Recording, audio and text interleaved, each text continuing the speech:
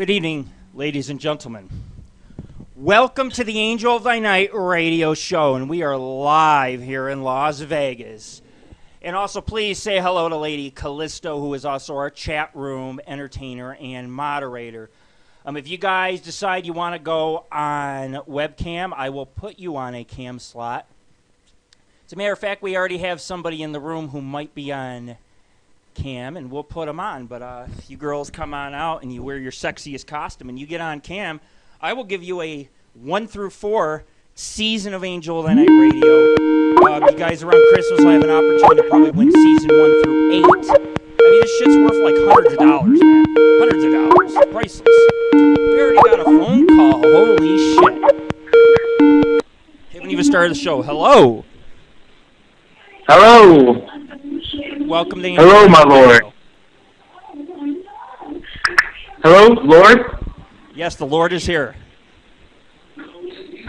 Blessed thy soul, mate. Anyway, I want to tell you first and foremost, I'm a big fan of your show. Thank you, man. Thank you. You know, I'm so glad you're back on there, and I've been looking forward to this since last you've been on. And what better time than now when Halloween coming up? You know, I appreciate that because this is like my 4th Halloween show, and I wouldn't miss it for the world. I come out tonight because I want to give you guys a good show. Anybody can call in, including yourself. You guys can ask questions. You could party with me. I mean, this show is really going to rock tonight. I just see you raging over there with your alcohol and the shots, and I mean, I'm at home with a Snapple bottle and a bottle of Grey Goose, and I just want to get filthy hammered with you. Go ahead, man. Party it There's up. nothing that gets me so raged and stoked up and listening to Marilyn Manson and listen to the Lord. Just give me the beautiful soul of the devil. You know, I love Marilyn Manson. I'm twisted, man. I'm fucking twisted. Man tap. Now, I'll tell you something, okay? You mentioned the devil. Well, in the last couple weeks, I've been going out grocery shopping, and I've been out and about, you know? And I was at the store, and I was getting myself some cantaloupe. And a little girl comes up to me and says, "You are a bad, bad man. You are evil. You are a bad man." And the mom's like pulling her child away from me, and she's like, "Mom, that's a bad man." And I'll tell you what, in the last couple weeks, I have been called the Antichrist, I have been called the devil, and I have been called a bad man. Tonight, Jesus. Yeah, I know. Tonight, everything comes to full circle. You guys are going to find out how bad I can be. I feel the devil just reaching through my soul with you, and I mean, I saw that you've been talking to some other people about the paranormal, and I have some things to bring you. Go for it. When I was in college, we had this roommate named Scott Usland. Mm-hmm. He lived upstairs. I walked in on one on him. Okay. He was naked on the floor. I could see it jerked off with a belt. I can't even say the word. It's just really bothering me right now. He had cum splattered all over his belly. It just, something's been going on these past 2 years that sometimes I'll get these dreams, and I can see Scott walking down the hallway with his little sippy sip drink and cum all over his belly, and it's just really bothering me right now. I wanted to see what you could offer. Like, what guidance can you give me? Am I really seeing this, or is it just something I feel? Honestly,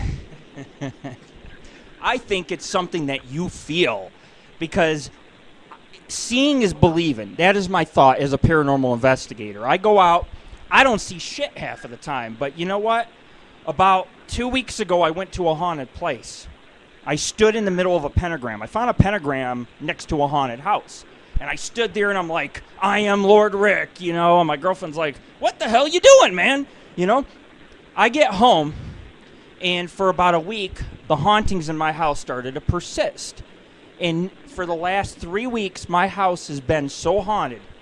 But the thing is, I can't say, you know, I could sit there and say, hey, you know, I feel it, but I don't feel it. I see things. I was sitting there I was playing, this war game on my PS3 and shit, and I'm sitting there, and next you know, out of the left corner of my eye, I see a book fucking floating. And I'm thinking, man, I haven't smoked any this week. I haven't done no drugs. I haven't smoked. I haven't done anything. And all of a sudden, the book's floating. It slams down on the floor right in front of me. It just like slams. Pow! And one night, my cupboards were slamming. My lights were turning on and off. The computer was turning off. I heard something walking around my house. And then when my girlfriend went out of town a few days ago, I caught a glimpse of something. I don't even know how to explain it to you. But I was sitting in the kitchen, and I looked out of the corner of my right eye, and I seen an apparition pass at this thing had to be going like 80 miles an hour. And it passed right in front of me, and I'm like, yeah. There are feelings, and seeing is believing. Of course, in your case, you're seeing things too, so, it's a little bit of both, right? A little bit. Yeah, it's weird, man. I just think of all the ugly girls he used to slam back in college, and sometimes I masturbate, but other times I'm just troubled that his ghost might watch me masturbate, and I don't think there's anything more creepy than knowing that someone dead, that you are a relative, like a dead relative or your dead friend is watching you masturbate. There's nothing more weird than that. What? And it's the smell, too. You ever smell a ghost? I can smell the putrid masturbation that's dripping off this ghost. And I'm not sure if it's something I'm seeing or, like you said, seeing is believing. It just really kills me, man. I just don't feel safe, and I don't know where I can masturbate safely at this point without being judged. Like, I just don't know what to do. I'll tell you what. I read an article that I sent to my paranormal list the other day, and it was about Peepin' Tom ghosts that watch people masturbate. Now this is a true story, but, there are ghosts that like to watch people in the shower and do things. I don't care. I don't care if some ghost sees my bare ass, okay? But I have never had a weirder case than about a year ago. There was a girl. She contacted me for help. And I'm a bad guy, I'm the source of fucking evil, all right? She says, look, Rick, this is my problem. I got a ghost. It flies in my pussy. It makes me feel good, but I'm scared. She goes, sometimes it holds me down and it fucks me. Okay, now I'm sorry for the language content, folks, but this is no sane show by any means. That's atomic child doom. I told the girl, I said, you want to get rid of the ghost, you're going to have to ask your husband if I can fuck you. I said, I'll get rid of the ghost. I figured, this is the way I figured, okay? I figured I would cleanse the ghost out of her, but what other better way than to fucking, hey, it's like, lady, let's bang, man, let's bang. But I'm telling you, man, if you don't open yourself up to the paranormal and you don't sit there and, you got to have the I don't care attitude, because if you care... Yeah, Yeah. I'm like wide open to the ghost, whether it's Scotty or it's some other girl from my past. If she's fingering my ass or jerking me off from behind, or if it's him and he wants to play who's in whose mouth, I'm going to let it happen, and I'm going to feel clean about it now that I've talked to you, Lord Rick, and maybe it's all right to be fucked by a ghost. If I can get it on the daily, it's probably better than waiting for the weekend. I'm going to tell you something. I watch a show on Animal Planet. It's called The Haunted. I honestly am not a huge fan of paranormal shows, and I'll explain why later tonight. But I watched a show called The Haunted, and it was about a succubus, and this guy, he went with his buddy. They did a paranormal investigation. Something followed him home. Well, about a month later, the guy was being raped by something demonic. The wife couldn't take it, so they brought in a group. The group got rid of it. It was so bad, man. This guy had, no matter what he did, he always felt watched. He couldn't get a good night's sleep. You just gotta be like me. You gotta be like, I don't give a fuck. If the demons of hell want to watch me fuck, what the hell, man? What the hell? You ever see that movie? There's a new movie out. It's called Night of the Demons. Okay, and this is basically... I haven't... Go on. I actually haven't seen that one. I usually stick to educational books, TV, movies. Right. Well, I rented this Night of the Demons, dude, okay? And it's the new remake of Night of the Demons, and basically it's about these group of people They go to this mansion in New Orleans. They fuck like rabbits, and everybody starts changing into goddamn fucking demons. You know, and they're all, you know, there's one lady, she takes a lipstick. She shoves it in her tit. It comes out her pussy. I'm not going to lie to you. I want to tell you guys, it's a grotesque fucking movie. But then I thought, God you damn. have babies from it. Well, that's what Halloween's about. It's about Night of the Demons. So, I'm just asking you, can you have a ghost baby? Can I have a ghost do what? Like, I'm just perplexed by this. Like, you know how a mother can give birth to a baby? Can a mother give birth to a ghost baby if she's been raped by a ghost? No, technically that is not possible because, see, ghosts are not physical beings. Ghosts are just mere energy. Energy is not enough to get a woman pregnant. But, see, I am one of these guys. The reason why my paranormal group is not liked very much, it's because I deal with things that are a little bit lesser. I deal with the demonic entities. We take on cases that are very bad. And my attitude is, you know, if I'm going to bang my girl and a ghost wants to watch, more power to you, man. Because the paranormal is about not having fear.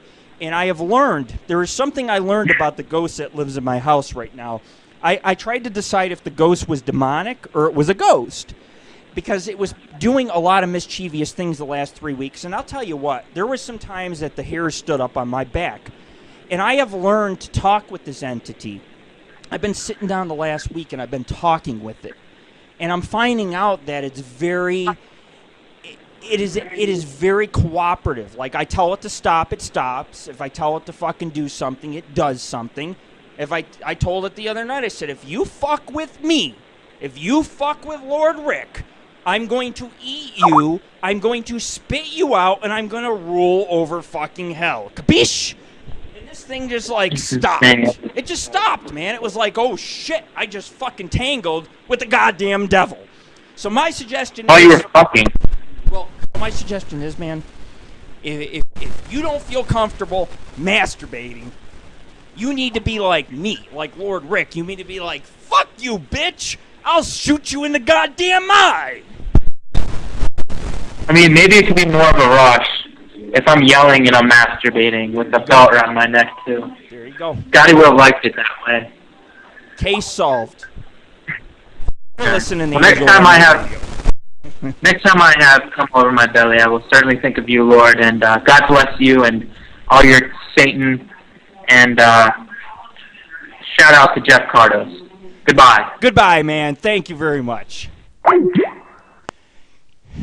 This is why I fucking love Angel of Thy Night Radio. This is why. But anyways, that was number 1. Our 10th caller tonight will get a seasons 1 through 4 of Angel of the Night Radio. And season 4, when you guys get it on disc, it is the best season of Angel of the Night Radio because the season is called Kill the Clowns. Basically, let me give you the lowdown. About 2 years ago, I had a group of people that I called ass fucking clowns. These ass clowns were harassing my sites, my groups, making up shit on the fucking web. So I said, let me fuck with them. Let me devote a season of Angel of the Night Radio to each and every one of them. So I did. Every fucking episode was dedicated to a different ass clown that was bothering me on the net. You guys will love it. I will send it to you if you are the 10th caller tonight. There is multiple ways to win. We can have the sexiest girl in a costume tonight. You come out on a costume. You know, you look sexy to me, you're getting Angel of the Night Radio. And I know that sounds a little bit chauvinistic because you're like, hey, these girls are like, hey, I got titties. I'll just fucking come on and show a little cleavage, and I'll give myself some Angel of the Night Radio. But anyways, you guys can get a free 4 seasons of the show. You can call in, I can ask you trivia questions. If you pass them, you get it. If you got a sexy costume, you get it. If you're a 10th caller, you get it. I am giving you multiple options to win tonight. And I don't know about Stickham. This is the first time I've ever hosted on Stickham, but I was trying to figure out. I love pot, okay? Who doesn't love pot, okay? You smoke, you're high, you're close with the spirits. Well, I get high So I post pictures. Well, Stickham decides, they're like, hey, you can't use your pop pictures as the main photo for your show, which is fine, you know. And then tonight I tried to feature the show multiple times. They kept removing us from the feature. I'm like, are you fucking kidding me? This is Angel of Night Radio. You don't remove us as a featured show. 2 years ago on Halloween, we hit record numbers. We were like in the 50,000 viewer range, okay? There's no internet show other than George Norrie that gets the hits that we fucking get, okay? I was averaging at one time 30 to 40 phone calls per show. And as you've seen, we just had a phone call, and I'm sure other phone calls will come in tonight. Anything could fucking happen. But anyways, yes, I can enable your webcam. Stanley Williams. I will give you guys a webcam slot. There's only so many available. But Stanley Williams wants to be on webcam, so we're going to go ahead and we're going to enable him. I put you on webcam. I don't know if you're showing. Please private message me. Let me know you're showing, man. If you're not, I don't know what to tell you, because I sit here and I try to do everything. I do the show. I run the cams, and, you know, it's like, shit, I could have just missed a hot broad because my back is turned and I'm sitting here looking at my goddamn notes. You guys like trick-or-treating? I like fucking trick-or-treating. I don't care that I'm fucking 35 years old, all right? I am crazy when it comes to Halloween. I will knock on girls' doors just to look down their top. I'll be like, trick-or-treat. And if fucking some 19-year-old college girl comes to the door smiling, here's the candy. It's like, lady, I ain't interested in the goddamn Reese's Pieces, all right? Show me your fucking tits. I'm pretty blunt. I'm like, show me your tits. You would not be surprised at how many doors that you go to on Halloween that women will actually bear what they got. So anyways, for many, many years, I've been going trick-or-treating with my kids. And the problem is, I told my kids, I said, look, okay, if a French maid answers the door, or a she-demon, or anything of the sort, I said, you kids are going to have to go on without me. And the kid's like, I don't care. They're thinking, good. I can smash pumpkins. I could steal the candy. Meanwhile, old Pops, he's going in a fucking house he don't know, and he's fucking hitting it. He's hitting it. And I'm like, after I'm done, I'm like, did I mention to you that I am the founder of the Paranormal Ghost Society? It's like, oh, shit, I know you. You know, it's kind of funny, but when I go out, I used to think, I used to sit there and think, God, I ain't a popular guy. Nobody really knows me. But when I go out, people talk, I am a magnet for human beings, okay? Human beings flock around me like I'm Jesus fucking Christ, okay? They're like, who are you? I'm like, I'm Lord Rick of the Paranormal Ghost Society. You know, I'm Lord Rick. But anyways, I've gone trick-or-treating, and I'll go up to fucking houses, and there'll be dudes drinking, and I'll be like, they'll see my tats, and they'll be like, you cool, man, you cool. I will fucking collect, by the end of the night, I will have a 12-pack in my sack, okay? I will have a 12-pack. You guys know that when you go trick-or-treating, fuck the candy. It's all about the booze and the pot, okay? I could go to like 5 houses this fucking Halloween, and I might do it. I might go to 5 houses, and I might do a smoke-a-thon. I'll go up to a door, I'll be like, you got weed? Because they're gonna be handing my kids candy, and they're gonna be looking at me, and you might get some girl that be like, oh, you're cute. I'll be like, lady, I save it for somebody who fucking cares, okay? Just give me the goddamn weed. Give me the weed. I remember every fucking year I host a Halloween party, and you know what, guys? I haven't hosted a Halloween party in 2 years. Bad fucking me. It's not like me to not host a Halloween party, but technically this is a party. I mean, I'm on Angel on Radio. I'm drinking vodka. I'm partying my ass off tonight. It is a party. But there are plans for me to relocate. I'm going to be moving to Reno, which is, it's like the most athletic city of the world. People go to Reno. They ski. They fucking snowboard. They go on hot air balloons. Wham, bam. Thank you, fucking ma'am. But I'm going to be going up to fucking Reno. I'm going to be moving there, and I will tell you what, I will run a killer-ass fucking party next year. I promise you guys that. And you guys will all have the opportunity to fly out and fucking stay with me. I don't know how much my girlfriend's going to fucking like that, because I'll tell you what, when I have parties, I have like 10 lipstick lesbians show up, and it's like I'm fucking them all, I'm just like eating and fucking them all. I'm like, it's Halloween! It's Halloween! I remember one Halloween, I was like, since people want to fuck with me, I am goddamn Satan. I am the devil.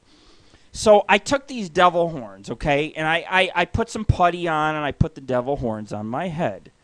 Nicely.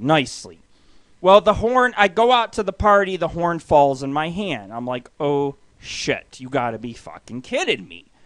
So I go back in the bathroom, I reach in my medicine cabinet, I grab a thing of super glue. I super glue these devil horns on my head. I'm not thinking at the time. I'm honest. Let's be honest, okay? We're all family here. Let's be honest.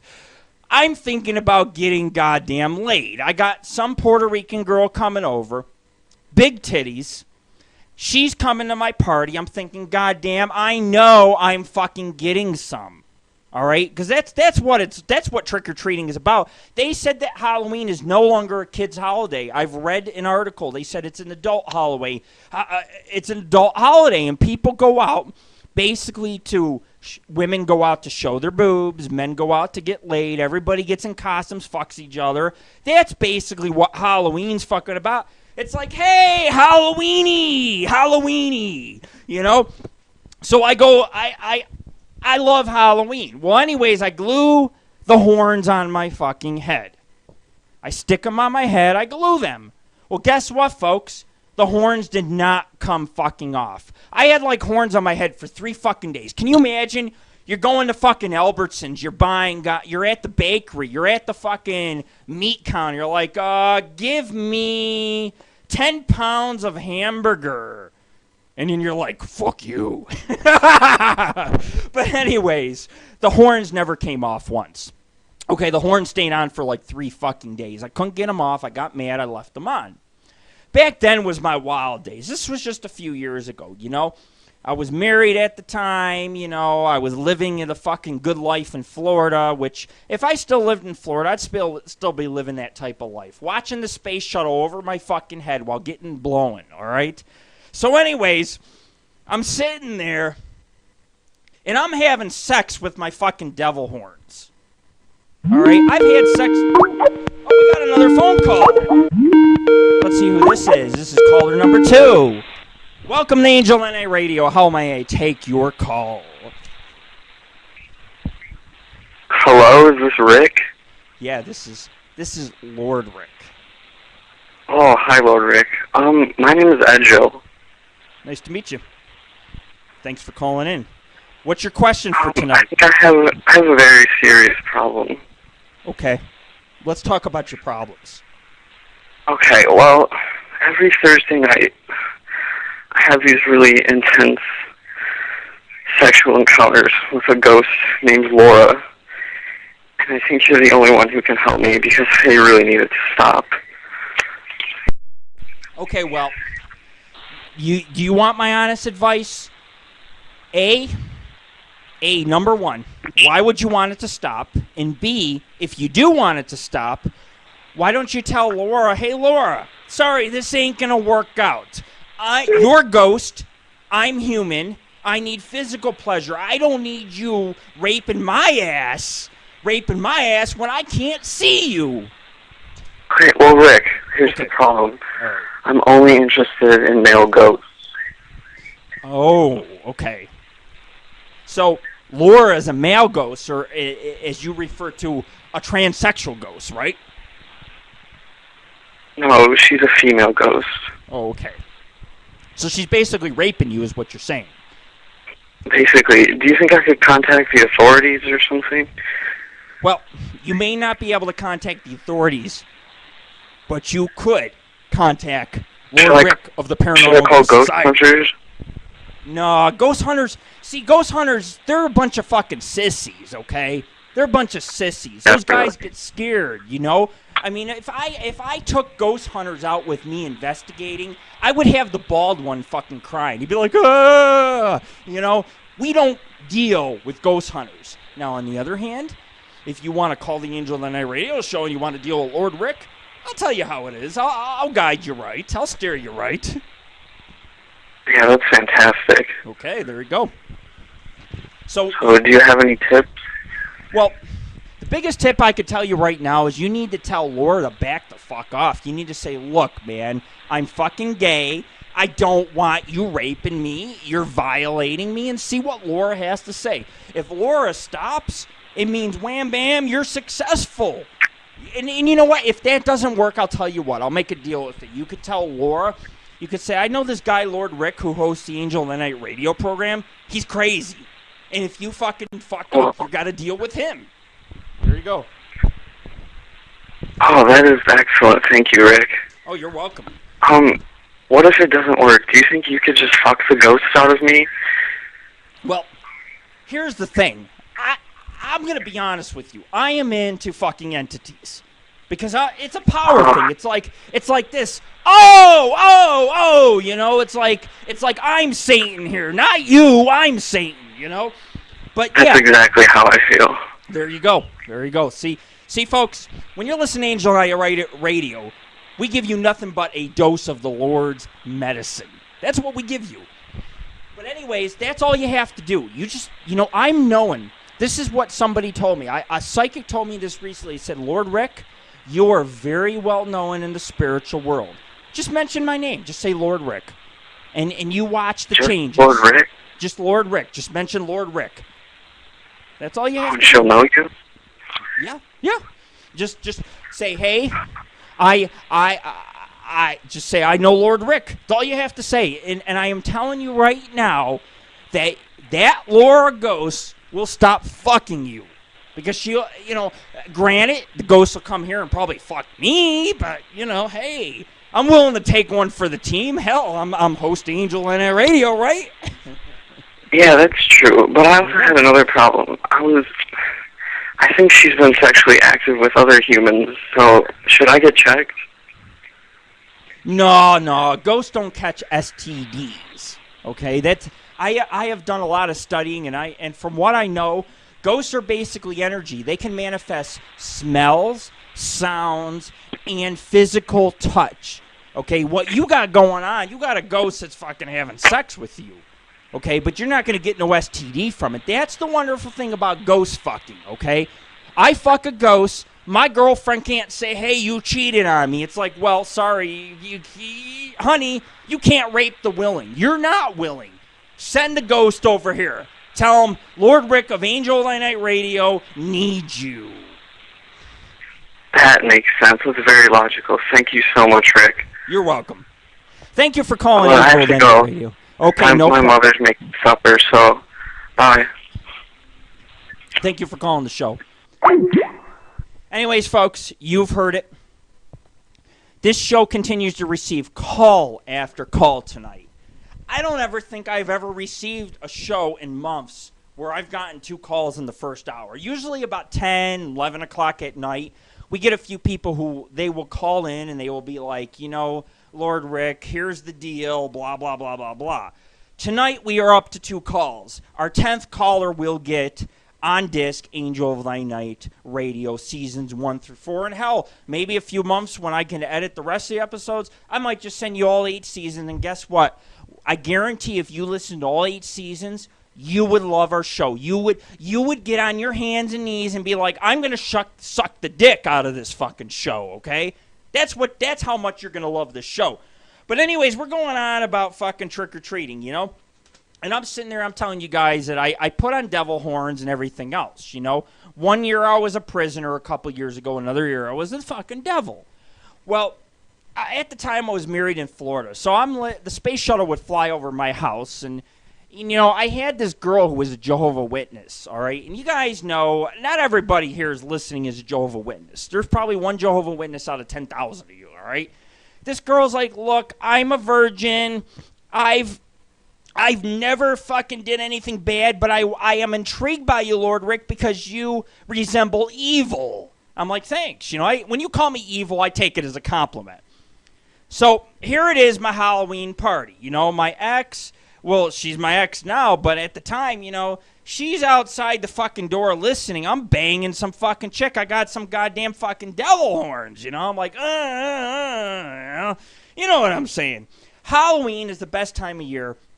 And I sat there and I watched a new Night of the Demons because it reminded me of something. It reminded me a lot of what my investigations are like. You know, we go out around Halloween and we run into all kinds of crazy fucking shit. Every year I go out. This Friday, I am going out 3 hours from Las Vegas in the middle of bumfuck nowhere. I don't know what's going to happen. I don't know if I'm going to die, if I'm going to get raped. I don't fucking know. But I'm going out there because sooner or later when I come back, I'm going to give you guys a story. I'm going to put the pictures up on the web, and you're going to be like, you're going to see me because I'm going to wear my Halloween mask the entire investigation. You guys are going to see me in my mask. You're going to think, who the fuck is this goddamn whack job? You guys want to call me a whack job? It's okay. Call on the show. Call me a fucking whack job. I don't care.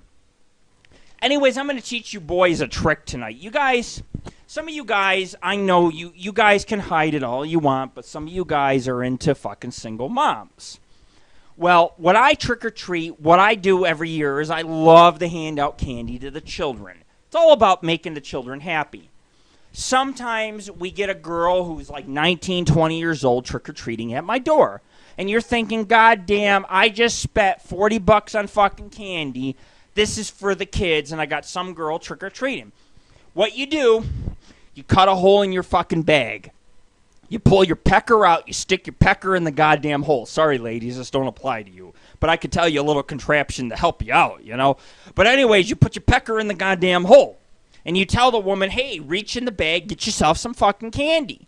She pulls on your fucking dick. Okay, she don't know it because the thing is you leave your porch light fucking dim, you know. She's reaching in the fucking bag. I want the best candy. It's like, I'll give you some goddamn fucking candy, all right? If she catches you, she pulls on your goddamn pecker and pulls it in the bag. Then she starts freaking fucking out. You tell her, look, honey, nothing ain't goddamn fucking for free, all right? Since when do we live in a free world? You come to my door, you're 19 fucking years old.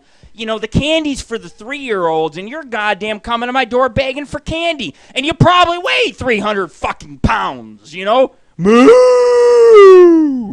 You know, that's exactly what fucking happens when they goddamn grab your dick in the bag. They fucking moo!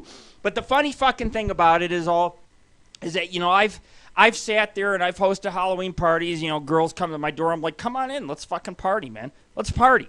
You know? Dick in the bag works, guys. Just be careful, you know. Put your dick in the bag for any kids.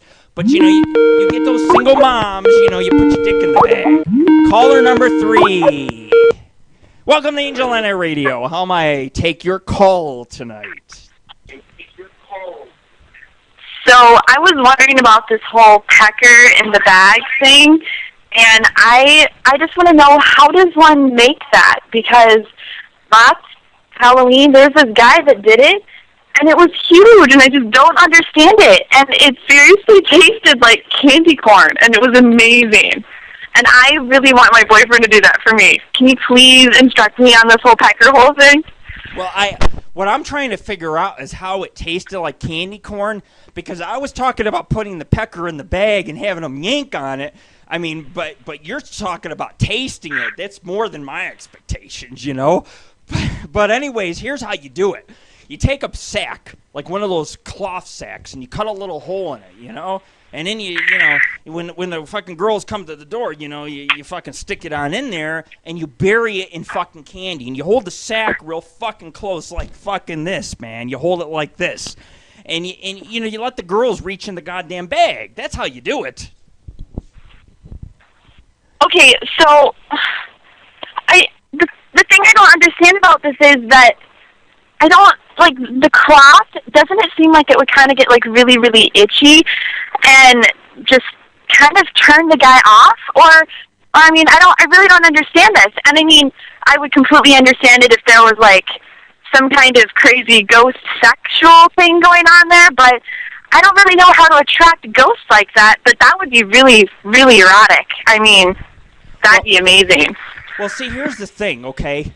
Let's just be honest here, all right?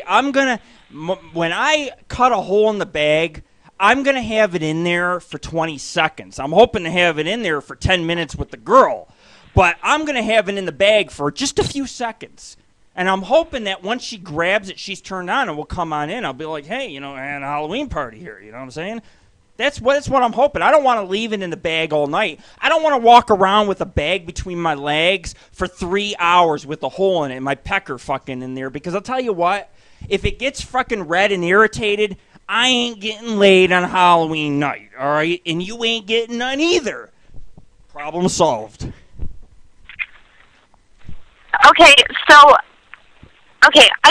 the thing that I'm really concerned about here, though, is if I'm going to get that turned on by something, because, I mean, that's the sexiest thing that I've ever had happen to me, and I can imagine that it happening again would be amazing.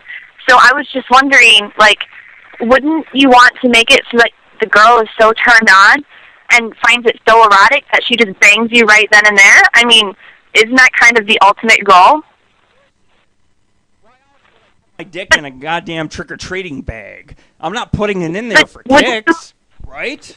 Wouldn't you want to sacrifice the whole red, itchy dick thing for the instant sexual gratification of banging a chick with candy on your dick? Yeah, I would. Reese's fucking Pieces, all right? What if she's allergic to peanut butter? I'll put peanut butter on my goddamn dick and tell her to lick it off.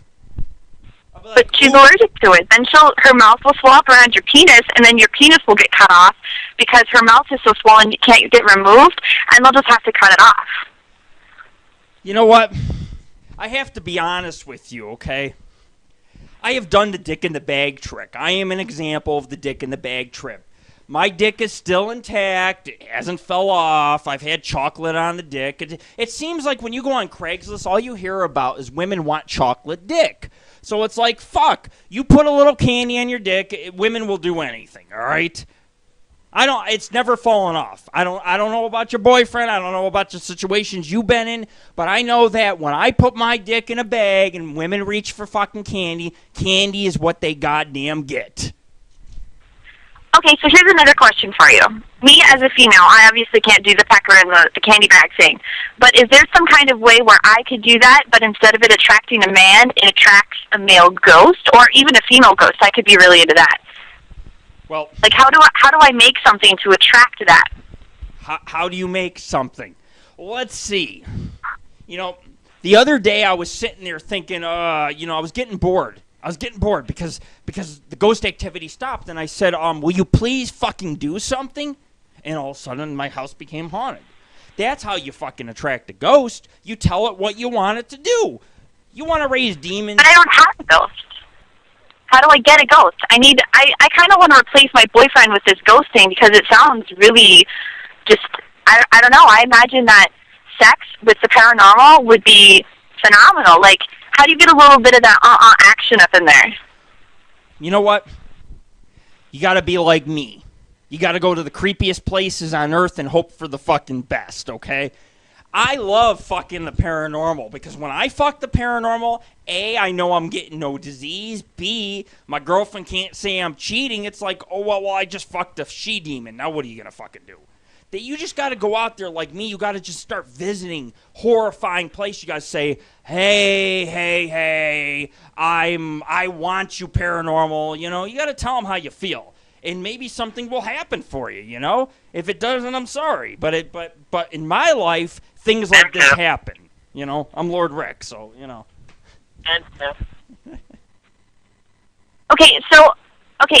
So now, I don't know, I think that my process is graduating, and I don't necessarily want to have sex with a ghost as much as I'd really just like to have sex with the Lord of Evil, which is you, Lord Rick. And I'd like to know how I can make that happen.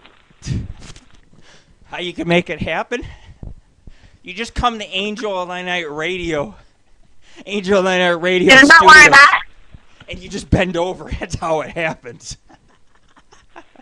Well, what if I want to be on top? What if I want to get a little bit of that action from on top? I mean, I could totally ride you, and I could ride a ghost at the same time. I mean, imagine how much clitoral stimulation I could get from you and a ghost at the same time. And I mean, you said your house is haunted, so can I come over and maybe have sex with you and the ghost that's haunting your house? Like, how many ghosts are we talking about? Because I'd be totally into some kind of ghost man orgy with the Lord of Evil. You know what? I one time met a person that told me I have hundreds of ghosts around me. So I'm afraid that if you came over here to Angel of the Night Radio and we got busy, that might be ghost overdose for you, all right? I don't know if you can handle it. I don't know. I think it could be really, really arousing. I mean, is there a way that I could have, like, your dick and the dicks of, like, 15 ghosts in me at the same time? Would that fit? I think it's possible. I think it depends, you know? I mean, I certainly hope that that 15 ghosts do not fit within you. I'd feel a little bit intrusive if I was banging some hot girl and all of a sudden I'm like, oh shit, I gotta pull out and let Casper fucking spoo out, you know? I'd feel a little violated, but you know, hey, you know, maybe you can open. I don't know. My vagina is pretty roomy, so I don't really think that you would need to worry about not fitting or having to share a room with Casper because there's a lot of space in there, and there's a lot of pleasing that needs to be going on. There you go. I'm all for it. Any of you ladies want to come to Angel and A Radio Studios, I'll take on 1, 2, 3, 4, 5. Ghost in fucking included. You're listening to Angel and A Radio. We're live in Las Vegas. Are you okay having sex with a 14-year-old? Because I'm sorry, I know I'm not of age yet, and it's a little ways away, but I'm so into you, and I really want to be able to fuck you and like 10 ghosts at the same time. And I know that I'm really young, and I'm actually like 6 months pregnant right now, but I think that my baby could really use the spiritual guidance of that kind of an evil presence at this age because it's so impressionable. Honey, I'm not into making babies anymore. I'm just into fucking, okay? But I can tell you right... Well, you don't have to worry about me making babies because I already have one in me, so it's kind of like a free ride. In fact, I could have sex with like 15 guys and they couldn't get me pregnant since I'm already pregnant. But I just want to make sure that you're okay having sex with a 14-year-old. Is that cool? Is that kosher? Sorry, honey, but I doubt you have tits. Goodbye! You're listening to Angel of the Night Radio, and we are live from Las Vegas. Sorry, honey, but I got to hang up with you because you know what? I have to honestly say, okay, I might be a nympho. I might be a pervert. But at the age of 14, I can almost guarantee you that if my dick was in the bag, you ain't gonna know what to do with the goddamn fucking thing, all right? A man like me needs tits in the face. And I'll tell you what. Back in the day, I used to meet a lot of girls. You know, my girlfriend, she's like trying to control that. She's like, you ain't gonna meet no girls. You're gonna be loyal to me. Fuck being Lord Rick. It's like I'm the master of goddamn fucking evil, all right? I created goddamn sex. So anyways, I am a glutton for fucking punishment. Last night, someone calls my house at like 2 in the morning and they're breathing. You know, a few days before my girlfriend goes out of town, I tell my girlfriend, I'm like, you know, take my cell phone. Take my cell phone. Keep in touch with me. Some fucking wrong number fucking bitch, she calls up and she's like, I left your phone at your house, and I don't even know the whole story, but the point is that my girlfriend's like, who the fuck are you fucking? I just went out of town, and you're getting messages on your cell phone for women. I'm like, I just got the cell phone. I don't know the goddamn number, but somehow the followers of Lord Rick have found me. I don't fucking know how. You guys are followers. You guys will find me no matter where I fucking go. I could go on Stickham, and I could create a fake fucking name that says fucking... It could say anything, you know? It could say God of the Night, Lord of the Night. You guys know it's fucking me, all right? So anyways, girl starts texting, you know, and I'm a glutton for punishment. I'm telling you, man. I am like one of these guys that has a lot of bad luck in my life. I have a lot of good luck, too. I'll explain why I have good luck later in this show. But I have a lot of bad fucking luck. And lately, the last few days, all these girls are contacting me. And my girlfriend's like, you're cheating on me, man. You got pussy from all directions. And I'm thinking, God, no. Okay, I don't know how these people found my number. I don't know. You know, I got people creating fake fucking dating ads pretending to be me. I can't figure it out. If you guys can call in and figure out what the hell is going on, I'd appreciate it, all right? Some girl, Nuria, texts my cell phone, says, honey, I left the cell phone at my house. I'll come get it in a little bit. It's just like, okay. So my girlfriend's like, who's Nuria? I'm like, I don't know no goddamn fucking Nuria. You know, and then she's like, oh, you know. So anyways, I was on Craigslist and I posted an ad. I always post ads. I'm a fucking Craigslist junkie. I post an ad. Some girl replies back to me, says, I'm divorced, or going through a divorce, I want something light. My girlfriend reads it. What my girlfriend doesn't understand is that I was sitting there writing this girl back and forth, and this girl finally I got a picture out of this girl. This girl sends me her picture. And she's like, built like He fucking Man. I mean, she looked, you ever see He-Man? You guys grew up with He-Man, right? It was fucking He-Man, all right? And she says, and by the way, the picture's 3 years old. I'm a little bit more feminine. I'm like, yeah. And you still have no tits under that shirt. You have pectorals, you know?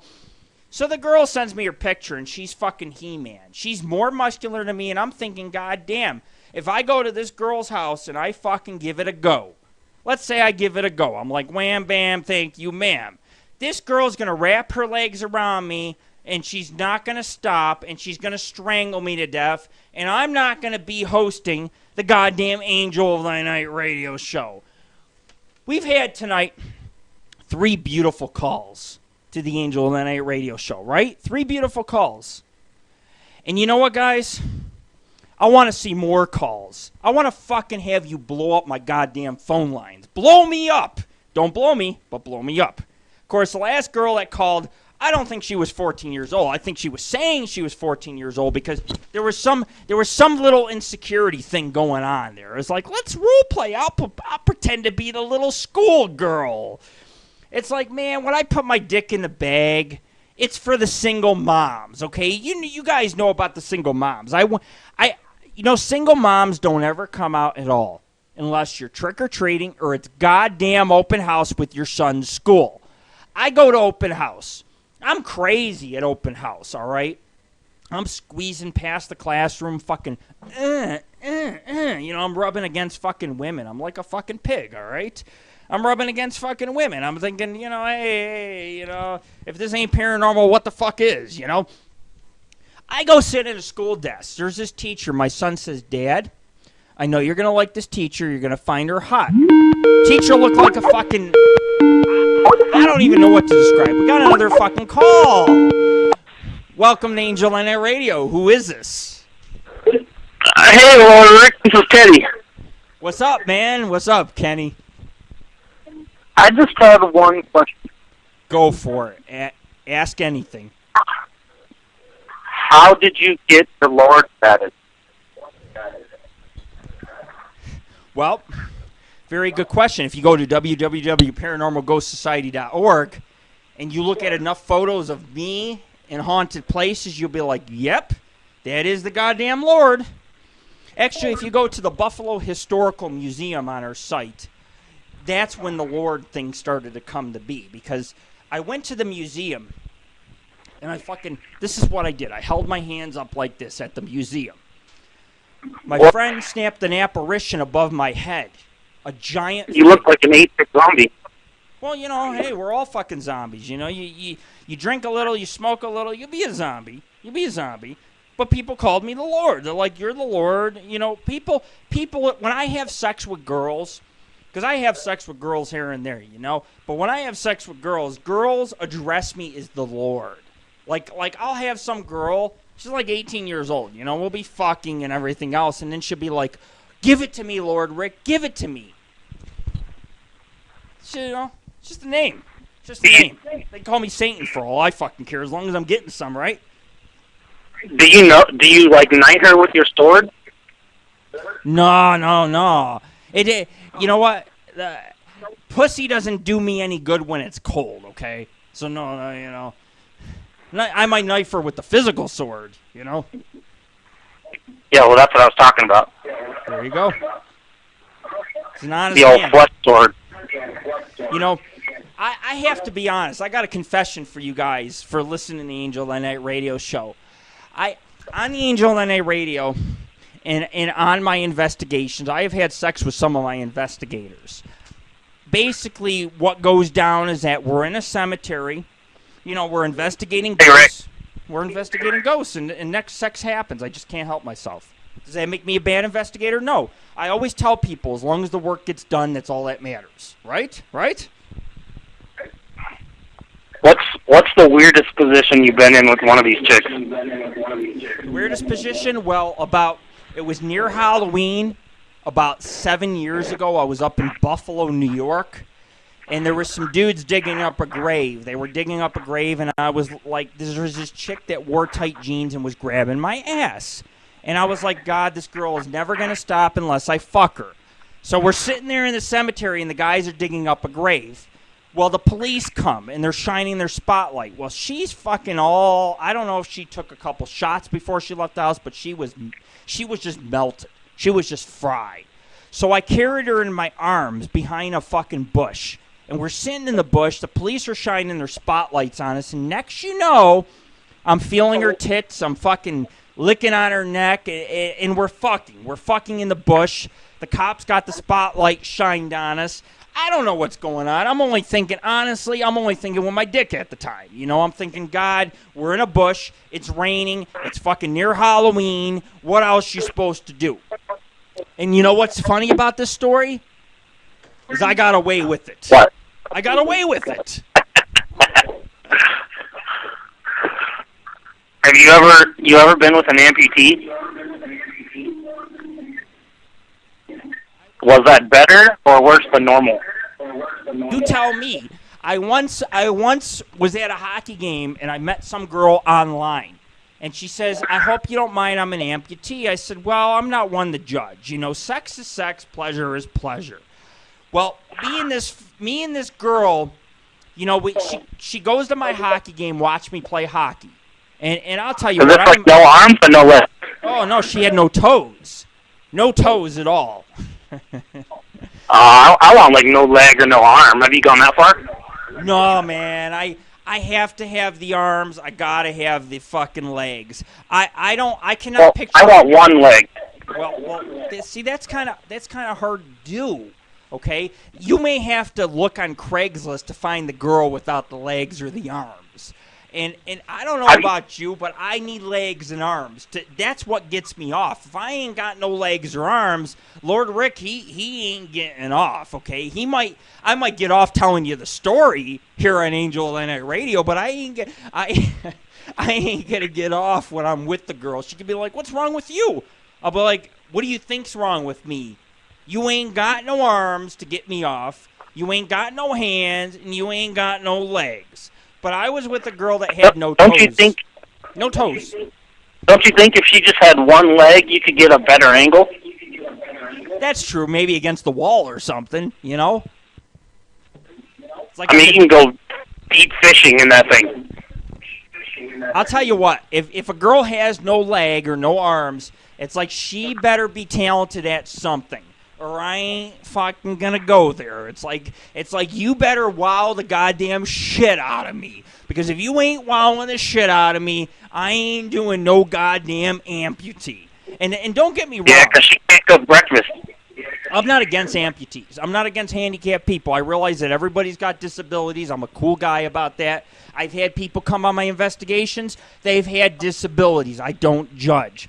What I do judge is that it's like, if you're going to have no legs or arms, you better suck the chrome right fucking off of my goddamn dick. And if you ain't sucking the chrome off, we ain't going to go there. You are just going to be business only. Business.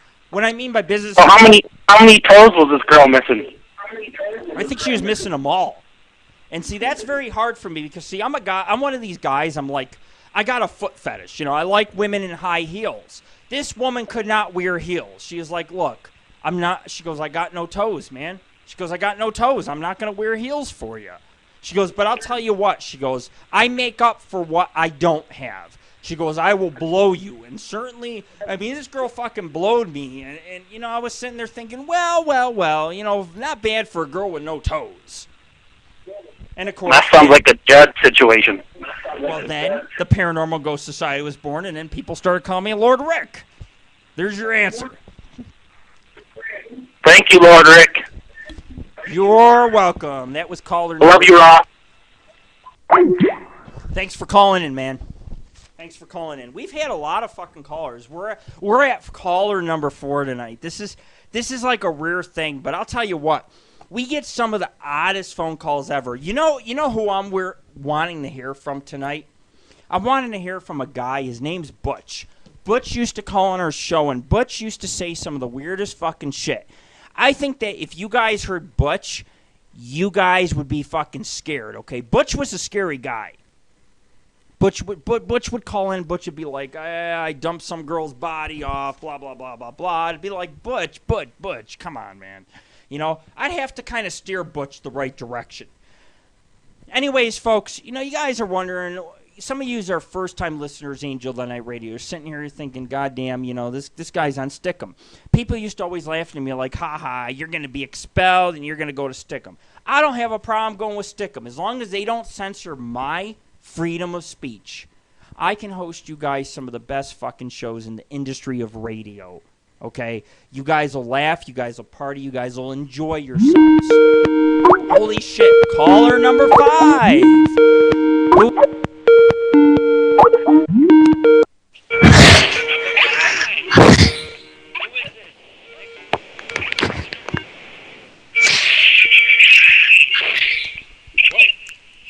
Hey, what's up? Wow. Don't we sound enthusiastic tonight? How you doing, Jill? I was calling to say hello. You sound like a chipmunk tonight. I do not sound like a chipmunk. You sound like a chipmunk. So what do you think? Let me ask you a question. What do you think of all these phone calls tonight? Do you think that these are some odd situations going on?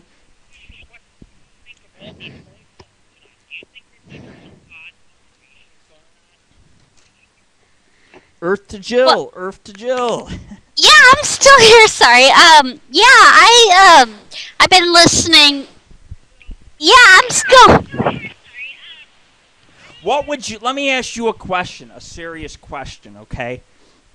If you came trick-or-treating at my door and you reached in the bag for some candy and you grabbed my cock, what would be your reaction?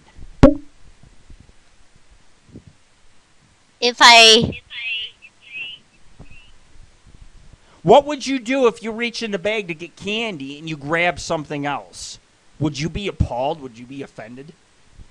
No, I wouldn't be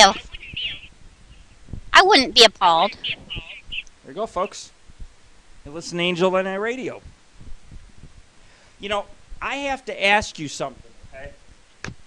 You've been calling our show time after time. I only do like 1-2 shows a month. But when I come out to do a show, people are there, people are listening. Our fans are the best fucking fans I could ever wish for. Anybody who calls our show, anybody who's part of the show, I just love. Because I'm like, hey, they're part of the show, they love the show. You're like caller number 5 tonight. Of course, I knew you'd call in. You call in every fucking show. And I would love for you to have season 1 through 4.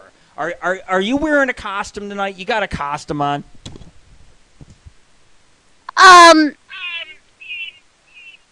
No, but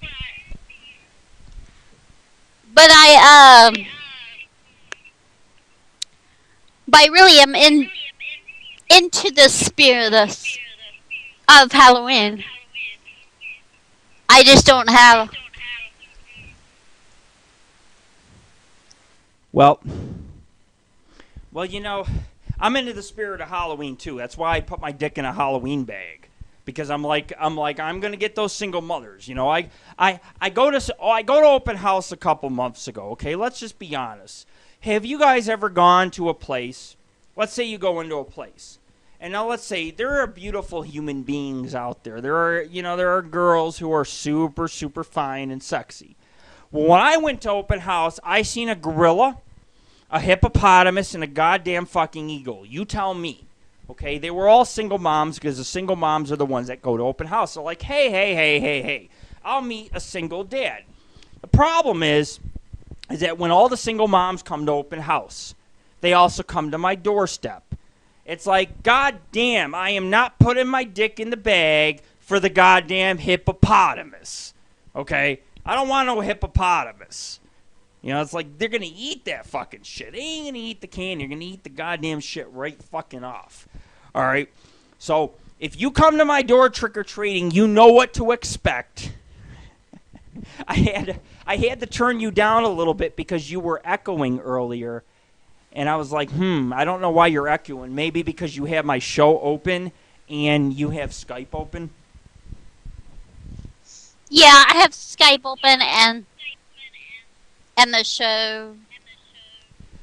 Well, let me tell you guys a story. Since you guys are all listening tonight, we got a lot of viewers listening.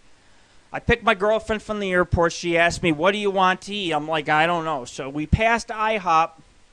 And the problem is when I wear Paranormal and Ghost Society logo wear, because that's the name of my organization. You guys can check it out at www.paranormalghostsociety.org. We are the craziest paranormal group in the country. But I wear my logo wear. I wear my ghost-busting shirts a lot in public. There's this cross-eyed waitress. She comes up to me. Her eyes are like, they're all over the place. It's like, give me what you are smoking, bitch. Give me what you are smoking.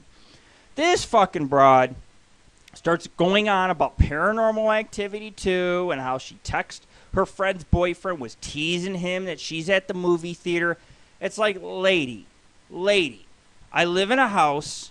My house fucking has books slamming down in front of me. Fuck Paranormal Activity. I live fucking Paranormal Activity, all right? I come home from fucking wherever I gotta go, and next you fucking know, there's fucking shit banging in my fucking attic, cupboards are fucking banging, books are fucking slamming, and just as people describe tonight, they're probably fucking me when I'm goddamn sleeping.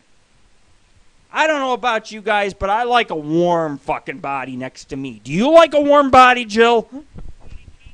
Yeah, I do. There you go.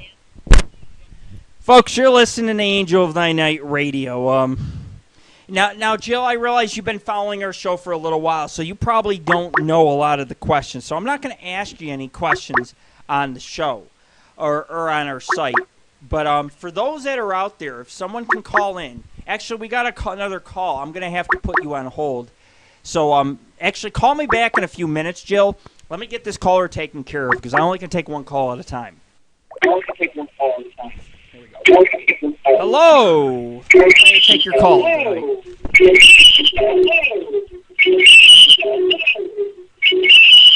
Hello. Hello. Welcome to Angel of the Night Radio. What is your question tonight? You are caller number 6. Hey, Rick, it's Butch. Hello, Butch. I was just talking about you. You know, I would pass up any phone call to have you call on our show. And the reason why is because every time you have called on our show, you've been the only individual who has actually scared off every single co-host I ever had. So welcome to the show.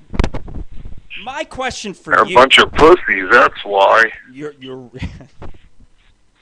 right. You're right. You know, I fired a co-host. You know her name. We're not going to mention it here, but you know her name. I got rid of her. Kai? No, Kai got scared of you and ran off. I didn't fire him. He told me, he said, that Butch scares me. I'm scared of Butch. We're talking a female. We had a female co-host, and she said, and you know, she couldn't deal with the pressure anymore. And I said, look, I'm going to have to let you go, honey. And we let her go. She's not here tonight. So you can talk about Wait her a all minute, you want. was that the one that Peter Pants? No. You remember Millie? You remember Millie? The one you fought with? You guys were fighting during one of my shows, arguing. That was a while ago. I can't remember. Maybe. Was she the loudmouth?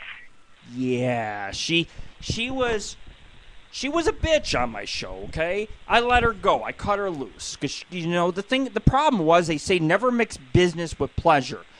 Well, I got involved with Millie. I'm like, she's my co-host. I'll invite her to Las Vegas. We'll have a good time. Well, I had her come out to Las Vegas. It didn't work out the way I wanted it to work out. And she told me... You mean she didn't give you a head? No. She said, I can't do that. She says it's against my religion. She says it's against my religion. We did other things, but she did not give me head. Anal? No, dude, no. You know what? I'm gonna be frank with you, okay? She gave a hand job, but she didn't know how to give the hand job. That was the problem. She came out and she says, I've never seen one of these. What do I do with it? I said, you've been listening. Oh, a hand job's better than no job. That's correct. Some jobs better than none. But you know what? She told me that she wasn't going to do the show anymore because she was sick of you calling in. And so I got rid of her. I got rid of her, man.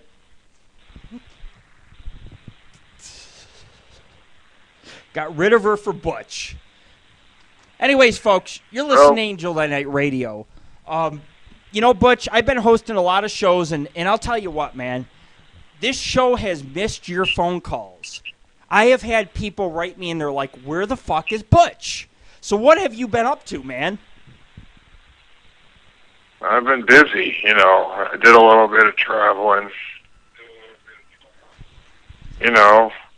Odd jobs here and there. What kind of odd jobs have you done? I worked at a funeral home for a while. A funeral home? I did some sanitation work. Well, I have always been into funeral homes. I worked at an old folks home. I hear about them old folks homes. I did some janitorial work for a while. Janitorial? I worked in a cafeteria. What did you exactly do? You were behave yourself at the funeral home and the cafeteria, right? You didn't do anything bad, did you, Butch? I think you know the answer, Rick. I know all the answers. All. Exactly. See, we started a new feature on our show. And the new feature on the show is Ask Lord Rick. And basically, people can call in. They can ask me anything on earth, and I will give them an honest answer. They may not like the answer. We've had a few phone calls where people don't like the answer. But anyways, I have not heard from you in months. And I'm going to tell you something. I have went to funeral homes before. Now, I'm not into that whole necrophilia type of thing, all right? I'm not into it. But I have gone to funeral homes by myself, and I have sat there at a funeral home thinking, ghost, please talk to me. Maybe I'm out of my mind. I don't know. But I'm here to tell the story. Well, I'll tell you, I had to work as an usher at one of them, and a few months ago, we had a girl come in, beautiful girl, got hit in a car accident, and my God, just seeing her lying there, she was beautiful. A couple of the guys I worked with, they said they were thinking about doing something after hours, and I said, you got to be careful. Well, nothing ended up happening, but I think one of them did. His fingers smelled like formaldehyde. That sounds to me like a case of necrophilia, because I know that when I'm with a living girl, she's beautiful, she's warm, there's no formaldehyde smell. That sounds like a case to me where someone's into the dead bodies. And I feel sorry for people who are into that kind of fetish. Because can you imagine You're at a funeral home. You're doing the dead body. Imagine how cursed and haunted you will become. It's bad enough that I walk over grave sites at cemeteries, you know. But then when you go to a funeral home and you're like, oh shit, did I just touch the dead body? Nothing starts off your morning more than when you touch a stiff ass fucking titty. All right. Rick, have you ever smelled a dead body? Oh yeah. You know what? How many? I'm going to tell you something right now. When I go out on investigations, I go to a lot of mines, a lot of secluded locations. These are locations that bodies have never been retrieved before, where people have been throwing down the mines. I know what a dead body smells like. Honestly, it's not my preference. It's kind of nasty, but it happens. It happens on our investigations. Yeah, we had to do some cleanup. Before I did the funeral homes, I did crime scene cleanup. A buddy of mine, when a crime happens, the cops don't clean it up. They got to call an outside party to come in with all the chemicals and do all the cleanup. We had to do that. And what sucks is the decomp that goes on if a body's been sitting there. And more of the times, 9 times out of 10, these bodies, their bowels, they just lose control once they die, and the rectum usually releases everything that's been built up, and all the bile fills out. And, in the dead of summer, the heat can just make it unbearable. I threw up all over a body by accident. Did you apologize to her after you did this? Rick, she was dead.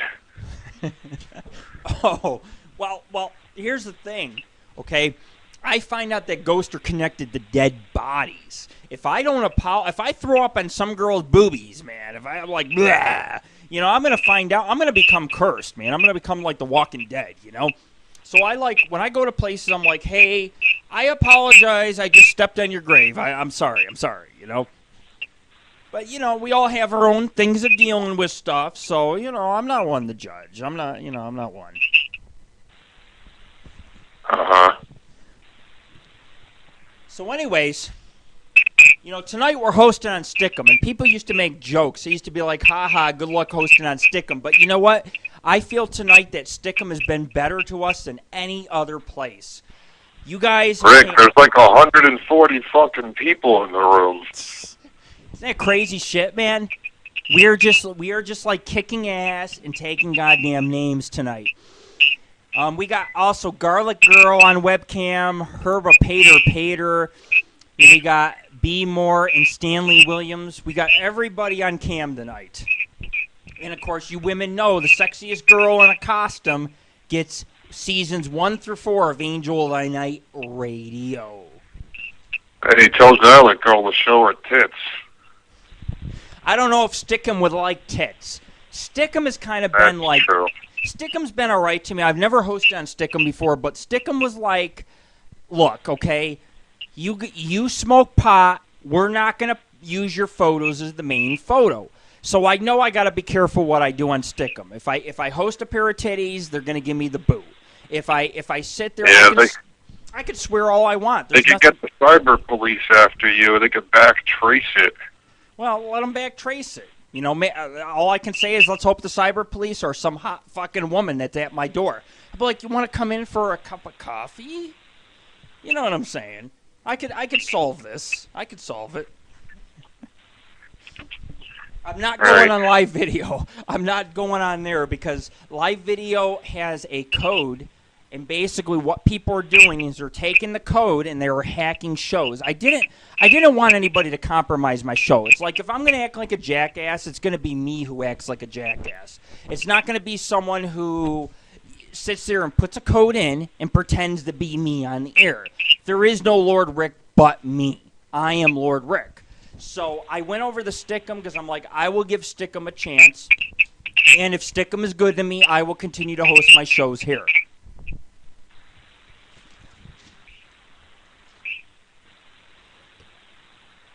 But anyways, for those who are listening tonight to Angel of the Night Radio, Butch used to call on our show in season, I believe it was season 3 and season 4, mainly season 4. And a lot of my co-hosts quit because of Butch calling in. They just had mental breakdowns. They could not handle him calling in. And there was one co-host I had to fire because of it, and she's no longer here with us. So you guys, where's Fighting Irish? Fighting Irish, he's long gone. You know, the problem is with Fighting Irish is that I would take this guy hiking with me, and he'd pull his dick out of his pants and be like, I got the bigger dick. And I'd be like, no, you don't, man. I'd pull out my dick, and I'd be like, I got the bigger dick. So this guy would, like, try to punch me in the face. So I had him on a show. Well, you know this. You called in. But I had him on the show. He came as dressed as Santa Claus, and me and him got into a fist fight. Like, it went right off camera. We were, like, punching each other and everything else on the fucking show. And he's like, I quit. I'm no longer co-hosting. I'm no longer calling the show. And the main reason why he quit is because of you. He could not take you calling in the show. Yeah, these knives, man. He seemed a little slow, if you ask me. Well, the thing was, is he was drinking a lot, and I feel it contributed to a lot of things, because I would take this guy out, and I'd take him hiking, and he was just in another world. He's like, you need to take me, we take six-pack, we take six-pack. And he got really pissed because I went up to Gas Peak without him, and I took a six-pack without him, and then that was it. He was, like, done. He's like, I ain't fucking doing nothing with you. I'm like, sorry, man, I just fucking had to hike the goddamn mountain myself. He was only 5 foot tall, He wasn't a tall guy, and I just don't see him climbing the side of a cliff like I was. I just don't see it. So what else has been going on in the world of Lord Rick? You know what? Nothing ever changes in the world of Lord Rick. Our organization has put out in the last year probably about 40 investigations. I'm still cliff climbing. I'm still fucking doing shows. I only do 1 or 2 shows a month. But when I do a show, it's a big event. A lot of people show. A lot of people really look forward to, coming on out. And right now I'm in the process of actually taking my organization and my show, and I'm moving it up to Reno. Because I wanted to be in Reno so I could go on Lake Tahoe and fuck around. That's basically what it comes down to. I want to go out in Lake Tahoe. I want to look for the lake monster. I want to get high on the lake. I want to go up to fucking Oregon and party, up to Portland and shit. And I can't do it in Vegas. I can't. Yeah, Vegas is great. I mean, Vegas has strippers, and it's a great place to host our show and stuff, but Reno is fucking 10 times better. You can go out to Reno, you could bring a blunt with you could get stoned, and nobody gives a shit about it. Nobody fucking cares. But here in Vegas, if you get stoned, and you pull out a blunt, and you're smoking in your car, you rest assured there will be 20 cops that will pull you over. It won't take 1 cop. It'll take 20 cops with their dicks in their fucking hand. So I am fucking through with this town, man. I am through with it. I'm sorry, what were we talking about? I'm talking about that this organization and our show will be relocating to Reno. Yeah, I used to do this show better homeless. Watch out for Lieutenant Dangle. Yeah, well, Butch, I used to do this show homeless. And in some of our shows when we were homeless were some of our best fucking shows. And I thought, well, why is our show some of the best shows? The reason is because I had lived out in the middle of fucking nowhere with nothing better to fucking do. So we want to try to bring that back to our fans. I want to go back to Reno. I want to continue to bring crazy stories to people. I got a crazy thing going on Friday. I'm going to be going up to some mines out in the middle of the desert. You talk about seclusion. I will tell you guys about seclusion tonight. But basically, I'm a paranormal investigator that will go in the middle of nowhere. I will drink, I will smoke, I will party, I will fuck. It doesn't matter what I will do, but in the end, no matter what I do, every time I go out there, something fucking crazy happens. And a couple weeks ago, I went out to a place called Gold Butte, Nevada. I packed my gear. I took my girlfriend out there. We went hiking at some dam in the middle of nowhere. We took this road 20 miles in the middle of nowhere. We start off-roading. We're in a sports car off-roading. I'm like, hey, yeah, you can trust me. We get out of the car, and there is a gash in the fucking tire. Nobody comes back here for days. So, in other words, basically, if we were stuck back there, you know, Lord Rick would be living in the fucking desert. My car's got a fucking hole in the side of the tire. The rubber is ripped off. I go hiking. I just get done seeing a UFO. I see some strange lights in the woods. I put the UFO on YouTube. I didn't know what else to do.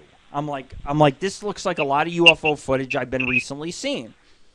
I come back to the car. I start the car up. I'm like, we got to get the fuck out of here, man. It's fucking, the sun's coming up.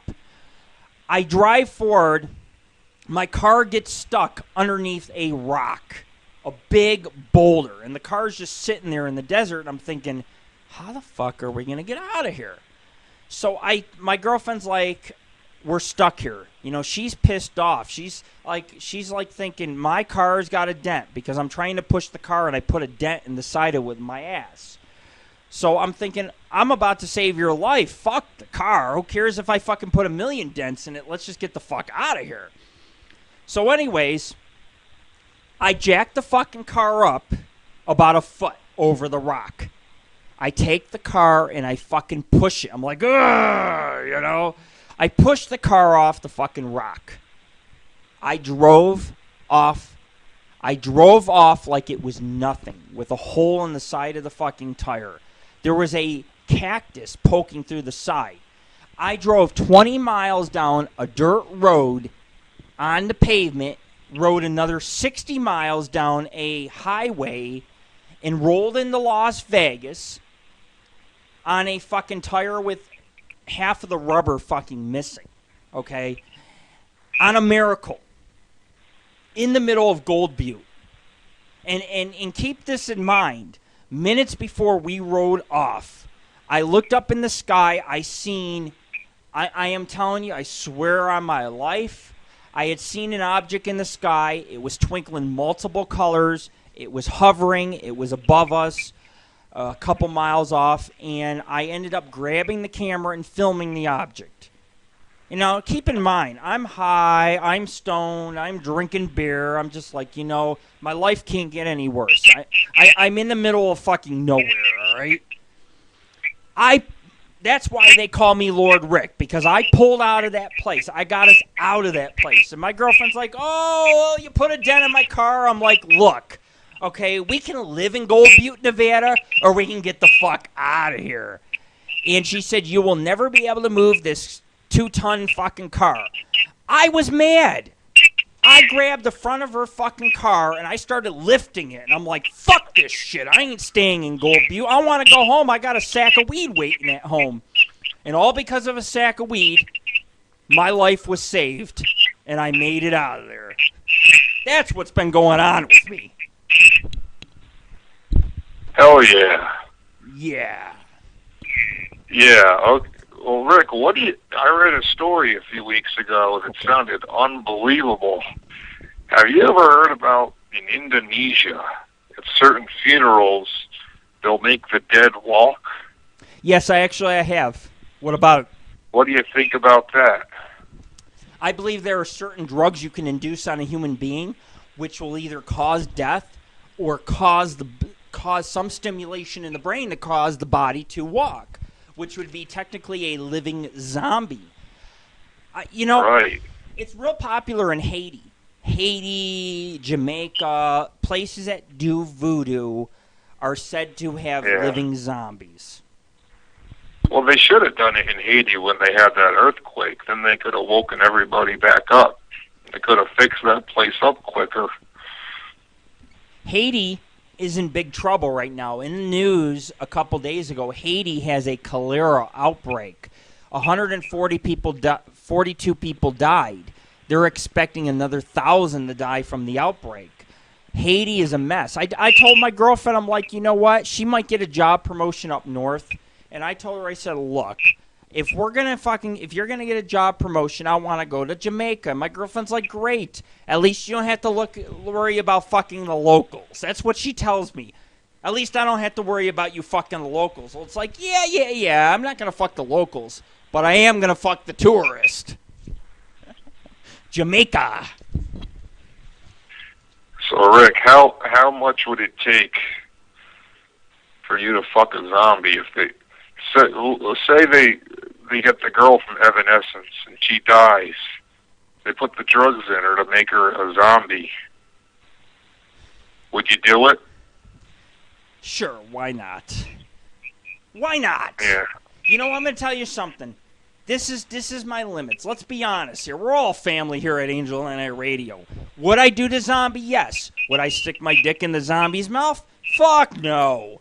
I don't want my fucking Tower of Power being bitten fucking off. Okay? Because if the Tower of Power gets bitten off, there ain't no Tower of Power in the goddamn Halloween sack for all them single moms around North Las Vegas to enjoy. But doing it, that's another story. You know, I might feel a little bit of cold in between the legs, you know what I'm saying? But, hey, you know, to each their own, right? To each your own. Exactly. What are you giving out for Halloween? You know, I think I'm just going to give out chocolate. You know, I was on Craigslist, and it seems like all these women, they're like, I want chocolate. I want chocolate for Halloween. So I'm going to give them chocolate, you know?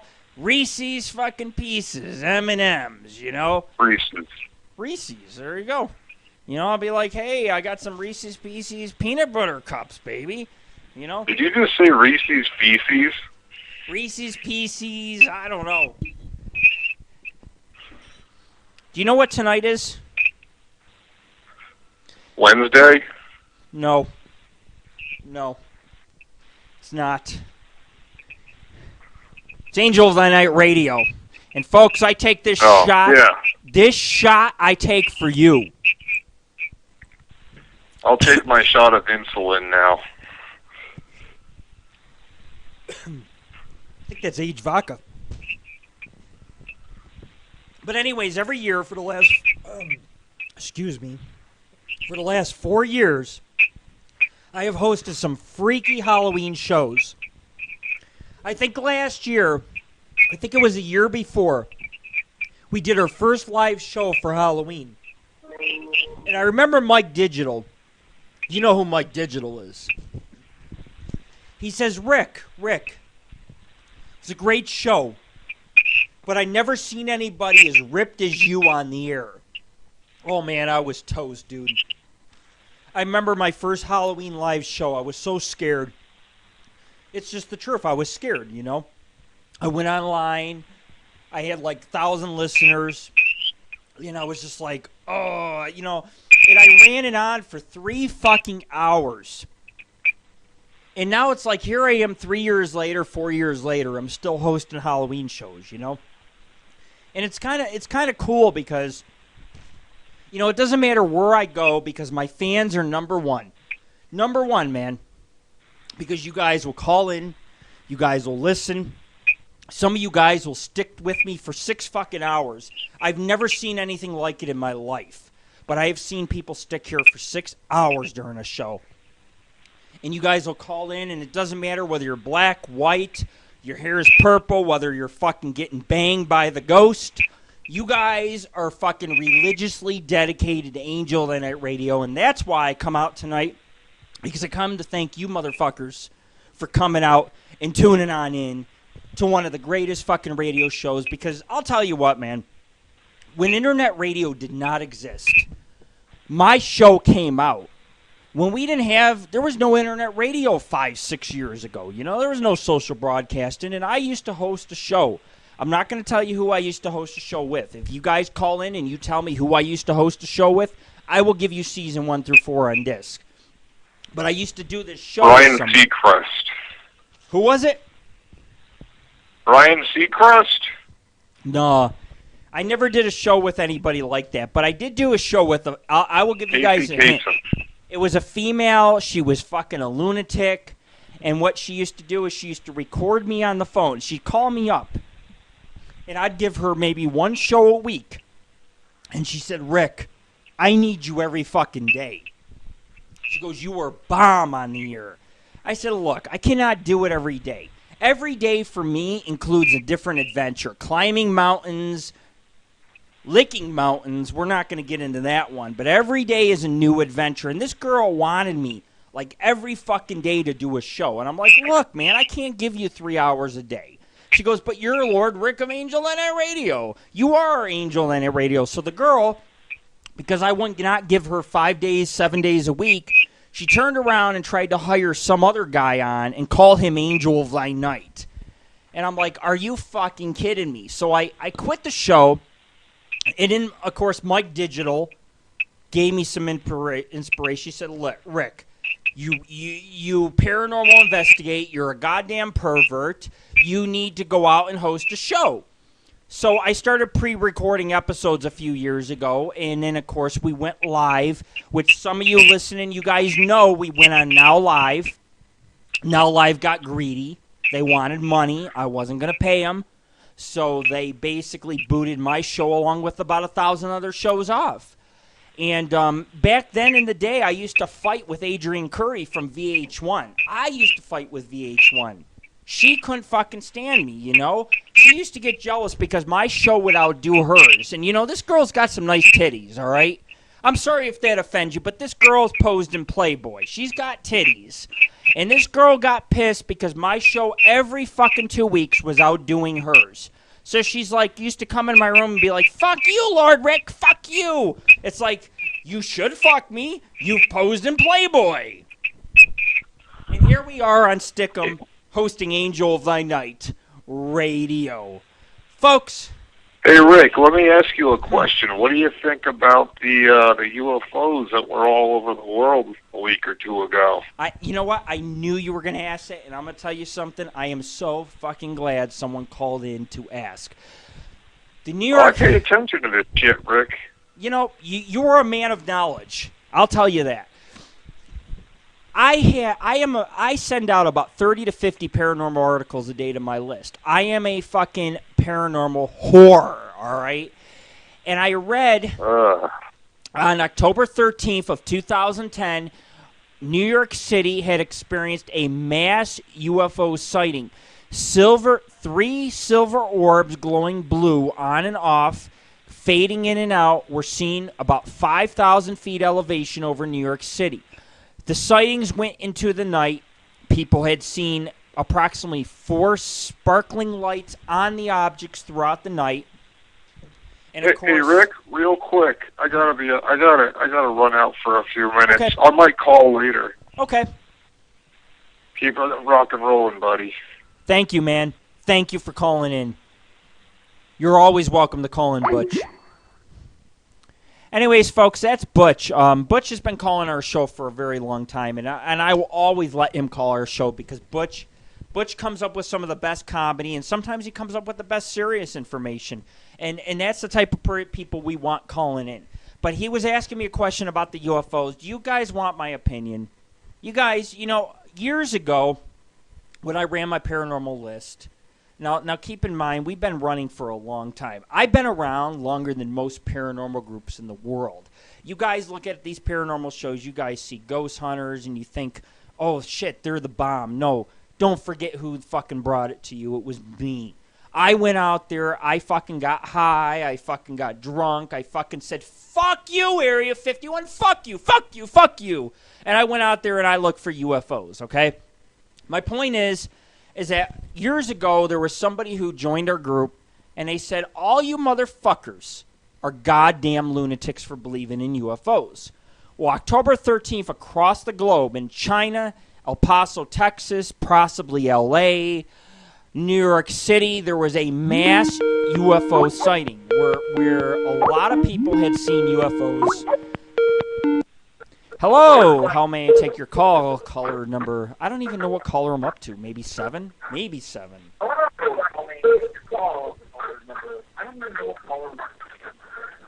You're on the air. Hey, how's it going? Huh? How's it going? My name's Sam. Welcome to the show. Thank you for calling in.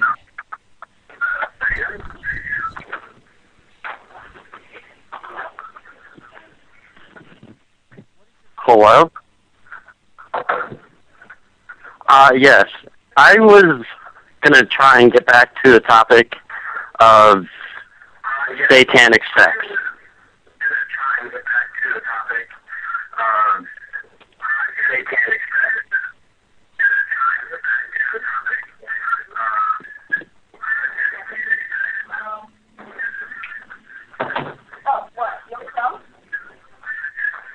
Are you still there? Oh, I have this girlfriend. We dabbled a little bit with the dark magic. Unfortunately, a couple days ago, she was hit by a car. Sorry. I've actually, I've been kind of lonely. I've been kind of horny. I don't have the money or the skills to contact ghosts. Well, I'm not really being haunted by a ghost. I was wondering, I know you're an expert in Satan. I was wondering if you could help me sort of contact Satan to maybe bring her back just to have sex one more time. I still have the body. It's in my house. I have not released it to the funeral home. Okay. Well, son, I'm gonna have to tell you right now, okay? You're referring to this person as a body, okay? My theory is now I don't know if you're into it, but you could have sex with the dead body, all right? You could have sex with it. Now, this is not something I would do, okay? I'm going to tell you why I would not do it. A, I don't like cold bodies. B, I don't want to get haunted. It's like if I fuck this girl when she's cold and stiff, there's some serious fucking karma coming back on me, all right? But you're obviously a man that holds dead bodies around, and you know what I'm saying? So you're obviously into the shit. So I like to be a little kinky. It's just a habit. Right. Folks, I wonder where these calls are coming from, but keep them coming. I'm gonna tell you right now, we get 1 million people a year that contact me and they're like, Rick, I'm into necrophilia. I'm not into it. Really? I'm just a guy that gets high on my I get high on my investigations. I go look for ghosts. I have the highest success rate than any paranormal group in the world of seeing something. You, however, you got a girl here. You're keeping the body. Obviously, you don't want to let go. One last fuck for old time's sake ain't gonna hurt anybody, right? Right? Mm-hmm. Sure, definitely. There you go. Definitely. Why not? So if, the one-time thing happened, do you think that I would be haunted, or would it have to be like a reoccurring thing? No. I think that if this girl was really into you, I don't think you got anything to worry about. Serious. She into you? Well, she was. I mean, hopefully she still is in the afterlife, I suppose.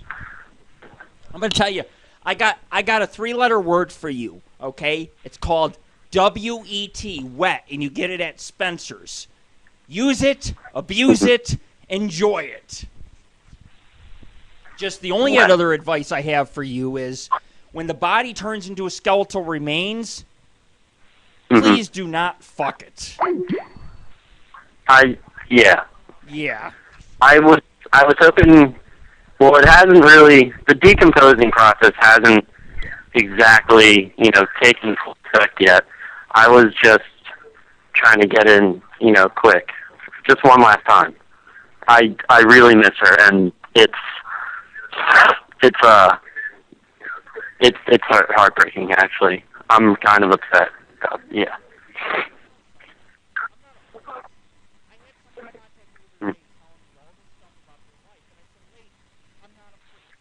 Okay? I'm not here to judge you. I'm just here to host the show. And I give honest advice. If you're keeping a body in your house and you want one last time, then I say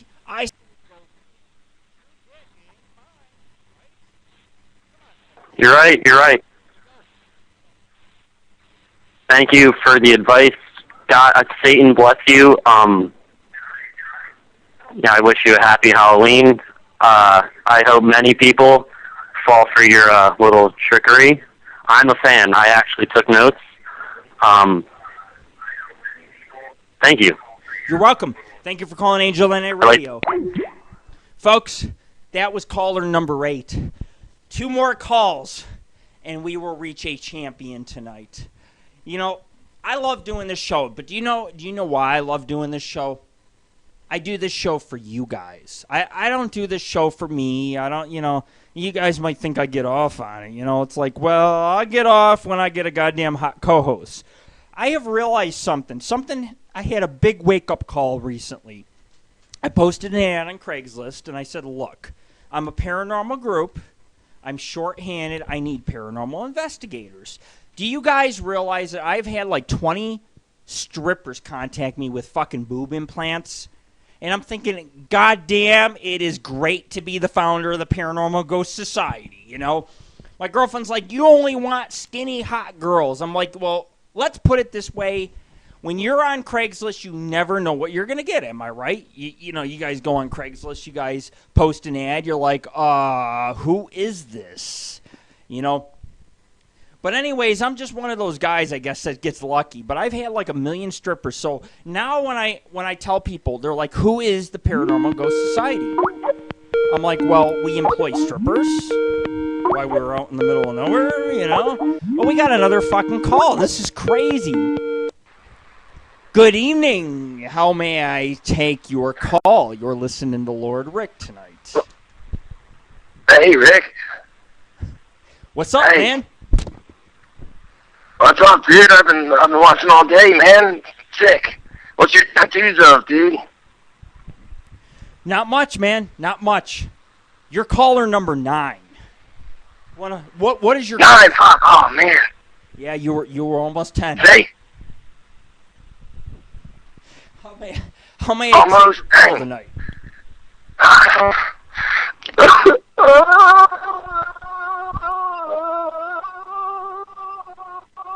Hey.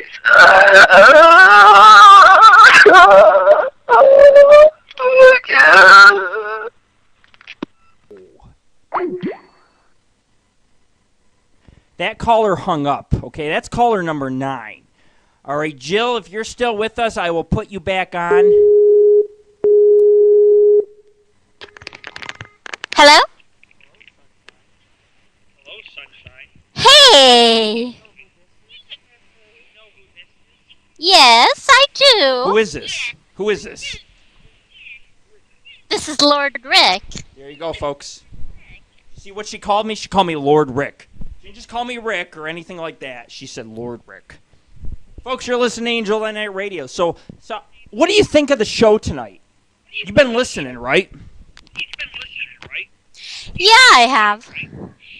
What do you think about all these phone calls tonight? Do you think that these people have serious issues that need to be resolved?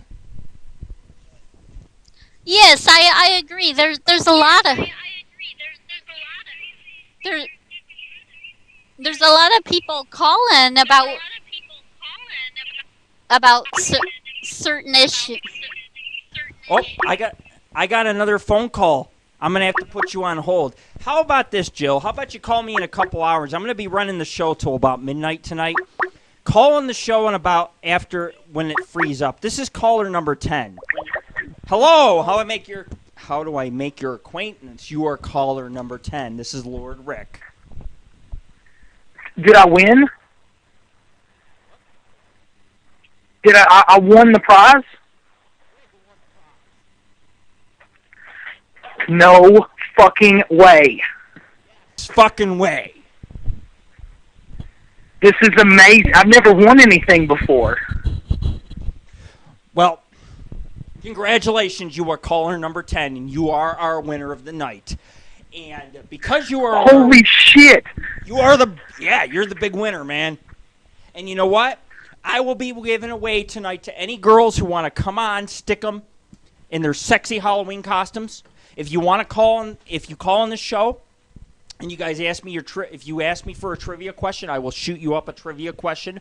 If you get it right, you get season 1 through 4 free. And since you are our winner, all you have to do, you are our 10th caller, all you have to do is you just write me at lordofthynight@aol.com and say, hey, I am the 10th caller, and I will send you season 1 through 4 fucking free. It's worth, it's worth 40 fucking bucks, and you guys get it free right in the... What? This is amazing. This is awesome. I can't wait to watch it. What's like? Does it got special features or like anything like that? Well, it's got about 100 hours of radio, and I'm going to tell you right now, okay, there is Satan on it. There is a live interview on it, which was my first interview I ever done of a guy named Bill Bean, and he was pretty cool. You know, he's a very religious guy, and he called in my show, and I gave him an interview, and I'm like, fuck you! Yeah, you're going to like Angel of the Night Radio. It's going to be sent right to your home.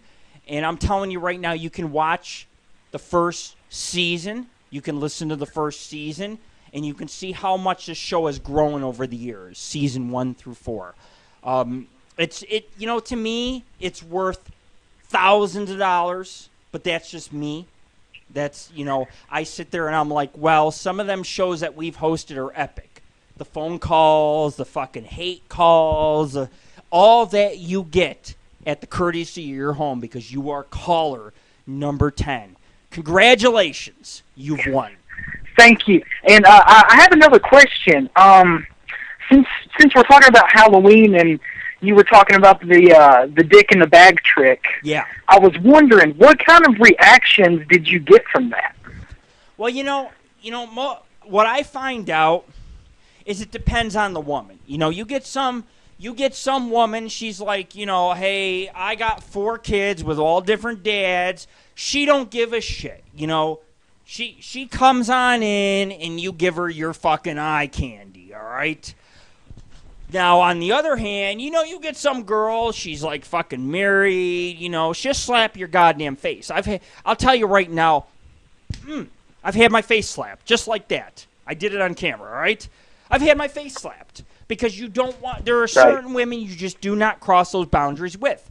So you have to be a good judge of character. You look out the peephole, you're like, this is a woman with 4 kids. This is a woman that probably doesn't have a husband. You got 1 kid that's black, 1 kid that's Mexican, 1 kid that's fucking white. You know that if you put your dick in the bag, she's just going to smile at you. She's going to be like, hey, I'm looking for number 5, thank you. So yeah. That's the type of reaction I get. Right, see, I was thinking about doing it, but maybe giving her these little, hints that, she should just keep going and digging for more candy. Well, that she didn't get enough. If she didn't get enough, I'm going to tell her, look, lady, okay, let your kids go get trick-or-treating, come on over for a half hour. That's what it's going to come down to, okay? When I go trick-or-treating, this is what I look for. Okay, I tell my kids, I'm like, kids, I can't go on. I'm hyperventilating. My chest hurts. I can't keep walking. And I end up going in some 19-year-old college girl's fucking house. That's what I end up fucking doing. That's what I'm hoping for. I put my dick in the bag. She likes what she sees, and she fucking comes in to join the goddamn party. Meanwhile, little ones are out trick-or-treating, so, there's no harm in it. There's no harm, except for getting your face slapped by the wrong woman. Or maybe you might get one of those big, powerful, women off Craigslist who might just rip the goddamn thing right off the goddamn socket. That you got to watch for. You don't want. Yeah, see, we don't want that. No, you don't want that. No. That's a turnoff. I'll tell you right now, this time of year is my favorite time. Everybody could say Halloween is for kids. They are wrong. Halloween is not for kids, okay? If it's for kids, then can someone please tell me why women dress like she-devils, French maids? I once threw a party and I had like Snow White come to my fucking party and she had no panties on. Sure. Yeah, exactly. Yeah. So, you know, I think that this is an adult holiday. I think people that come to this show, you know, they got to understand that this show is based off things like that, man. I mean, I run a paranormal group, and I have always said, you know, you don't have to be like ghost hunters on fucking sci-fi. You can go out, you can get high, you can fuck all you want, and you can still get good ghost activity because, you know, what are you supposed to do when the EVP are running? When you guys are running EVP and you're getting these ghostly voices, you know, you go off to the side, wham, bam, thank you, man. You come back, you got some EVPs, right? That's how it should be. It's like, you know, I had a TV producer contact me recently. History Channel contacted me and said, we want Lord Rick for our show. I'm like, yeah. You know, I think I scared the History Channel because I told the History Channel we're going to do things this way and that way, and you know, but they're sitting there, they're looking for crazy things in the middle of nowhere. What better of a guy to do it than Lord Rick? I'm a human being, you know. I'm gonna sit there, you know. Hey, it's like don't hold me accountable because I put my dick in a goddamn sack and people go trick or treating. Don't hold me accountable. It's like that doesn't mean I'm still not a good paranormal investigator, right? I mean, I think you would get so many ratings for the History Channel that there would not be another need for any other paranormal show out there, in my opinion. Facebook the other day, and I seen a paranormal group charging thousands of dollars for a place that I already been to years ago. I went out of state. I particularly did this place with a girlfriend of mine. She was a stripper. You know, me and her fooled around at the haunted place. But we went to the place, and what I noticed is there was no activity. Place was dead. B, it was in the ghetto. It was a bad neighborhood. This group decided to charge thousands of people tickets to visit their place. And I'm like, okay, what's the deal here? Because my question is what do you use thousands of dollars for? If you're making thousands of dollars, you better buy a pound of fucking weed. That's my opinion. But anyways, I was already there. So all these TV shows that you guys watch on television, Lord Rick's already been there. Lord Rick's been there and done it. I probably already fucking planted my goddamn seed there, you know? It's like Satan's already been there. Next. So yeah, you know, History Channel did not like my format, and History Channel told me, sorry, we cannot hire you on. They were pretty pissy with me, you know? I mean, the guy wrote me back. He's just like, I don't know. We got other groups. I'm like, well, it's fine. You guys want to host other groups on TV, it's fine. But I, on the other hand, I'm going to do what I'm going to do. You know, I'm not going to change my methods. I'm not going to change my ways because the History Channel wants me to. I'm going to go on the History Channel. Why I'm fucking doing EVPs, I'm going to be fucking, you know, playing around in the back. I'm going to be slipping a few shots and a few fucking, you know, a few joints and things like that. You know? Well, you got to make it fun, and you got to make it, like, your own. You can't follow their format, so you need to, like, make it personable. Trying to say with people, I was trying to tell the producer, I'm like, look, man, I'm not going to change who I am. Every year I have 2 to 3 major TV networks contact me. And I am telling my fans this straight up. You guys are speaking to a guy who gets contacted by all kinds of famous fucking people. I do. Famous people write me all the time. But it's not worth the fame if I got to change who I am. I'm not going to stop running the radio show because they don't like it. I'm not going to stop fucking in the goddamn jungle because they don't like it. Okay, now don't get me wrong. I ain't going to go to Africa and I ain't going to tap no African fucking woman, all right? Because I don't want AIDS. But if you're going to send me to goddamn fucking some asylum in Illinois and I got 3 pretty girls with me, what do you think's going to happen? What do you think's going to happen when the cameras are running? You guys think I ain't going to do nothing? I'm a human fucking being. Of course I'm going to do something. So I told the producer, I said, look, you want to give me a TV show, This is how I'm going to run it. You don't like it, too bad. I am the best in the goddamn business. I can go out there. I can find you your dinosaur, your Bigfoot. I can go out there. I can find you your ghost. I am that fucking good. Okay? I don't bullshit people. If you want me to find what it is I'm looking for, I will find it. I am a tracker. I am a fucking hell of a fucking hiker. I climb cliffs. I jump over waterfalls. I do all kinds of fucking shit. But I am not going to change who I am. I'm not. You know, just like the dick in the goddamn bag. This Halloween, I'll put my dick in the bag. My girlfriend may not like other single moms grabbing for my dick, but hey, nothing is for fucking free, right? Nothing. I mean, I agree 100%. I wish more people would get behind your movement and, you know, saddle up and get on this ride with you. But, you know, the thing about the History Channel is I think they're ran by mostly Indonesians. And the thing that I've noticed about them is they like to rip things off. And, you know, what we call it in my business is we call it a pitch grim. Right. So, you know, we pitch something to the History Channel, they steal it, and they grim it up. So they pitch grim. You know, they steal our pitch. Right. And we're all walking around like a bunch of fucking 8-bit zombies, and I'm just like, okay, so you took my fucking idea, and you ran with it, and now I'm going to have to cut you and make you full bleed. So, I mean, what should we do to take the power back? All I can say is you be yourself. I have spent... I'm going to tell you guys something, okay? The Paranormal Ghost Society is not just a paranormal group. I have spent 10 years doing what I have done. I don't work a full-time job. My full-time job is doing this show and doing the Paranormal Ghost Society. I have lost $100,000 contracts because people want me to change. I'm not changing. I'm going to smoke my weed. I'm going to get my pussy. I'm going to go fucking out to fucking wherever the hell it is. And I'm going to have fun doing what I'm doing. Because the reason why I'm going to have fun doing what I'm doing is because if I'm going to go out there and Sasquatch is going to bend me fucking over, I'm going to have a time of my fucking life before it happens, okay? So my advice is to the world who's listening about being a paranormal investigator, never change for anybody. You guys have watched Taps, you guys have watched Ghost Hunters, and you guys damn well know it isn't like that, okay? It isn't all about the glory and the cameras and the people around.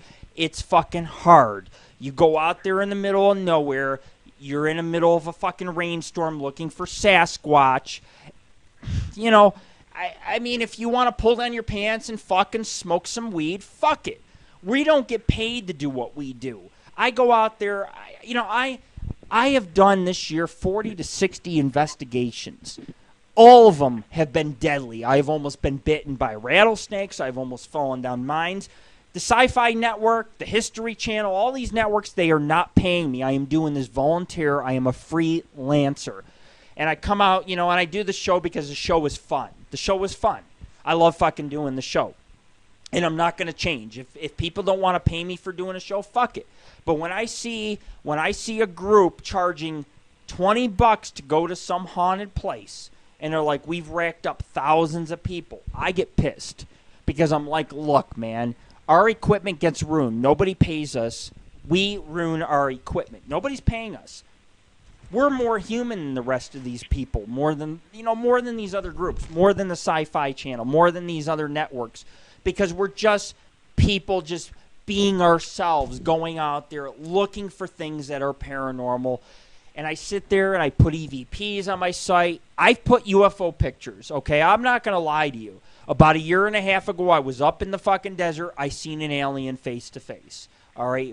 I wasn't high. I wasn't drinking. I know this shit exists. I don't care if somebody's willing to kill me over. I get death threats all the time. Lord Rick, you better shut the fuck up. It's like, you shut the fuck up. I know what the fuck I seen. You don't goddamn pay my goddamn fucking salary. The shit exists. Yeah, and I mean, what they're paying you anyway, it's not even enough to cover if you do get sick out there, because, like, you just got to think, there's all these dangers in the world that they know, but they don't know what we know. So you go out there and, you know, yeah, you can take a knife, you can take a black axe, you can take whatever you want, but I mean, you could come back with rabies, AIDS, horse bites. I mean, it's not that easy to do. No, it's not. You know, it reminds me, back about 3-4 years ago, I went out to a place called the Disney Preserve out in Florida. Security had caught us, and I was running from security, and I jumped in a bush. The bush had a poisonous plant with some bacteria on it. It was very sharp. The bush had cut my neck. 3 days later, I flown out to Jersey to do a major search for the Jersey Devil. Well, my neck had swollen up. There was a baseball tumor the size of my neck. I had to go to the emergency room. They gave me antibiotics. I had to take a knife. I took my own knife and I cut the side of my neck to draw the pus out. And my members who listen out there, they don't realize, like, look, man, we go out there, nobody's paying us. The History Channel, they don't know the dangers. They wanted to send me to Africa. They wanted to send me to the Amazon jungle. And I said, look, I will die for your network. I will die. But you will not change me. I will not. If you are going to send me out with a team of members, I am in charge. I am the man who's going to fucking do things, you know. And they didn't like that shit. The producer didn't like that shit. And that's why I didn't get the job. It's just like Ghost Hunters. I didn't kiss the Sci-Fi's channel's ass. I wrote the Sci-Fi channel long before Ghost Hunters went on the air. And I told the Sci-Fi, I said, you can give me a show. I will investigate ghosts, but I am not changing for you guys. So they got rid of me and they fucking hired on the side, you know, the fucking Ghost Hunters from Taps, which is fine. I'm cool with that, whatever. But I'm not going to change. I'm not going to change.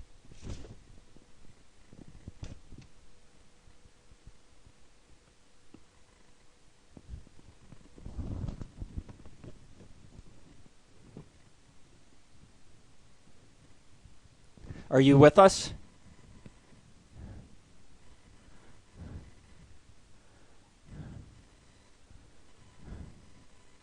Hello?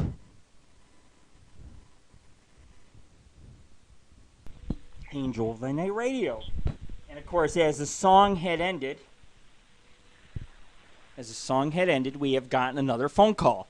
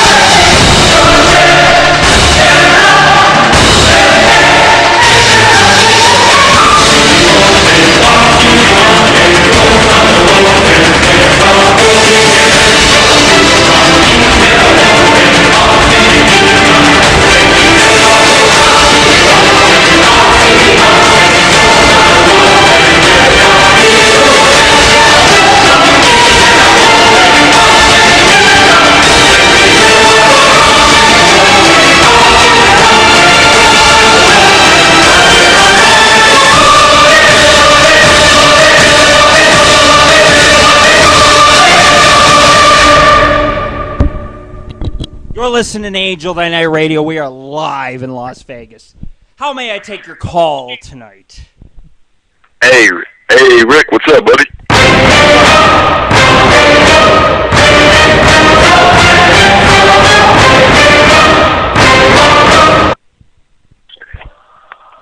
Welcome to the show. Hey, what's up, man? How you doing? Very good, man. You know, just living it up, man. That's what it's about. Oh, yeah, absolutely, man. You know, you said something earlier about Halloween, you know, being for adults. I can't even agree with you more, brother. You know, I was doing some research on Halloween the other day, and yeah, and they said that Halloween has become more of an adult holiday than the kid holiday. And I was like, whoa. Because I spent years taking my sons trick-or-treating. And then I'm like, well, why would they make all these sexy costumes for girls if there was no, if there wasn't an adult meaning to it? And tonight... Yeah, I can't there's no way I can even argue with you on that. Like, I'm talking about, I'm walking down the street with my kids, and I can't even get my dick hard in my kid's face without sitting there being looking at all these bitches walking around. Like, how am I supposed to focus on candy when I be seeing ass and titties everywhere I be going? When I see ass and titties and I go trick-or-treating, do you know where I go? I go right in their person's house. They always tell kids, don't go in a stranger's house. Well, it's like, I'm Lord Rick. Oh, okay, you want to You go in that house. Right, you go in that house. That's what I learned. I go in the house. I'm like, if I don't go in the house, I pass up the opportunity of a lifetime. Okay, some young college Oh, girl, you know what? Rick, you can't. You know what? I can't even argue, man. I'm talking about you open that door and you're like, yeah, I'm gonna get some Reese's Pieces, and you open that door and you be like, I'm gonna get some titties. You there's no argument. You walk in there, you fuck that bitch, and you leave, man. Fuck the candy, you be getting that pussy. That's the whole thing. The pussy is the goddamn candy, It's like, fucking at least. Oh man, I can never get enough of that, man. I'd be like num all day. Man, I'd be like an electric zombie when I be walking into some pussy, yo. Well, my girlfriend doesn't understand the meaning of trick-or-treating. She's like, Lord Rick, I just don't understand, the way you are. I just don't get these things. It's like, well, first of all, you're not Lord Rick. Second of all, you ain't no guy going trick-or-treating with 3 fucking boys, all right? When I go to a door-to-door, I always look for the girl that's going to fucking invite me in. So what I do, when the girl invites me in, I tell my kids, I'm like, go trick-or-treating. Help yourself. You don't need me. So my kids are all over the neighborhood trick-or-treating, and meanwhile, I'm in some bitch's house. I'm fucking banging, man. I'm like, I'm getting some. That's what I'm getting. That's my gift to Halloween. That's my trick-or-fucking-treat. Nobody's gonna take that. Yeah, yo, you know what we started doing? We started having Halloween in May. Yeah. And I be getting rock hard when these bitches come on. So I start calling myself Block May when I be walking around up in there, yo. And I just be going in like, bitch, open this door, give me some candy. She said no. Slap on her titties, rip them shits out, and just get the business. Well, that's exactly what I do, man. I go on out, man, and I look for the fucking girls. It's like me, I hold my dick, I put my dick in a bag, and I hope to get lucky. But it's the opposite. Women answer the door. They're dressed in a French maid uniform, and they're not dressed that way because they don't want any. Okay, they're dressed that way. They're dressed that way for Lord Rick. Yeah, exactly. They're waiting. They know you're coming, brother. Yeah, they know. And I come to the door and I'm like, fuck the candy, man. Let's just get down to goddamn business. And yeah, another times I'm just like, yo, just grab my Buchanan and just Jeff on that shit, yo. I'm like, do you know what I say? I say to these women, please let me grab a picture for MySpace, I'm like, the folks at AngelOfThyNight Radio, they ain't gonna believe this shit, man. They're not gonna believe this shit. So I hurry up and I... Oh, no. I gotta grab... They believe it. They believe it either way. It's all good, man. Everything that I do is for this radio show, and I want my fans listening tonight to understand everything I do is for you fuckers. Everything, man. The fucking, the girls, the fucking... Everything I do is for you fans. I breed... Hell yeah. I breed a whole new race of fucking fans. People have never seen my fans. My fans are crazy, man. My fans will tear down a fucking wall. Okay, because our fans of AngelOfThyNight Radio, we're all about free expression and fucking living life. And of course, hell yeah, yo! You know what? Whatever you ask me to do, I will take a pitchfork and I will grim reap the shit out of that. Whatever you want me to do, I'll make everything full bleed. I will be an atomic child on anything, yo. Yo! That's correct, man. That's the way it should fucking go down. I would do anything for my fucking fans. When an investigator... Absolutely. You know what you should do? You should organize a complete death shred on anything. We'll all be dead serious, and it'll just be great, yo. Let me tell you something. I'm going to tell you guys a story, okay? About a year and a half ago, I got this crazy idea. I wanted to be president of the United States of America because I figured, fuck, if corporate leaders could do it, why couldn't Lord Rick do it? Why couldn't I go in office and fucking reign over the United States? And I'm talking reign in a good fucking way. Like, I would fucking There's no reason you couldn't do that. You know, I would legalize all kinds of shit. Free radio, fucking goddamn marijuana. I would go in and I would not ruin this country. I would give back to the fucking people of this country. You guys would be in fucking heaven. You'd be like, Lord Rick, we don't want an office for 10 years. We want an office forever. Because I ain't no corporate fucking prick. I'm just a fucking guy that's living life. That's all. Rick, I agree with you. I agree with you 100%. And I'm watching you through my webcam, and can I please just get a big high five to that? High five, man. High five. High five me on that shit, man. Yeah. Yeah. That's what I'm talking about, man. You know, I'll tell you what, guys. I've been doing this show for a few years, and the reason why I do this show is for you guys. Because I love you guys. And I'm not talking about, you know, it's just like, hey, you guys show up and stuff like that. You guys are my fans. You guys, I am loyal to the end. If the end of the world is fucking coming, I will lead an army, and you guys will be a part of it. Okay, you guys will be part of it. And, you know, man, we're gonna be your 8-bit, your electric zombies all the way, and anything you want, brother. You're awesome, man. You're awesome. Oh, you're awesome. You know, I got a question for you, Rick. Go ahead. You know this little girl, Justine Bieber, whatever her name is. Yeah. Yeah, you know that it has a movie coming out soon. Uh-huh. I was just wondering, what you know, are you gonna go see that in 3D or standard? Which one? Because you know you have to see it. I don't know, man. I don't know. You know what movie I was interested in seeing is Skyline. It's actually about... That does look awesome. It does, and you know, people years ago used to laugh at me because I used to post stuff and I'd be like, what if this country sends out a signal to an alien race that is fucking violent? What will we well, now who's laughing? Because that's going to happen. It's going to happen. They're going to drop their black axe on us one day, and we're all just going to feel like assholes, except for the Lord Rick followers, who will probably be brought up into this alien race as friends of the followers. Well, I'll tell you what.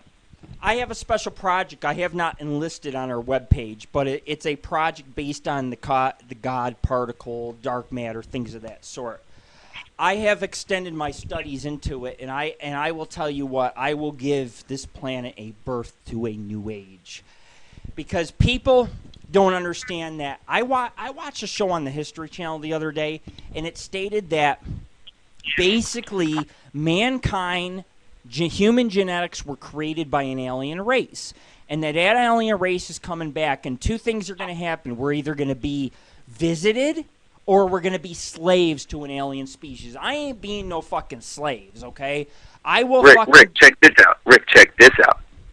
What if we are actually all alien races right now, but we're in a previous life? Say we're potential fetuses to an alien mother right now, and when we die, that's when we become true aliens. You know, I've thought about that. See, the thing is that I don't think we die. This is my theory. I think that our human years are just the first stage of life. I think we're like a cocoon, like a metamorphosis. I think that we turn around and we become so much more. And I know because I've spent the first couple years of my career, I focused on photographing entities. Well, I brought it to the news. The news came to my house. They seen the photographs. They said, look, we don't believe you. I said, I don't care. Well, those, you know what those are? Those are inside job spies. They're the guys that come down into the human fetus, potential aliens, and they have to watch over us to make sure we're not going to fuck up their alien race. Well, I was told that in culture, in ancient culture, they have found hieroglyphics and things of that sort that state that a race of beings had came down here and actually created us as slaves. Eventually, they let us go. They went off on their own. They left the planet, and they left us.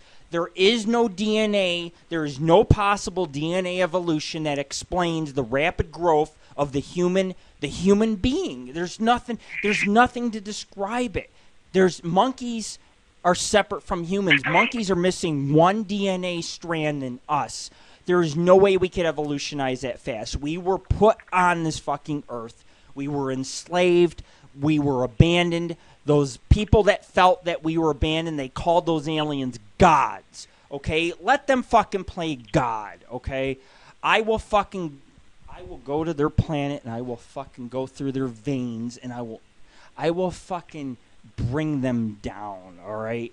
Because during my investigations, that's because you're Lord Rick. You know all, my brother, and I'm talking about you know that movie Men in Black, the first one, and I have a gun that actually resembles a cricket, and I've just been too afraid to fire it off because I don't know what's gonna happen. I think that movie was based off of real life, and I would go so far as to say that Will Smith is actually, his family is alien spies, and when we dream, that's actually them penetrating into our sleep states to prepare us for the next life, where anything can happen, and our human minds are just they can't comprehend it.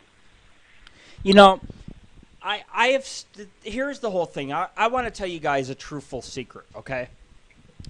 I have done almost 900 paranormal investigations in the last 10 years, okay? I started off by going to small places. I started going to bigger places. I cannot reveal the secrets that I have found over the years, but I have found some things out that would probably upset you as humanity. It would probably upset. And I am telling you right now, the afterlife is real. Aliens are real. That's the two things I can tell you for sure. Absolutely. I don't know what the future holds. I know that the apocalypse is upon us. I know that this planet can end at any time. The only few that will survive are people who are advanced enough to understand that there is an afterlife, that there is more than what you are seeing and what you were told. Our government... And you qualify. Oh, I do. When October 13th of 2010, when the UFOs appeared over New York City, I sat there with a bottle of booze and I smiled. Okay, and I'm not a drinker. I saw that shit. You know what? I live in New Jersey, and they were on the news the second it happened, and I said, you know what? You know who I bet is benefiting from this? First person I thought of? Yes, it was Lord Rick. Oh, yeah, I fucking was on that shit like flies on stink, I sat there and I tried to read witness accounts, and people were like, Rick, I'm from New York City, man. What the fuck's going on? I said, look, you know what's going on. They are here. These beings are here, and they are forcing their way into our society, and there is nothing we can do about it. We can choose to accept that alien life is coming to this planet, or we can continue to deny it.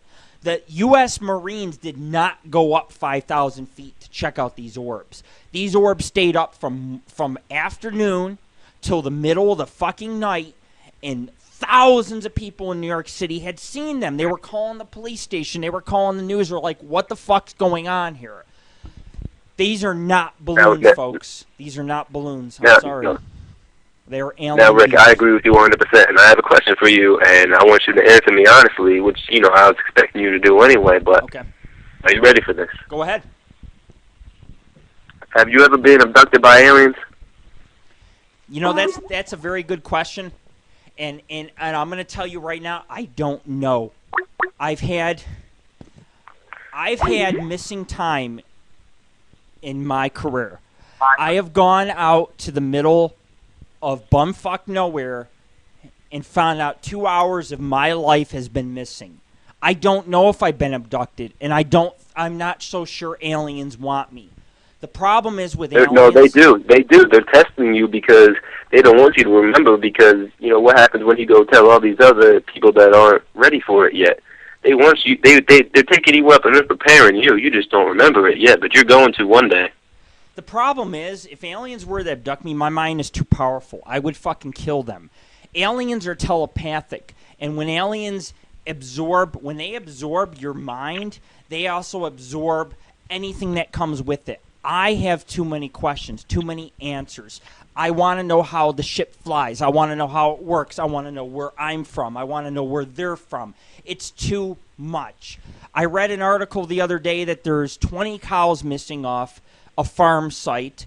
20 cows were mutilated, found dead. The police, the FBI, and everybody else is involved. They do not know why the blood is drained, why the genitals are cut off. Cows are simple creatures. You take me on aboard a spaceship, either two things are going to happen. I'm going to fuck all your female aliens, or I'm going to destroy your ship out of pleasure. Because I don't fucking like being violated. You want to take my ass on your ship? Fine. I'm going to fly that ship. I'm going to fly that ship to the goddamn moon. I'm going to kill you all and fucking fly the ship. You know, I ain't going to be violated, but I'll tell you right now, I have been out in the desert, and I'm going to tell you truthfully, I have seen something I cannot describe to you. I have seen a being with oval eyes hiding in a bush looking at me. I once called it a skinwalker. I said, you know, a year ago I said it was a skinwalker. This year, I don't think it was a skinwalker. I think it was an alien, and he was very fucking frightened of me. He was ducking down in the bushes. He was scared of my presence because he knows my mind is so powerful. I would destroy. How do we know? How do we know that you're not an alien sent down to spy on us? You know. And he was afraid of you. We don't know. When I was a child, I was about 2 years old, 3, 4 years old. I was visited by these beings. I don't know if they were aliens. I don't know what the fuck they were. But I remember... They were aliens. I remember seeing beings 12 feet high with red eyes standing around me, just standing over me in the middle of the night. It scared the shit out of me. I remember once when I was a kid, I was playing with my toys about 4 years old, and my grandmother had a playroom. I remember seeing something look at me, go into the closet, and disappear. It looked at me. And was it a ghost? I don't know. Was it a ghost that you eventually ended up having sex with? Because I know you pretty much pimp these ghosts, man. I can't even explain. I can't even compare to what you do. About 2 years ago, I went on an investigation and I came home to sleep. About a week later, a ghost was fucking raping me. Okay, it pinned me down. I felt my arms pinned down, and it tried to fuck me. And I fucked it. I basically looked. I can't even explain it. What you did was you counter raped that ghost. I basically, yes. I fucking got really mad, and I felt myself throw it into a wall, and I felt it disperse. It was the weirdest feeling ever. But I'm like, you ain't fucking me. I'm fucking you. And basically, yeah, fuck that ghost dick. You know, I destroyed that violated. Shit. I felt violated. Okay. It was 3 a.m, and this thing's got my hands pinned down to the bed. And it's in my face. And I'm just like, what the fuck are you doing to me, man? I'm trying to get some sleep. Oh, I was fucking pissed. And you know, I don't care.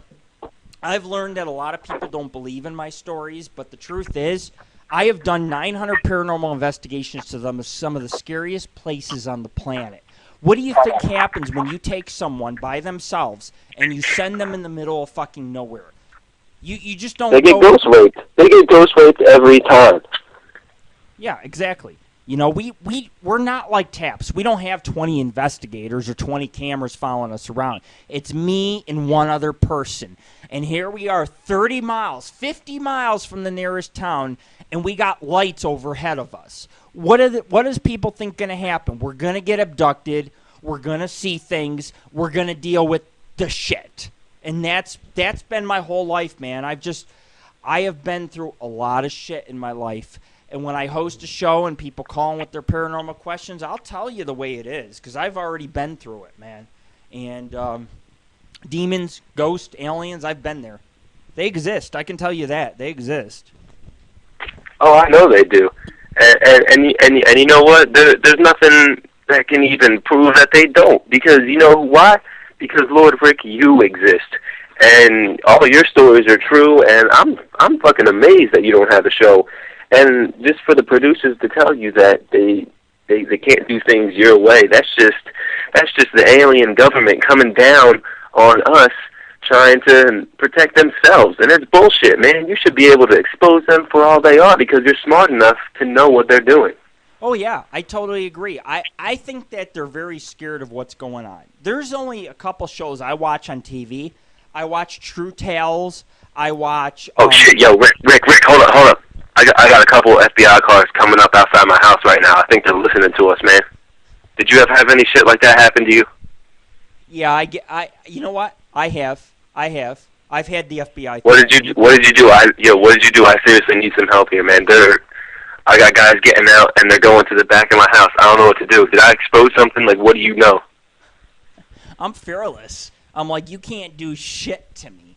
Well, you are, motherfucker, but you're not here right now. Come on, man. I need your help. I'm in Jersey. You're across the country from me right now, buddy. Well, what do I do? Do I tell them I know you? Is that going to help me, or are they going to fucking ghost rape me? I don't know. There you go. All you got to do is say 2 words, Lord Rick. Seriously. Do I say it like that? Lord Rick, and then I'm clear to go. There you go. There's about 50 dudes outside with guns right now. One's knocking on my door. Just like that, man. Just tell them, say Lord Do I answer? Rick. What do I do? Do I answer? Rick, tell me. Fuck, don't answer to them. You know what I would do? Don't answer, motherfucker. They're about to spray some tear gas in this bitch. I can't handle that.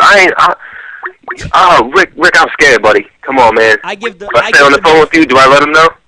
I give the middle finger. That's what I do. I'm like, you're fucking government, man. You're here to censor my freedom. All right, hold on. I'm going to go answer the door and give him the middle finger. All right.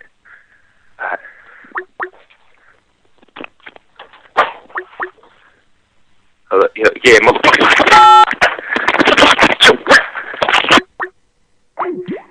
Holy shit, the call disconnected. Hello, Paul. How may I accept your call? This is Lord Rick of Angel of the Night Radio. Hello, Paul. How may I accept your call? This is Lord Rick of Angel of the Night Radio. Hello, Paul. How may I accept your call? Wow. Hello. Hello. Can you hear me? For tonight. You guys are keeping me busy, man. I didn't You're live on the air. Our last caller got disconnected. He said someone was at his door and they were fucking spying in, okay? Now I'll tell you something right now, okay? The government...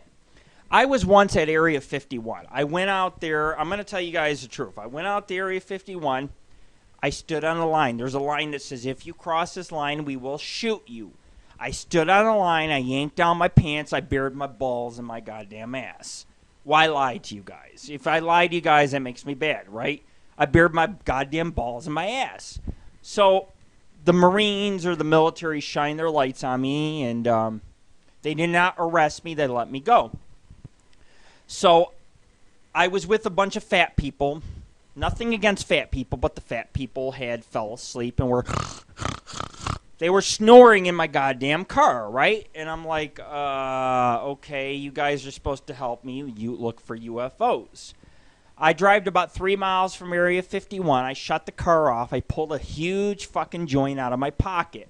I'm like, I'm glad everybody's sleeping because I get the joint to myself. I'm sitting there. We got another fucking phone call. This is crazy. I'm sitting there smoking the joint, and behind me pulls up 2 soldiers in a Jeep. I start the car. I start running from the soldiers. Soldiers are chasing me. I go 20 miles down Groom Lake Road. They're trying to chase me, but I got a sports car, so they ain't keeping up with me. Do you guys realize I escaped the U.S. military? I have been one of the few people who have actually outran the U.S. military. I mean, I come out here and I joke about it on my show, but the truth is these fuckers were chasing me in my car. Because I sat out at Groom Lake, I smoked a joint and was looking. See, the thing was I parked the car because I seen something in the desert that was not human. Okay, what I seen in the desert was a glowing orange light hovering over the desert floor. So I parked the car, I pulled out a joint, I smoked it. Everybody was snoring in my car. And they're waking up, they're like, whoa, what's going on? I'm like, guys, we're being chased by the U.S. military. I hope you don't mind. So here I am riding down Groom Lake Road. I'm off-roading on the dirt road, going about 90 fucking miles an hour trying to escape the military. Guess what? Lord Rick escaped the military. Because I don't give a fuck. I'm here to expose the fucking truth. Anyways, we have a caller on the line. How may I take your call? Am I on the phone with Rick? Yes, you are. Hello? Yes, you Holy are. shit. Hello. Dude, big fan. How you doing? I'm good. How about yourself? Good. This show's fucking wild, dude. This show has been off the fucking hook. We have had record numbers tonight. We have had record callers. I have gotten at least 20 calls tonight, and I've only taken half. It's crazy, man. It's just crazy. What is your question? Dude. What's your question? What's up? You know, I don't know about you, but I am fucking plastered tonight. It's Halloween. We're a few days from Halloween, and I am plastered. So what's up with you? I've been poking for, like, fucking since you went on the air, man. Unbelievable. It has been a crazy show. Rick, I got a question. What are you actually going to be for Halloween this year? You know, I'm going to a party on Saturday. That's if I live through Friday, because Friday I got to go to a mine. Yeah. I was going to be a vampire. I told my girl, you could be a she-vamp, and I could be like a vampire, you know? I mean, and the problem is there's no rules for vampires, because vampires like sex, right? So I told my girlfriend, if I bang any girls, I'm like, look, I'm a vampire. I like sex. You can't hold that against me, you know? So that's what I'm going to be. I'm going to be a vampire, man. I'm going to get the fangs, and I'll get the little blood dripping down my cheek.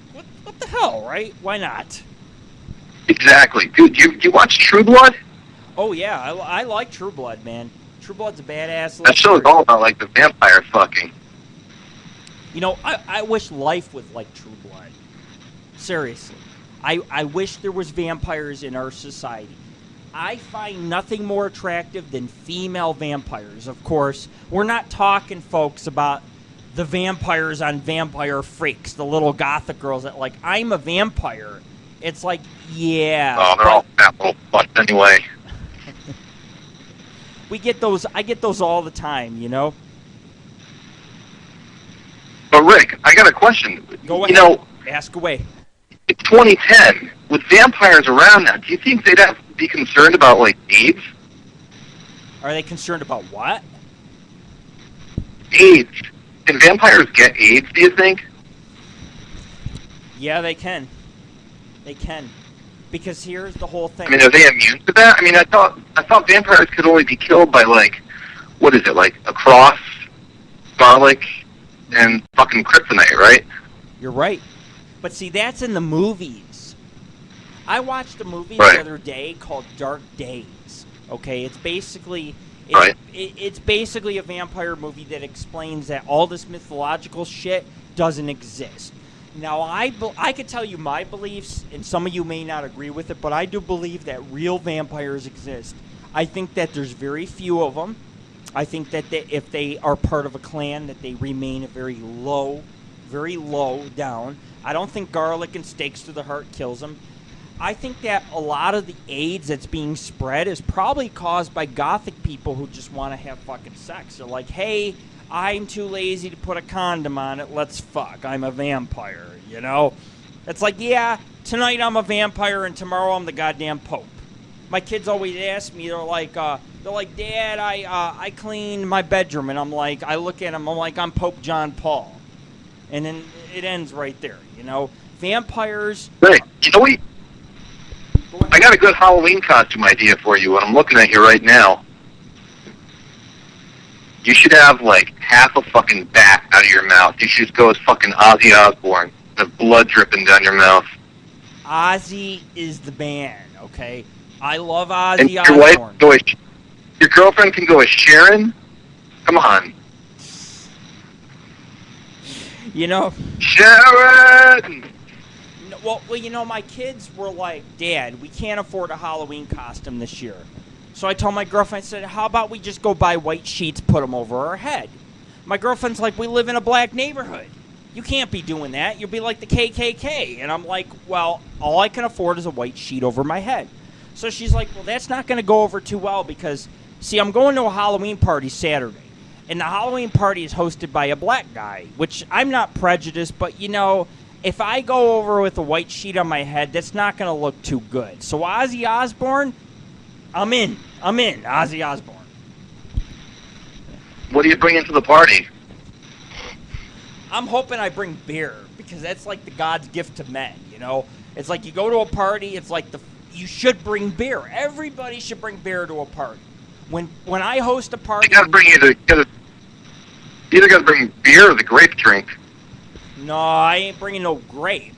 I'm gonna bring booze, man. If I'm not gonna bring booze, I'm gonna bring fucking weed. If I don't bring weed, I'll bring something else. But I always, when I go to parties, man, I always bring a lot of shit.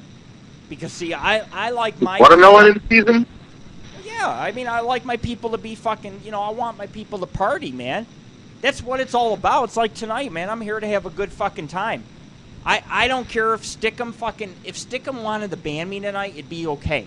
Because I'd be like, hey, I got my bottle of vodka, so who the fuck cares, right? One last question about vampires before I move on. Okay. What do you think, would you ever receive oral from a vampire? Oh, yeah, why not? Or is that just like risky business right there? You know what? This is the way I look at it. If you bite my thing and you make me into a vampire, who the fuck cares, okay? Who cares? It's like, go ahead, bite my thing, you know? I won't say I'll have sex with anything, but I'll tell you what. Being a paranormal investigator, my curiosity into fucking aliens, vampires, and ghosts has extremely risen over the few years. I'm curious. I'm like, you know, I could fuck any girl on Craigslist or whatever. But how many people could say, hey, you know, last night, I fucked a vampire. See? And I could come on this radio show and I could be like, hey, guys, you know, this woman had vampire teeth. She sunk her fucking teeth into my goddamn dick, and I'm still here to tell you guys a story. So, yeah, why not? Why not? We're all about the open mind here, you know?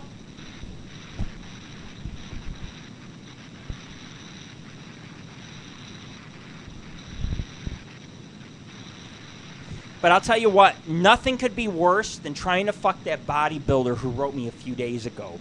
This girl looked like a man. She had muscles all over, and she says, I'm a little bit feminine now. And I was like, dude, if I had sex with you, I would take the vampire over you because the vampire might sink her teeth into my dick, but you would wrap your legs around me and strangle me to fucking death till I stop breathing. So vampire, yes. Right, got a small request. Go ahead. Can you play that fucking music again? That music was fucking awesome. Play it for like 10 seconds so everyone can go nuts. Well, we're going to be taking another break in about 20 minutes.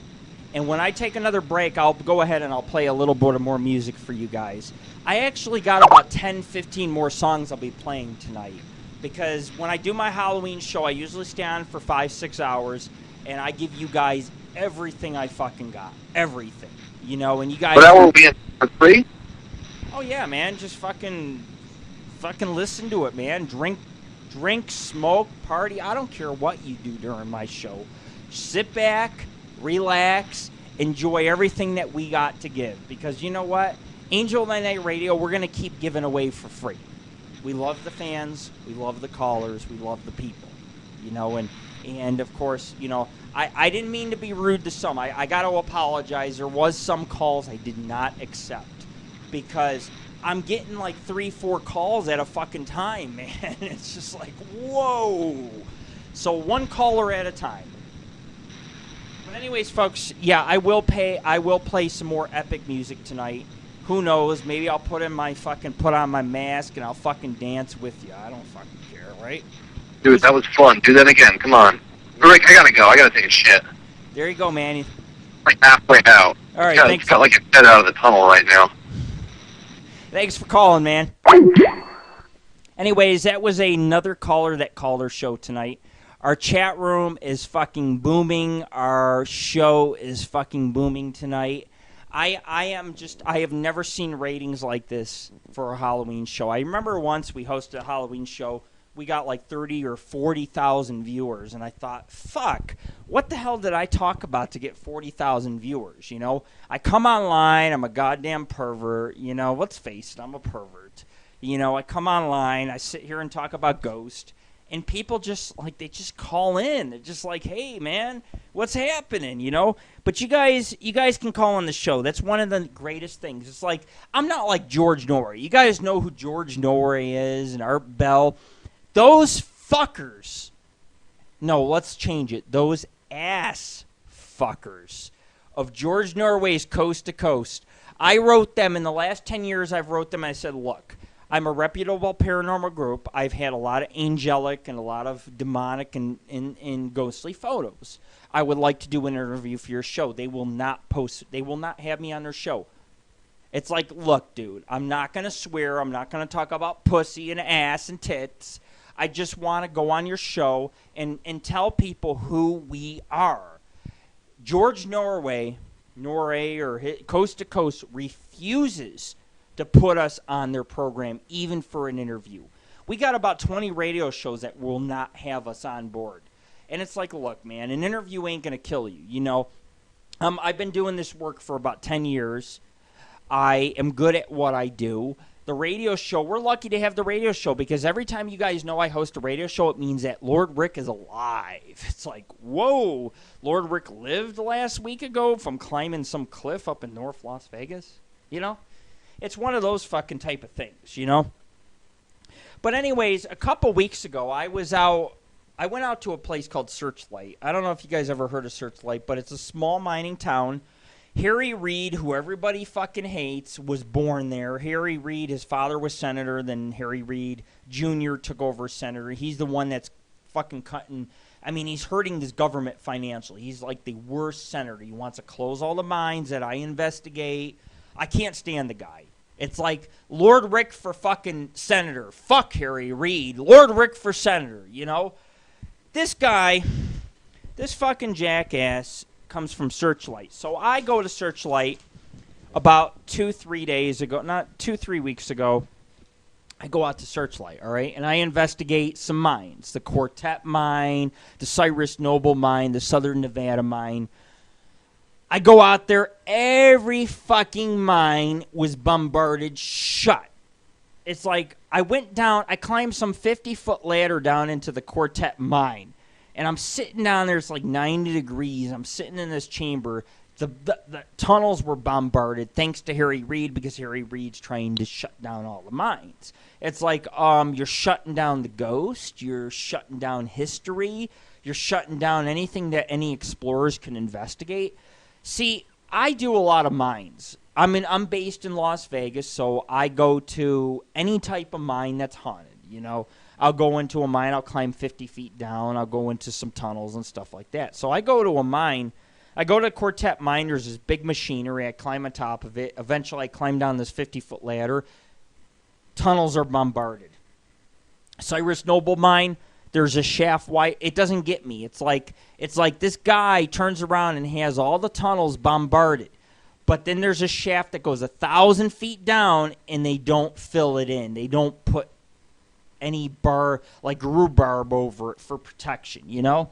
So I went to the Cyrus Noble mine, the Southern Nevada mine, the Quartet mine. But the thing that stands out about what I did is a few weeks ago I went to this place. It's this manor. It's on a hill.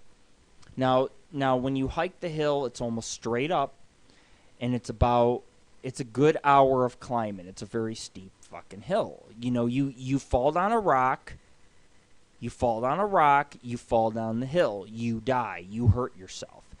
I get up to the manor, I walk in the manor, there's rats everywhere. There was nobody living in this manor for years. There's old photographs, old chandeliers. The bed's still fucking, like, in good shape, you know.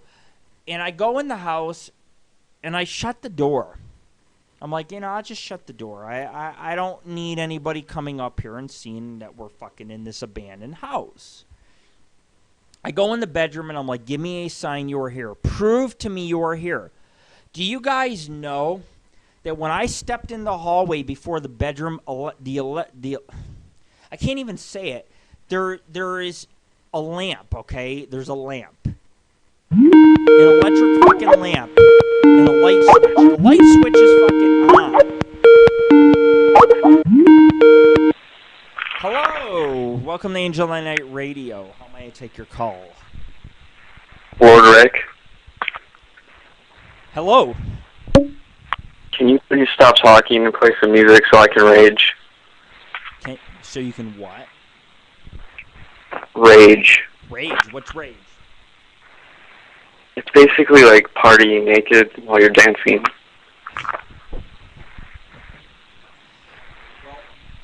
I don't know about you, but I'm not in the mood to party naked right now. If I partied naked... Come on, Rick. I don't even have enough guest cams to go around. Everybody's like, give me a guest cam, give me a guest cam. It's like, Rick, I need to rage. Go ahead and rage, but the show still continues on, right? Right?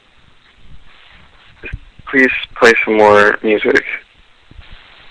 You got it. We'll go ahead and we'll go on break. We'll play a couple minutes of music. I'll give you guys something a little bit different tonight. I'll give you guys some Winter Tarzan. Do you have any dubstep? I have everything, man. I'm a DJ. I have everything. I'll go ahead and I'll play something called Cold Mass of Blue. You guys will enjoy this shit. You're listening. Fantastic. You guys are listening to Angel of the Night Radio. I guess I'll take a break. I got some fucking pizza.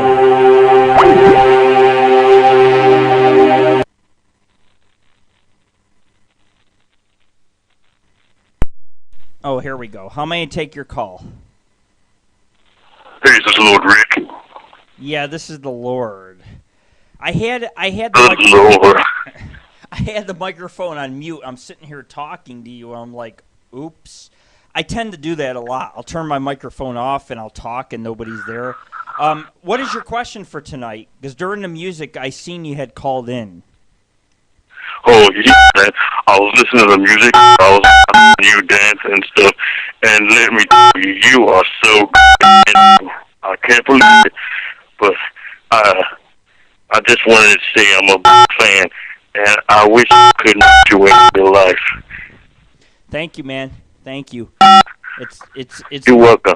I want to learn everything there is about ghosts, and I like apples and Satan, and you're awesome. I appreciate it, and I'm sure you will learn everything about ghosts during our broadcasts that we host every couple weeks or month, you know. But you know, we'll give you guys ghosts. You guys like ghosts, we'll give you ghost. I love ghosts. Hail Satan. Hail Satan. There you go. Hail Satan. This is like our 30th caller of the night, guys. I don't know what's going on tonight, but we have had calls, like, we were up to like 40 calls. I have not taken them all. I'm not going to lie to you. I can't take them all. There's so many calls. I only patch 1 out of every 3 calls in. If you guys get through, God bless you. But anyways, I was at Walmart, and I'm sitting there. I'm at the drinking fountain. I'm getting a drink, you know. There's an old lady. She's grabbing her crotch. I'm thinking, why is this lady grabbing her crotch? The lady runs in the men's bathroom, and she's, you know, and I'm like thinking, I do not want to pull my pecker out in front of this woman. I'm sorry, but I'm just not going to do it. And people are like, well, you're a fucking weirdo. You'll pull your pecker out to a goddamn fucking succubus, but you will not pull your pecker out to a woman entering the men's bathroom. It's like, well, let's see. This woman's 80 years old. She's grabbing her pussy, and she's goddamn going to the goddamn bathroom.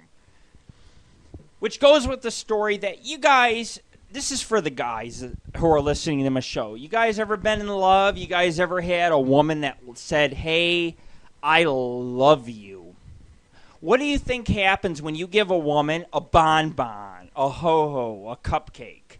You know, she'll be like, there's the 2 things she'll be like saying. You know, you give her a cupcake, she'll be like, I love you. You give her, you fucking play a movie with Brad Pitt. Her eyes roll in back of her head. She's like, I love you. And then you're thinking, what the fuck, man? You know, you're like with this girl for a fucking year, you know? And she sits there and she tells you, you know, I love you. But then you give her a goddamn ho-ho and she's like, I love you, you know? So anyways, where I'm going with this fucking story is many years ago when I was located in Florida, all there was left is trailer park trash, okay? There was girls who were living in trailer parks are like desperate for fucking men. They didn't care if you were taken, married, single, whatever. They were like, you are a man of my dreams. You do not live in the same trailer park. So anyways, I had this one girlfriend that I took. She was living in a trailer park, but I took her in. And she lived with me and my spouse at the time. And this girl, I would make this girl food, okay? I would cook every night. I'm a cook. I'm going to share with you guys some recipes tonight, but I'm a cook. And basically, when I cooked anything, even if it was hamburger helper, she'd be like, she'd be like orgasming, man. I'd be like, what the fuck? It's just goddamn fucking tuna helper, you know? Nothing says I love you more than goddamn hamburger or tuna fucking helper. It's like tuna helper. It's like, you know, we got some tuna problems here, you know? Nothing says I love you more than smelling goddamn fucking tuna in the goddamn bedroom. You know, you guys know that I run meetups. I run these parties. We go out to the Las Vegas Voodoo Lounge, which is located 51 stories above the Las Vegas Rio. Last month ago, I took my girlfriend. We both got dressed up. She put on her heels. You know, of course, I'm always sitting there thinking, God damn, let's hope some hot girl shows to our meetup. Maybe I'll go home and get a little three-way fun, you know? Of course, I'm devious. You know, I'm always thinking of devious fucking things. I get to the Voodoo Lounge. After I pay $8 a fucking can of fucking beer. And they tell me to my face, sorry, we're closed. I'm like, closed? What do you mean you're closed? I make a scene at the Voodoo Lounge. I'm sorry, guys, okay? Sue me, you know? I start yelling. I'm like, fuck you. This is AngelOfThyNight Radio. We sponsor you guys. My girlfriend's like, let's just go somewhere else. I'm like, no, we're going to take the elevator to the Voodoo Lounge. I take an elevator ride to the Voodoo Lounge. 51 stories up. The elevator starts fucking, I'm telling you guys, I swear on my life.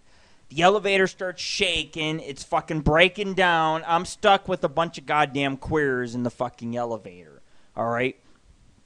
I get up to the Voodoo Lounge. I'm like, why is the lounge closed? I am a paying customer. I come here every fucking month. I advertise you guys. Oh, we got some wedding party, blah, blah, blah. Well, I'm sure they would not mind Lord Rick and AngelOfThyNight Radio at their wedding party. Let's face it, you guys know when you get married, you throw your flowers at the fucking girl who wants to become married or whatever, right? Girls, you got the bride, she takes off her garter, she's like, woo! She's just throwing it, you know? That's what I felt like. I'm like, we're family here, all right? I advertise the Voodoo Lounge. You invite Lord Rick. I'm sure the bride has bridesmaids that are single that will take off their garter for me. And, of course, for you fuckers, I will fucking sit there, I will film it, and I will put it on AngelOfThyNight Radio. And all you perverts out there will get fucking a hard on because you'll be like, you'll be all fucking excited. You'll be like, Lord Rick did this. Lord Rick is the cause of this. So anyways, the Voodoo Lounge had kicked me out last month ago. I got kicked out by the Voodoo Lounge. You know, not only that, but the elevator was malfunctioning. It was shaking. My girlfriend was scared. She's like, I didn't want to go up in the elevator, but you had to make me go in the elevator. It's like, well, let's see here. There's two girls. There's a couple fags, but, there's a couple cute girls in heels. Wouldn't you get in a goddamn elevator? I'd get into the elevator for a couple cute fucking girls, even if it meant the elevator fucking detached from its goddamn fucking things, you know? It's like, hey, the elevator broke, but at least I'm still getting laid in the last minute of our lives. See? Smart. But anyways, you guys have been spectacular, and had a member of my list post something very interesting. Oh, we got another call tonight. Holy shit, I'm too drunk to keep up with these calls. And the person had hung up. Continue the calls in, guys. I will accept your calls gladly with open arms. You guys are like family to me. You guys want to call in, you want to tell your story, you want to ask a question, you can do either. I'm not a priest. I'm not here to judge you. But anyways, someone sent to my list something from 1928. It was a Charlie Chaplin video of a time traveler. Basically what it shows is there's this woman on her cell phone. She walks across the screen. She's holding the phone like this. And she looks at the camera. Gone. Disappears. And they've been calling this video the time traveler because they're saying basically that this woman or is a time traveler. If you guys believe in time travel and you guys want to call on the show, go ahead. Tell me your theory of time travel. Ask me your theory of time travel. I'll tell you. It's just very fascinating. It's just like fascinating of the New York City UFOs. 1 million people see UFOs in New York City. And you know what? The government tried to say that it was weather balloons, but yet there was no weather balloons launched in New York City. Silver orbs that disappeared had lights on them that appeared all the way through the night. And the same sightings appeared in El Paso, Texas, in the country of China, in many other cities worldwide. Was this a mass UFO sighting? Call on the show. Tell me what you think. Are the aliens here to stay? Are they here visiting us? And like I said, we have a call. Hello. Welcome to AngelOfThyNight Radio. How may I help you tonight? Hey, Rick, what's up? What's up, man? I don't know if you ever look at your cameras, but there's this guy who, I don't know what's going on over here. That's like a hairy monster in between two white mountains.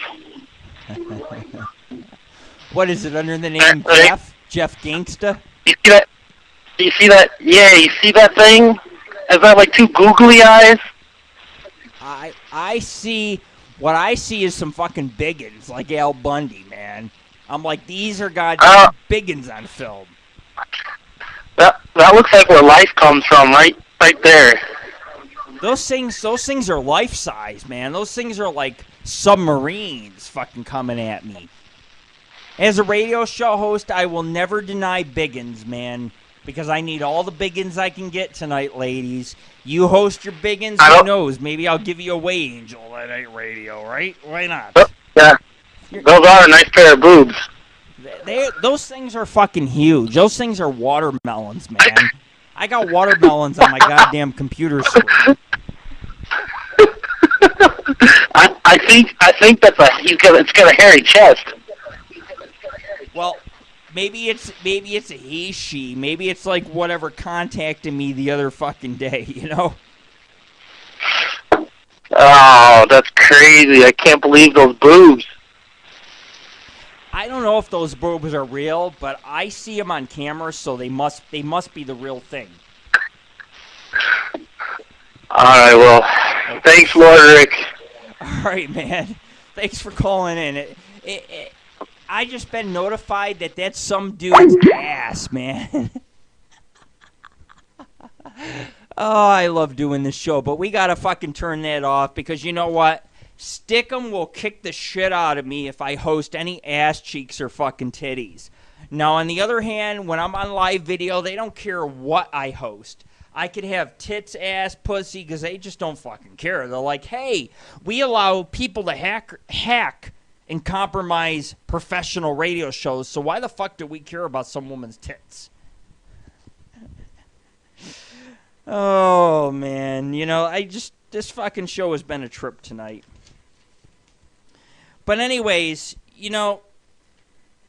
my son, he has to sign, when we go to open house or a teacher's conference, he's got to sit there and he's got to sign the sheet, I was here.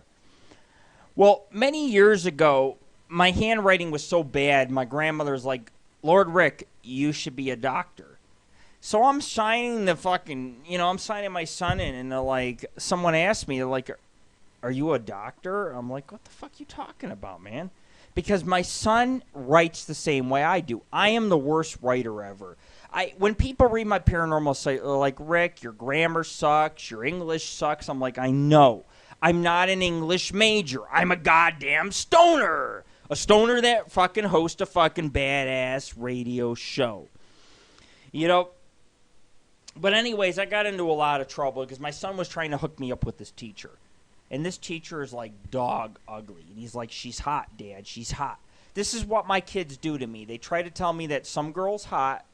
So then I end up going to the school to meet the teacher and find out the teacher's like 300 pounds and fucking got a shazoon on her goddamn face, you know?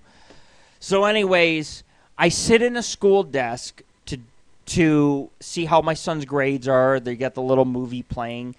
Guess what? I get stuck in the school desk. I can't get out of the school desk. When I do get out, my fucking dick, I had a hard on, I banged into a woman's ass. She gave me a dirty look. Single mom with a kid. I banged into her ass. I didn't mean to. Everybody thinks, oh, you're Lord Rick, you run Angel of the Night Radio, you're doing this on purpose. It's like, whoa, whoa, whoa.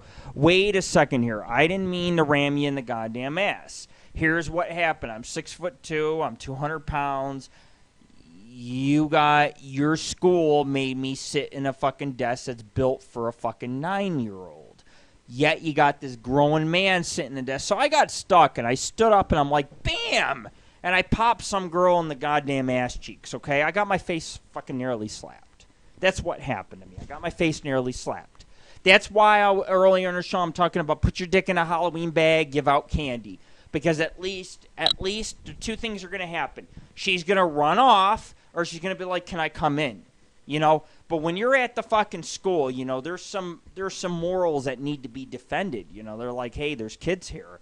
So you get your goddamn face fucking slapped. I nearly got my face slapped at open house. Only Lord Rick, you know, get the fucking face slapped. We have another phone call. You're listening to Angel of the Night Radio. We are hosted out of Las Vegas tonight. Hi, how may I help you tonight? Hey, how's it going? I was flipping through between my porn and this show. I'm a huge fan, by the way. Just letting you know. Okay. And I heard that you were going into the medical field. Yeah, I you know, honestly, I am already in the medical field. My son had surgery. He had a hernia. He had surgery, and I got bored. I started wandering in the nurses' fucking quarters, you know? I figured, hell, I go in the nurses' quarter. I might get lucky, right? They asked who I was. I said, I'm doctor. They said, Doctor who? I said, Dr. Lord Rick. So, yeah, I am going into the medical field. Great. Yeah. But I sort of have an issue right now. Okay. What's your issue? I was spanking it a little too hard, and I kind of... You ever get like a rug burn that opens up? Oh, yeah, all the time. It's kind of on the tip. Okay. I don't know what to do. So what is it you're trying to ask me? Or do you want advice, or do you what is it you like want? Like your medical opinion? Medical opinion over what? That you've been spanking it what too I hard? should do about the rash. Well, my opinion is if you got a rash, go get high, take a couple shots of vodka, and wake up the next morning. It'll be gone. All right, damn straight. Damn straight. There we go. Do what I do. Thank you so much, Lord Rick. You're welcome. Epsom salt, man. Epsom salt. Oh, these calls just get weirder and weirder as the night goes on. Of course, you guys know I fucking love you, so, you know, you guys can call in anytime you want. You know, I'm the one radio show host. If you guys call, let's face it, if you guys called in Taps, let's say you called in Taps Radio of Ghost Hunters, and you guys asked questions about ghosts fucking you and jerking off, how do you think they'd react? They'd hang up on you, right? Lord Rick, he doesn't hang up on you. I did have someone hang up on me this week. My son says, Dad, I got a friend who wants to hang out with me. I said, okay, we'll hang out. The mom says, I will not let you hang out with your son until I meet you. So anyways, we got another call. But anyways, I go and I meet this mother. So the kid comes over and he parties with my son. My son's in high school, and, they sit here and they come to the house. They play Xbox and they play video games. He says, Lord Rick, my mom thinks you're evil. I was like, okay. So anyways, I've already pissed off another single mom this week, Single mom. She thinks I'm evil because my nails, look at my nails. My nails are painted black. It's either green and black or black and green, whatever. My hair, I'm dyeing my hair blue in a couple days. I scare people. I'm an evil, evil man. So the mom's not letting her son hang out with my son because she thinks I am the Antichrist. It's like, what's wrong? Are you afraid that I'm providing your son with Playboys? Is that the problem? Anyways, we have a caller on the line. How may I take your call? Lord Rick, man, yeah, I am a huge fan. All I want to hear from you is some nasty jams. I got some beer here. I just want to jam the fuck out, man. Hell, Satan. Hail Satan? 6 hits. Some people call me Satan. I hope you realize that. What? Yeah, man, you're Satan. You're also Dr. Rick. I have diabetes, man. Well, is diabetes curable? I don't know what it is tonight, but I've been called Satan like 30 fucking times. I am in Satan fucking overload tonight. I might as well play some Ozzy Osbourne, man, because it's less. Dude, you're Satan, you're Lord Rick, and you're Ozzy Osbourne. You heard it, folks. What is your question tonight? My question is, how hard do I have to spank my... That was very weird, but that call had hung up. I don't know what it is tonight, folks, but tonight we have had more fucking phone calls than anybody I could ever fucking imagine. I have sat there, I used to host on Now Live, okay? I used to be in competition with Adrian Curry's VH1. And she used to get mad because, I'd get 40, 50 fucking phone calls a show. And this girl here has been in Playboy, and she'd be sitting in her chat room by herself. It's like just because you got a pair of tits, nobody fucking wants it. What good is a pair of tits on goddamn the radio show? What you know what I'm saying? At least with Lord Rick, you get Hail Satan, right? Hail Satan. Anyways, we got another call. This is like our 50th call tonight. How may I take your call? Welcome to Angel of the Night Radio. Hey, what's up, Rick? What's up, man? Last thing you said, I totally agree. Titties are so cool. Awesome, man. Yeah, exactly. So the next thing I'm sitting here thinking is, I got a bottle of liquor here, Jack Daniels. Okay. Let's do some shots, buddy. Let's do a shot, man. You know what? Let's do a shot. I'll tell you what. I will pour a shot right now because you called in the show. And I match shots for anybody who calls in the fucking show. This is like my 20th shot tonight. But anyways, I am on camera. I am holding a shot of vodka, and I will gulp this shot like no tomorrow. You know what? Let me get a high five real quick, just before. High five, man. High five. Awesome. I'll tell you what. I gotta tell you guys a story. Speaking of vodka. Hold on, Rick. Rick, I need to just, I'm not gonna be on the line for long, so I need to tell you something. Okay. I really believe that you are the human incorporation of Satan, brother. And you know what? What? If I knew you, we would be best friends. because I would be your Satan slave, and that's all I got to say. Awesome, man. Boy. All right, man. You have a good night and Halloween every single day of the year. Thank you, man. Thank you. All right, buddy. All right, take care. Guys, you take care. You guys are fucking great, man. It's just I cannot believe in the amount of fucking phone calls tonight. You guys are just fucking fantastic. I was going to tell you guys a story. About 2 weeks ago, I went to a hockey game. MGM Grand in Las Vegas hosts a hockey game between the LA Kings and whoever. Well, I carry knives on me and weapons, okay? I'm always carrying weapons. My girlfriend's like, why do you gotta carry weapons? I'm like, because I'm goddamn Lord Rick. I like carrying weapons, right? We got another phone call, so I carry weapons. I go to the hockey game, they got metal detectors, I get kicked out, I gotta go back to the car and return my fucking... Am I on? Hello, welcome to AngelOfThyNight Hello? Radio. Hey, bud. What's up, man? Not much. What are you doing tonight, man? This is great. I saw you doing shots, man. I got some vodka myself. Let's do another. Do another? Yeah, bro. Let's do it. Then we can talk about some paranormal stuff, man. Because we've been talking about ass and titties too much, man. Let's just get some paranormal stuff going. I have lost my shot glass, so I am drinking from the bottle. Then that's like a triple shot. Then do it. 1, 2. No, that's pussy, man. Come on. 3 seconds.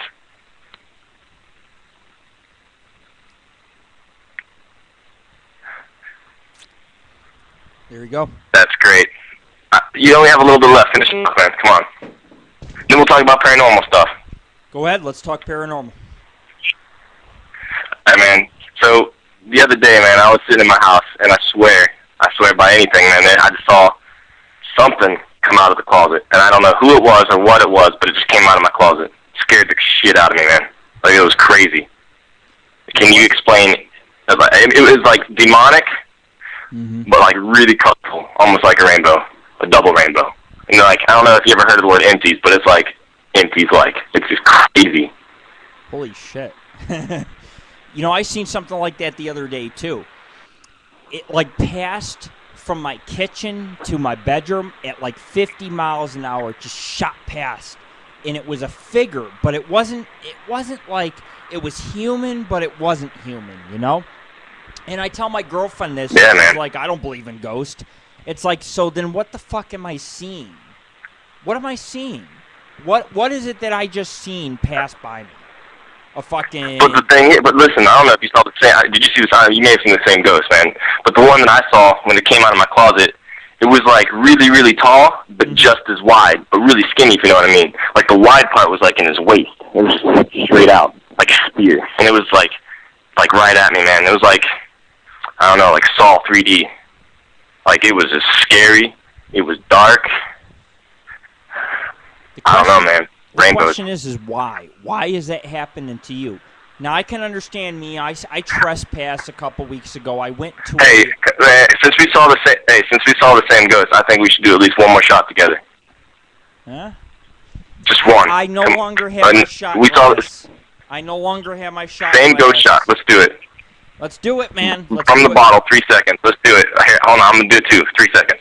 Come on, man. We did 1, 2, 2.5, 2 3/4, 3, my man. Yeah. Woo! Hold on, I'm going to do mine. That's 5. Okay, let me do mine. Hold on. I'm waiting. Count for me, man. Count for me. 1. Start now. 2. 2.5, Lord Rick. 3. There you go, folks. Drinking at its best. Angel of the Night Radio. Real paranormal tales. Oh, man.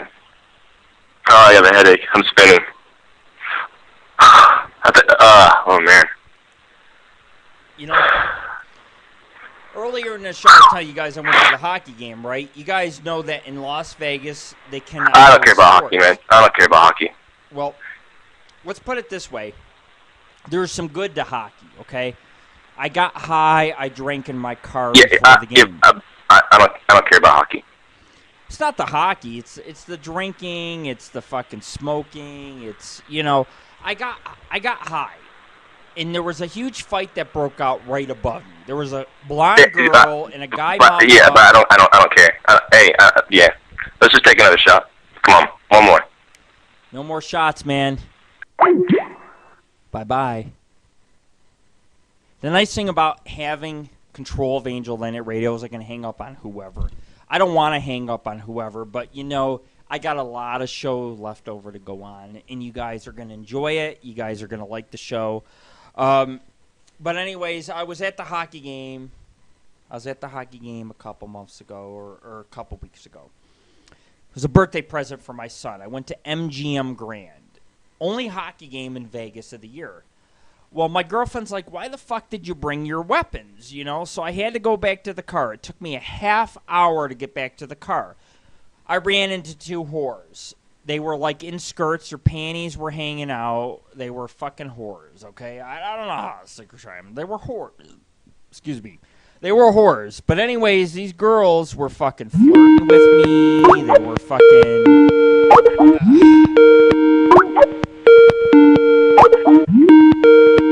We have another phone call. All these fucking phone calls tonight is just crazy. So these whores, I'm thinking, goddamn, my girlfriend's like, make sure you make it back to the hockey game. I run into whores in an elevator. I mean, they are whores. They're Hey, Rick. Yo. Hey, Rick. Yeah. Quick question. I got two quick questions for you. Two quick questions, okay. Number one, does your girlfriend have awesome titties? Did my girlfriend have what? Does she have awesome titties? Oh, yeah. My girlfriend, her titties are fucking firm. They're like fucking D's, man. They're firm and luscious. They're like, you know, it's like women. I have lady friends that gawk over her titties. They're like, I want your girlfriend's titties. So, yeah, I don't even care about the most guys. perfect answer. You'd like my girlfriend's titties. You'd like them. Oh, I would love them. There you go. Question number two for you, Rick. Lord Satan, would you do me the honor? I mean, I know you've done some, but would you please do me the honor of doing a shot with me? You know, I have had... You know what? Fuck it. Why not? I have had about 1 million people ask me to do a shot with them. Here is my bottle, which is, by the way, almost empty tonight. I've almost drinking like half. Here is my bottle. That's because you are Satan. Let's do a shot, man. Let's do a shot. Let's do one. Ready? Yeah. Let's go.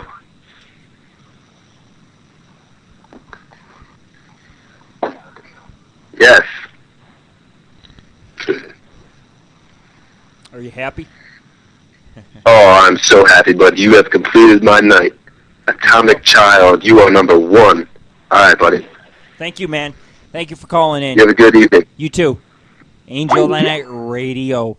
I'll enable you, Brock May. We got people coming in our chat rooms. They still want to fucking be put on webcam. I will put any of you fuckers on webcam tonight. How's that, motherfuckers? Come in here. Come on webcam. You're listening to Lord Rick of AngelOfThyNight and Nightfall Radio. We are the #1 extreme radio station in all the internet. You motherfuckers, you guys can go to George Norway, who never says fuck, shit, ass, pussy. Or you could come on fucking Stickham here and you could be like, you know what? Fuck this shit. I'm calling in goddamn Angel Night Radio and I'm being myself. Because I will patch your call through. I will put you on webcam because you guys are bomb, okay? There is no censorship here during our fucking show. But anyways, I was going on a story about a hockey game. I went to a hockey game, okay? My girlfriend thought I was a weirdo. I smoke weed. I got drunk. I'm not going to lie to you, okay? This show is about truth, right? So let's get down to business. I got drunk. I got high. Got up to security. Security said, I got metal detectors. I can't have you come through. You got a fucking knife. I go all the way fucking back to my car. It takes me 45 minutes. I missed the first period of the hockey game. There's whores. There's fucking, like, prostitutes in the fucking elevator. I'm drunk. I'm thinking my girlfriend's going to kill me. These two whores want to screw me. They're flirting with me and everything fucking else. I put my knife back. I come back through security. You know what security tells me? We don't fucking care what you got.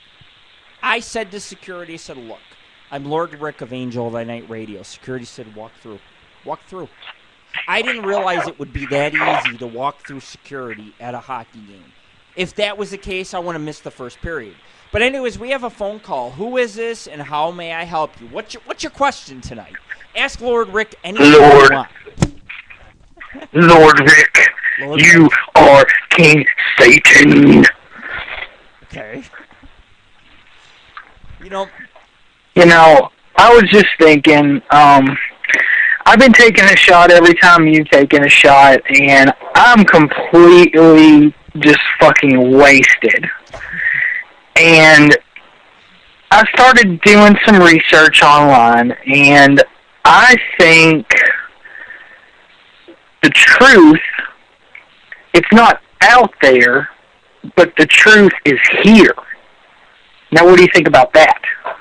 Oh, I honestly could agree with you, because I think as much as my eyes are bugged out of my head, I think the truth is here tonight. See, I have had tonight 40 fucking phone calls. So I know something's going on. I don't know what it is, but I know something's going on tonight, all right? So anyways, you're right. The truth is here. Angel of the Night Radio, live on Stickham. I agree. What's going, well, you know, something's going on. I mean, do you think that all your work's paying off and there's people that actually are starting to believe? Honestly, I'm going to tell you something straight up, man. The Paranormal Ghost Society doesn't have a lot of supporters, but you motherfucking fans of Angel of the Night Radio, you guys are great. You guys call on my show, you listen to my show, you guys are true fucking fans. You guys don't fucking care if I fuck on an investigation. You guys don't care if I get drunk on an investigation. You guys tune in. We're fucking, right now I'm looking at my fucking chat room. We have 200 fucking live viewers just for the chat room alone. That doesn't include our widgets. Our widgets could be up to 1,000 tonight. Our calls, we're up to 40 fucking phone calls. It's phenomenal. You're right. The truth is out there. Only on Angel of the Night Radio. I agree with you. I mean, this is, I've just never seen, like, a community like this come together, and I'm kind of getting, you know, I don't want to sound like a pussy in front of you, you know, but, I mean, it means a lot to me to be able to, like, you know, talk about paranormal stuff, because I believe so much, and I'm just glad you're there, you know? Let me tell you something. Lord Rick will always be there. Lord Rick is everywhere. My girlfriend says to me the other day, she says, I don't believe in ghosts. I was like, do you really want to fucking challenge me in this? Because you know what happens when people challenge me? They lose, okay? I told her, I said, you will see the dead walking around in a week. So last night I told her, I said, fuck you, you know? I was like, I'll fucking show you that ghosts exist. So my fucking alarm's going off. There's like, I have an alarm, you know, smoke detector alarm. It's going off all fucking night long. But my girlfriend says, oh, it's the cold that's doing it. It's like, no, bitch. Angel of the Night Radio is doing it. Lord Rick of Angel of the Night Radio is doing it. Why don't you understand this? We're glad you believe, man. We're glad you believe. I mean, yeah, I mean, some people, they just don't want to, and they want to, like, you know, I go to, like, a small college in a small town, and, you know, I tried to sign up to do my own radio show and stuff, and, you know, I was going to talk about paranormal on there, you know, spread the good word, and the school rejected me, and I'm outcast now, you know? And I just want to, like, tell people, like, I'm not trying to, like, brainwash them into believing, because once they see what I see, they're going to believe it anyway, and they just don't understand. And I mean, what am I going to have to do to make them realize that I'm for real? You tell me. I once took a ghost photograph to the news up in Buffalo, New York.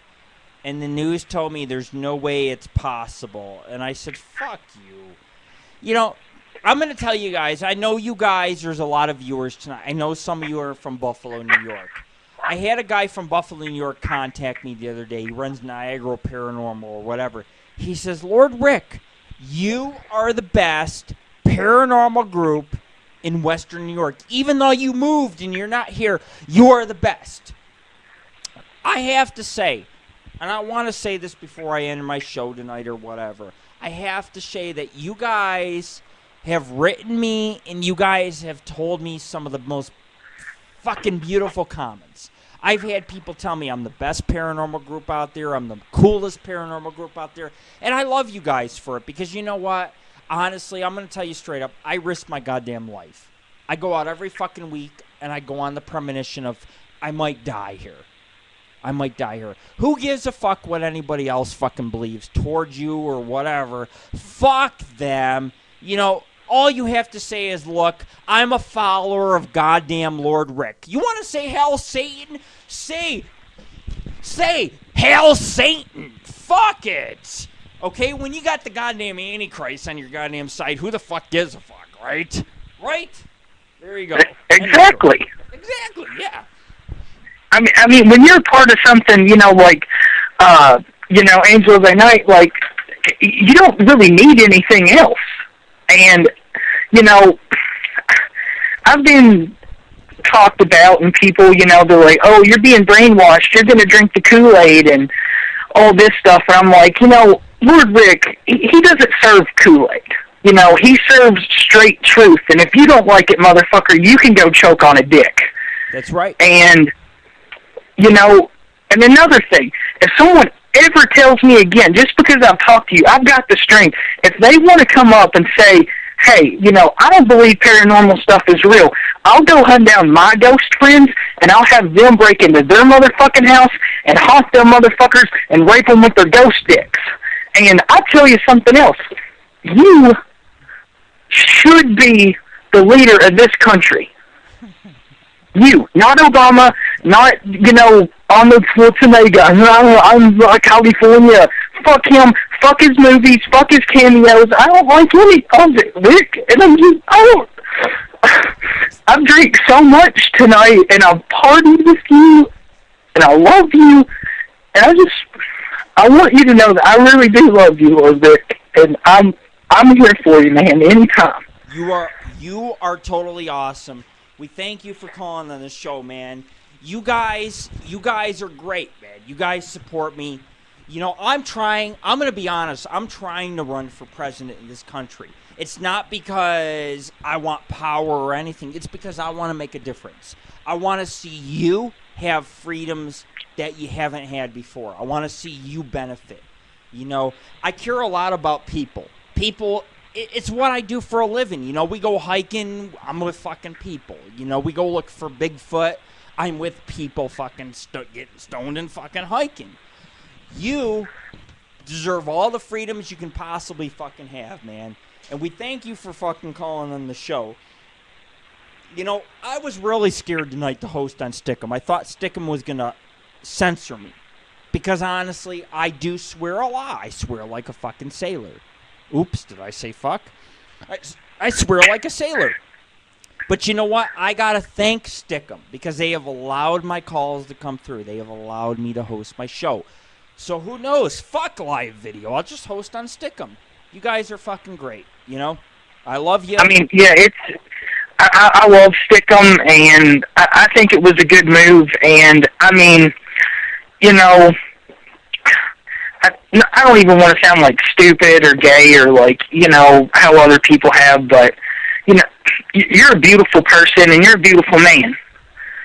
And, I mean, You know, I just wish everyone could find their, like, own Lord Rick. You know? Like, there's got to be other people out there that believe in, like, you know, love people like us, like you do, because, you know, I've called into other radio shows, and they don't have, you know, callers like us calling in, and they get hung up on, and you let us talk, and, you know, you let us love you for you, and you love us for us. That's dead damn straight, man. I love all you guys. You guys are like my children, okay? The apocalypse fucking comes. We are a fucking army. We rule the goddamn world. We rule the world, you know? It don't matter. I read an article the other day that an asteroid might hit the Earth very soon. And you know what? If I'm fucking sitting there in California or Nevada and I'm hiking through the woods and I come across, let's say, someone like you, I'm like, this is Lord Rick of Angel of the Night Radio. We're going to bond, man. We're going to survive fucking together. Because you're going to know who I am. And I'm going to know who you are. Okay? Well, I'll tell you, I want to be a captain in your army. When you wage war, I want to be on the front fucking lines, and I just want to say, take that. I've been training all day. I do my line work in Manga Studio, and they cannot fuck with me. There you go, man. You're listening to Angel of the Night Radio. Where's Jill? Come on, Jill. We want you to call up and be a slut with us. Yeah, come suck our Dan Mumfords. How about that? Suck on our Mumford, huh? How about a little submit and remix up in that ass? Yeah.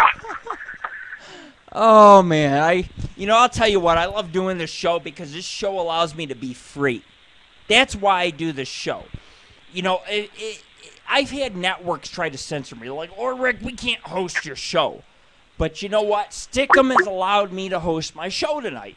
We have had record fucking numbers tonight. We're getting thrash nasty. We are getting thrash nasty up in here. And we are just breaking the threshold. We're just... Oh. We got another phone call. It's Jill. Let me put you on hold. Let's get her through. Because, you know, women are very rare to call. Hello, Jill.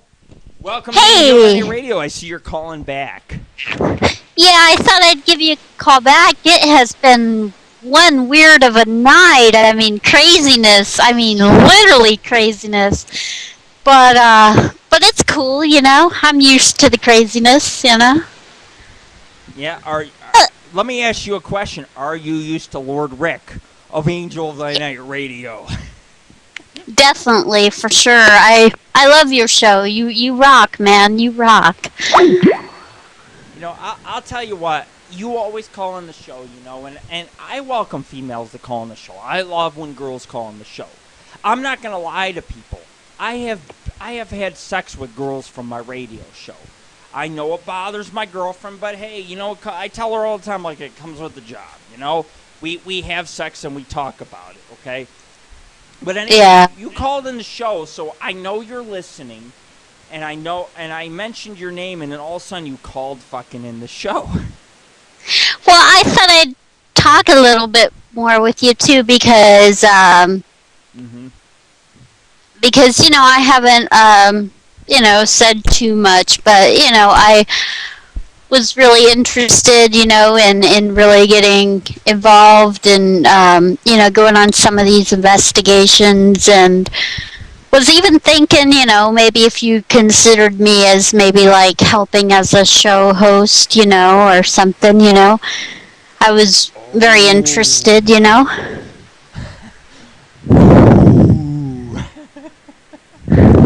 That's what you want.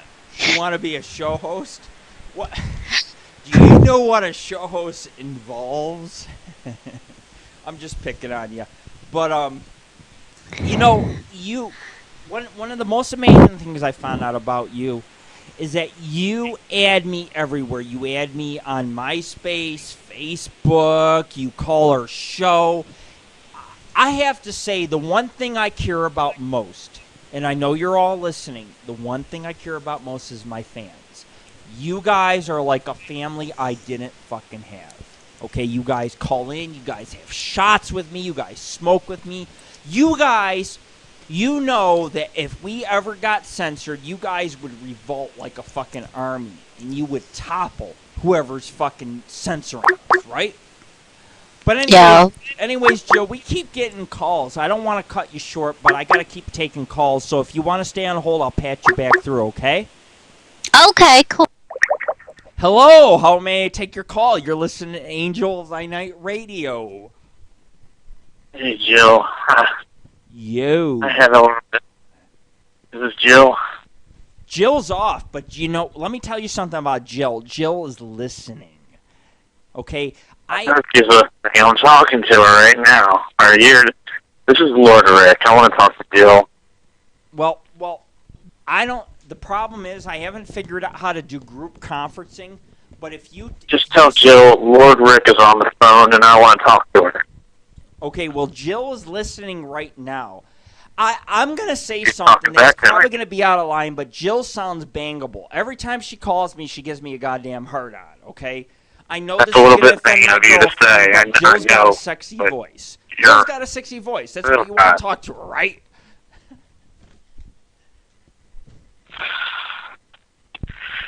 Oh, Jill, how are you doing? Jill's in the chat room. Of course... I'm talking to Jill. Let me ask you a question. Who am I talking to? Ask Jill in the chat room who she'd rather blow, you or me. Who are you? This is Lord Rick. That's right. That's right. So what's your name? You know, I found out that a name means nothing. When I go out there and I investigate the paranormal, my name means shit. It's what I see. It's what I experience. It's what I do. See, every person... So your name is Jill. You and every person listening to this show can value me as a person. And I'm not talking about... Can you turn the mic up? Nobody can hear. Well, I don't have her on cam. If she wants to get on cam, she can definitely win the contest of the year. But Jill... Well, you know, Jill has a really sexy voice. Someone in my room says, Sister... Oh, it was Jill. Lord Rick, I really think you're very sexy. You know, Jill and I are going to be going on some investigations. Jill lives in Sacramento. I'm going to be moving to Reno. And I called Jill the other day on the phone because I have Jill's phone number. And I told Jill, I said, look, I'm going to be going out to Reno. And I'm going to be every couple weeks probably coming out to Sacramento because I cannot disclose the information publicly. But I can tell you guys that I'm going to be doing a major investigation up in the Sacramento area. It's so big that you guys will want to tune into our show to hear about it. You guys will want to. Bill. And Jill's going to be part of it. Is this Jill or Bill? This kind of sounds like a man to me. Are you a man? I see you on the TV here. Jill's got a hot voice, okay? I am telling you right now, I don't know if I'd be able to keep Jill's mouth off of me, okay? Because if I took her out to some cemetery, I'm sure it would lead to other things. I know that my girlfriend's listening, my girlfriend's like, what the fuck, you know? But the truth is when Lord Rick goes out there, anything could fucking happen, okay? Could wind up in the goddamn fucking Mars, all right? I could end up on Mars. You know everything about me. I don't even know how you know this stuff about me. Listen, man, I'm so wasted. I just want you to do a shot with me real quick. Is that possible? Okay. Yeah, man, yeah. Dude, do it. Ready? Okay, well, hold on. Let me get my bottle. Shit, I ain't got none left. Dude, ready? Bottoms up, yeah. Go. Let's get this recorded. That way it's on the record. I walked into a room. I went to a place called K Manor. K Manor is located in the desert of Las Vegas. It's a manor that's about 350 feet on a hill. You got to climb the side of the hill to get into K Manor. I said, if you're here with me, give me a goddamn sign you're here. I bust into K Manor, all right? I close the fucking door. Guess what?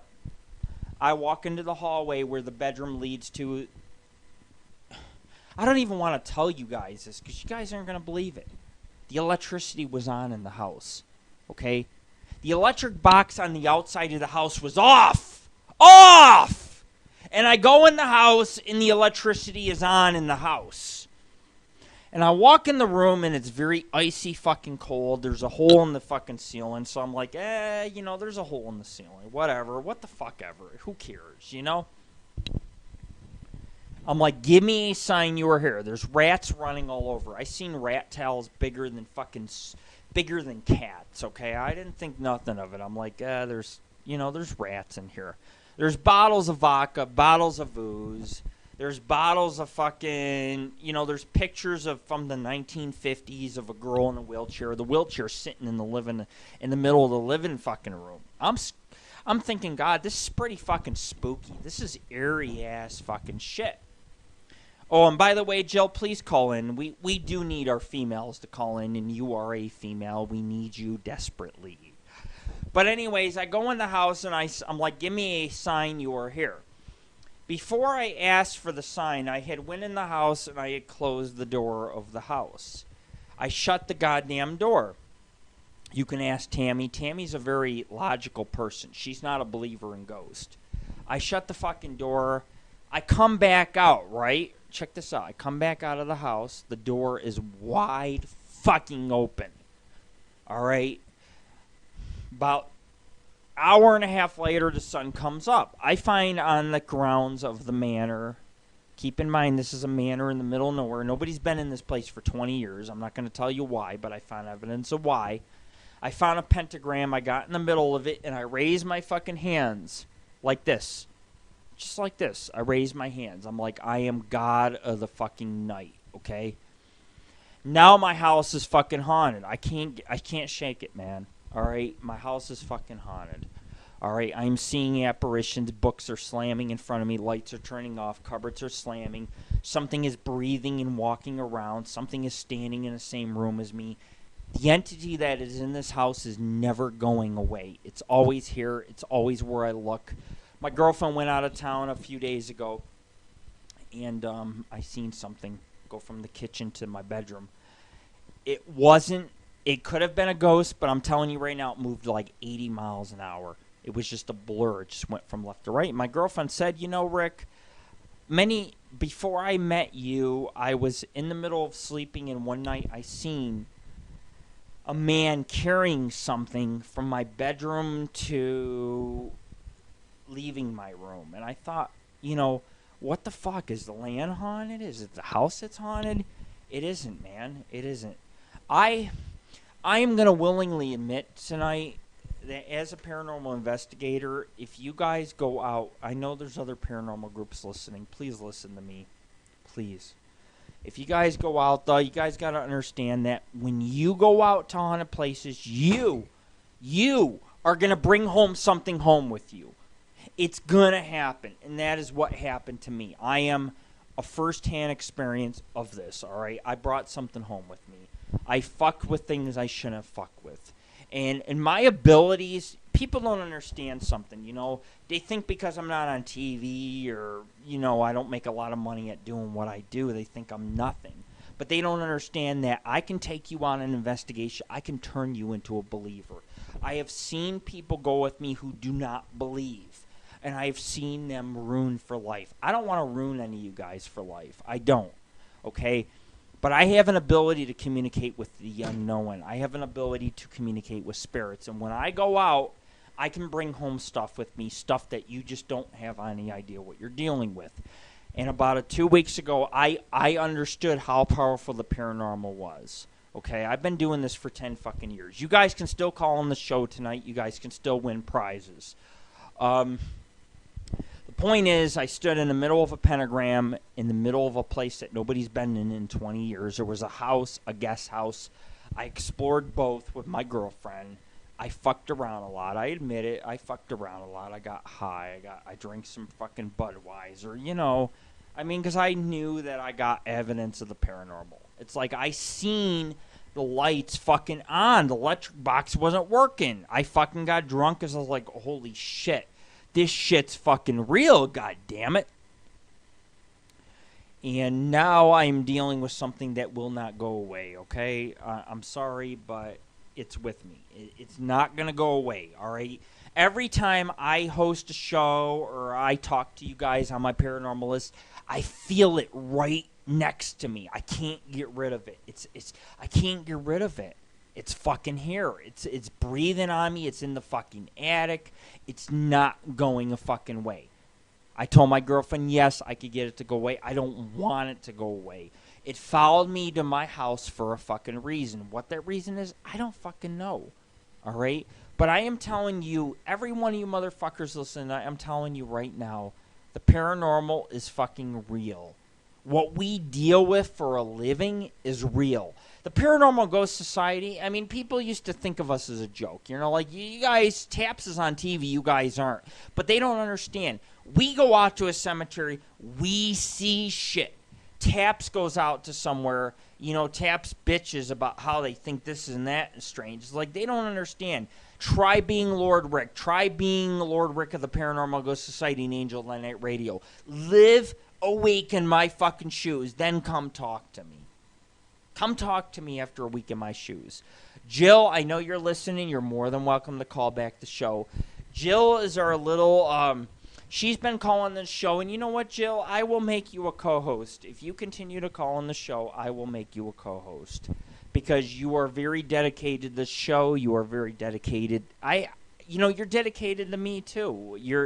We're friends, and all you guys that called in the show tonight were friends, I know who you guys are. I really do, and I'm cool with it. At least you guys aren't like Millie calling in a fucking show. You guys know what it was like when we had Millie. She wouldn't swear. She wouldn't show her tits. She was just like, she was so fucking closed-minded. I was like, come on, girl. You've been in with the show a couple years. You guys know Angel of the Night Radio is a very extreme radio show.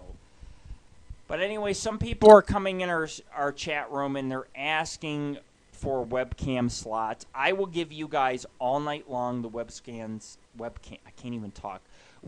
slots that you guys want, okay? You guys want to go on webcam, I will put you on fucking webcam. You guys want to show your nipples, fucking do it, man. This is a free goddamn country. If Stickham fucking decides to ban me or get rid of me or get rid of you, you can tell Stickham, hey, look, man. Okay, I believe in the rights of the first Constitution. Don't even tell them that. Say it. This is what you say, okay? I believe. Look at me. I'm looking at you. Look at me. I believe in Lord Rick. Lord Rick is the Constitution. Tonight I was talking about you guys. I was like, oh, I want to run for president. I'm not lying. Okay, I'm sorry. I can't run for president in 2012. I tried to run. Do you know what the press told me? Get the fuck lost. That's what the press told me. I told the press, I was like, I want to run for president. I want to be a politician. I want to run for president. The press told me to get lost because they don't agree to my beliefs and guidelines. But you know what, guys? I am for all the poor families in America. I am all for you guys. And it's not right the way they're treating me. And you guys can help me. You guys can go and you guys can complain. You guys can go to the press and say, you know what? Lord Rick wanted to be president, and you guys fucking fucked him over. That's it. Just tell him, you fucked him over. I wrote the press. You know what the press told me? Get the fuck lost. You're not a corporate owner, so you don't have the right to be president. That's fucking wrong, okay? My girlfriend, she tells me all the time that I would be a wonderful senator of the state of Nevada. I'd be a wonderful president. And she's right. I would be a wonderful president because you know why? I care about you. I care about your children. I care about the show. I care about our rights. And Obama, I don't know if you read, but Obama wants to get rid of pain management. I don't know about you guys, but I am a disabled man, okay? I'm very disabled. I suffer from chronic pain. I have to get shots in my knees every 3 months to be able to even host this show. I have so many fucking medical disabilities. I have diseases and everything else. And Obama wants to get rid of pain management. It's called Obamacare. He basically wants to create a medical cure in his name how he sees fit. which I say, fuck you. You know, anybody who doesn't like Obama is racist. I had some girl leave my list. She said, you're racist. You don't like Obama. I don't have to like Obama. Obama's cutting my painkillers. I need my painkillers to fucking be able to host a show. I can't come out and host a show on no painkillers because I'm in fucking pain. I got a disease. My body, my muscle tissues are fucking failing. Okay? I don't even know how long I'm going to be able to host a show for you guys. But even though I'm medically, terminally fucking ill, I come out and I host this fucking show. And Obama wants to take that away from me. Fuck him. Lord Rick for goddamn president. I'll give you guys health care. I will give you guys everything you ever dreamed of. Pot, welfare, sex, partying, free fucking living. Because that's what you motherfuckers deserve. You guys don't deserve to be charged taxes. You guys don't make a lot of money. You guys don't need that, man. You know, you guys have the ability to put me in office. You know, sign my petition, put me in fucking office. Let me help you. Okay, I will die helping you. You guys know this. You guys can come to me. You guys can call me any fucking time. You're listening to Angel of the Night Radio. We're live in Las Vegas, and we still are kicking a lot of viewers. I am sorry the show cut off. We were at 200 live viewers in our chat room. The show cut off. I don't fucking know. But like I said in the beginning of my show, my computer does cut off. I don't fucking know why. I've been terribly haunted the last few weeks. I haven't talked about it with anybody, but my computer shuts off. My power shuts off. I don't fucking know why. My smoke detector goes off. Book slam in front of my eyes. Cupboard slam. This is what I brought home to me. I brought it home because I'm paranormal investigating in places I shouldn't fucking be. Alright? I come fucking home and fucking hell is brought to my fucking house. Alright? This is a house that's never been haunted. It's a brand new fucking house. And I sit there at fucking 3 in the morning. I watch books fly past my fucking head. Nobody fucking believes me. Nobody. It's tough being Lord Rick, isn't it? You know,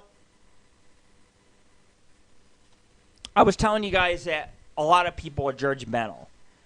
Well, I met my son's friend's mom, and she thinks I'm fucking evil. Of course, every little kid I grocery shop thinks I'm evil. You know, it's like, well, you gotta expect it. You host Angel of the Night Radio.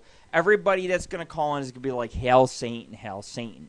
You know, I'll tell you what. I'll give you guys a free episode of Angel of the Night Radio tonight if someone calls in tonight and say it the rest of the night and says, Hail Satan. That's all you have to say, Hail Satan. Go ahead. I'm not a Christian, I'm not a Satanist or anything like that. But I do think that everybody, and I respect everybody that has their own beliefs. You guys believe in demons? Fine. You know, demons exist. I've seen demons, okay?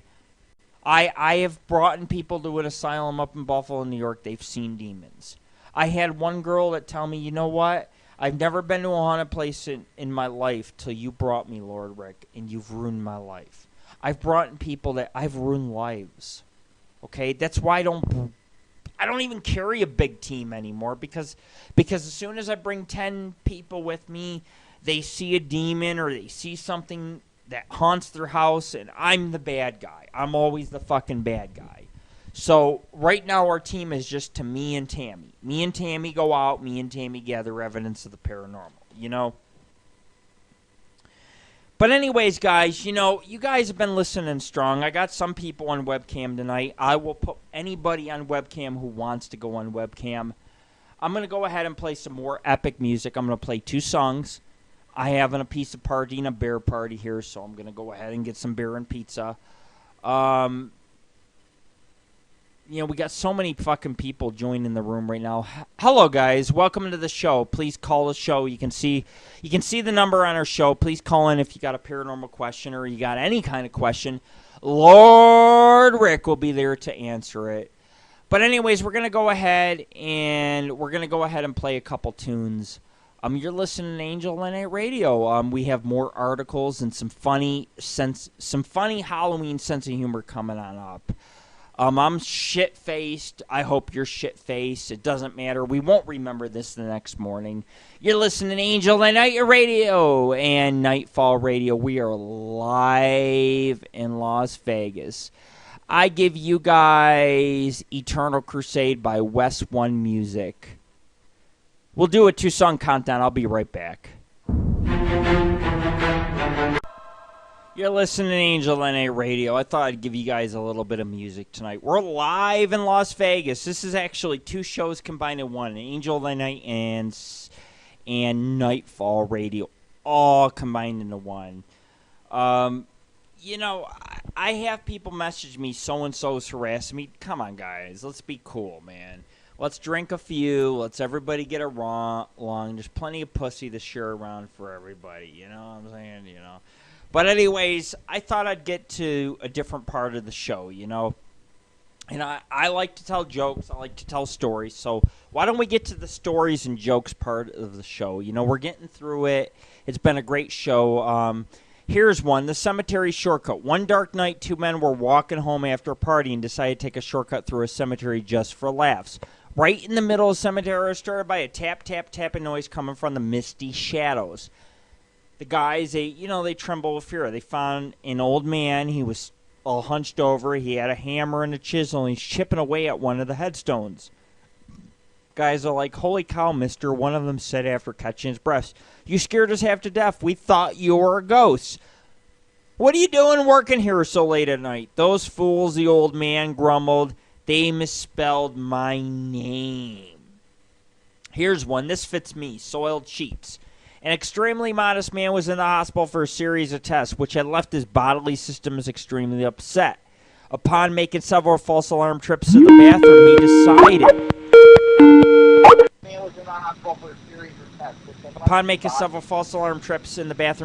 the latest episode was another, and he stayed put. He suddenly filled his bed with diarrhea and was embarrassed beyond the ability to remain irrational. In a complete loss of composure, he jumped out of bed, gathered up his bed sheets, and he threw them out the hospital window.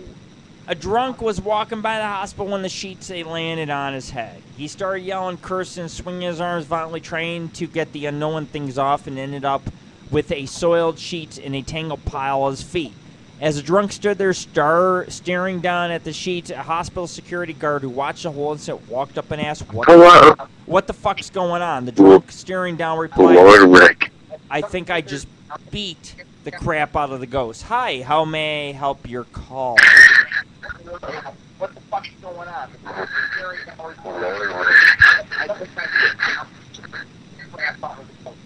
how may I help your call? Hello? Hey Rick, what's up? I'm just chilling like a villain, man. Just chilling like a villain. Hell yeah, chilling like a villain, motherfucker. What's up? Yeah. What's your question for tonight? You know what? I got a question for you, and I want to know, like, you know how you were saying earlier in the show, this was hours ago. I want to know, like, you know, when you were saying about having sex with ghosts and shit like that, you know, like, do ghosts have fetishes? Of course they do. They're just like human beings. Like, so how are you saying I'm into peeing on people, and I want to have sex with a ghost? How do I find a ghost that wants to pee on me / I pee on them? With a little bit of luck, you know what I'm saying? With a little bit of luck. I mean, I go to some of the scariest places on earth, okay? I sit there, and I'm a motherfucker. I instigate ghosts, all right? I'm like, fucking haunt me, you bitches.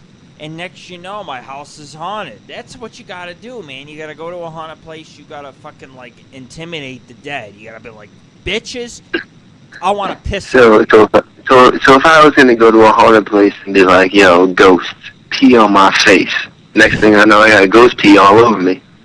You never know. Depends on how strong-willed you are. I'm very strong-willed. There you go. That's all you need, man. That's all it is. That's the answer? That's the answer to everything. If it doesn't work, all you have to do is mention my name, Lord Rick, and things will happen for you. I mean, just ask my girlfriend. Just ask my girlfriend. So if I go to a haunted place and I say, yo, motherfucking ghosts, Lord Rick said, if I pee on you, I'm going to come. I automatically have ejaculate coming out of me. There you go. Just like that, man. That's all I need? That's all you need. Alright, well, Lord Rick, let me do me a favor. Is it possible for you to do me a favor? I mean, you are Lord. You are Lord, so you are obviously entitled to say no to me. That's right. But I'm calling into you, asking, as a fan of your show, okay, is it at all possible for you to do a shot with me? I've been doing shots all night. It's not impossible to do a shot. I have come to the conclusion that fuck the shots, okay? What I do here is I just grab Next level. What's the next level off a shot? What's the next level? Drinking from the bottle. That's the next level. Drink from the bottle. You drink from that bottle. I'll drink from the bottle. And I'm gonna bottle with you. I'm gonna bottle with you. It's okay if I get drunk. It's okay. It's okay. You are Lord. You are Lord, Rick. That's right. I'm the Lord. Bottle's almost empty. Just for you fans listening, it was kind of full tonight. Was. Rick, if me and you finish this bottle at the same time, it will complete my life. Let's do it. Here we go. Is that bottle done?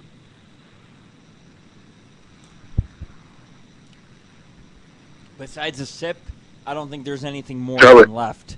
Looks like I'm going to have to buy a new bottle. Throw it against that wall behind you. If that bottle's empty, you throw it against that wall behind you. No. Do you know that if I threw this bottle against the wall, my girlfriend would fucking tie me up, put me in shackles, and goddamn strip me of my human skin, okay? No. Alright, well, you know what? Alright, Rick, I'm sorry. If that bottle is empty, go up to that door, rub the bottle against it, and drop it. It's the exact same thing. That makes you Satan, brother. That makes you Satan. Rub the bottle on the door and drop it. There, is that good enough for you? I just dropped it. No.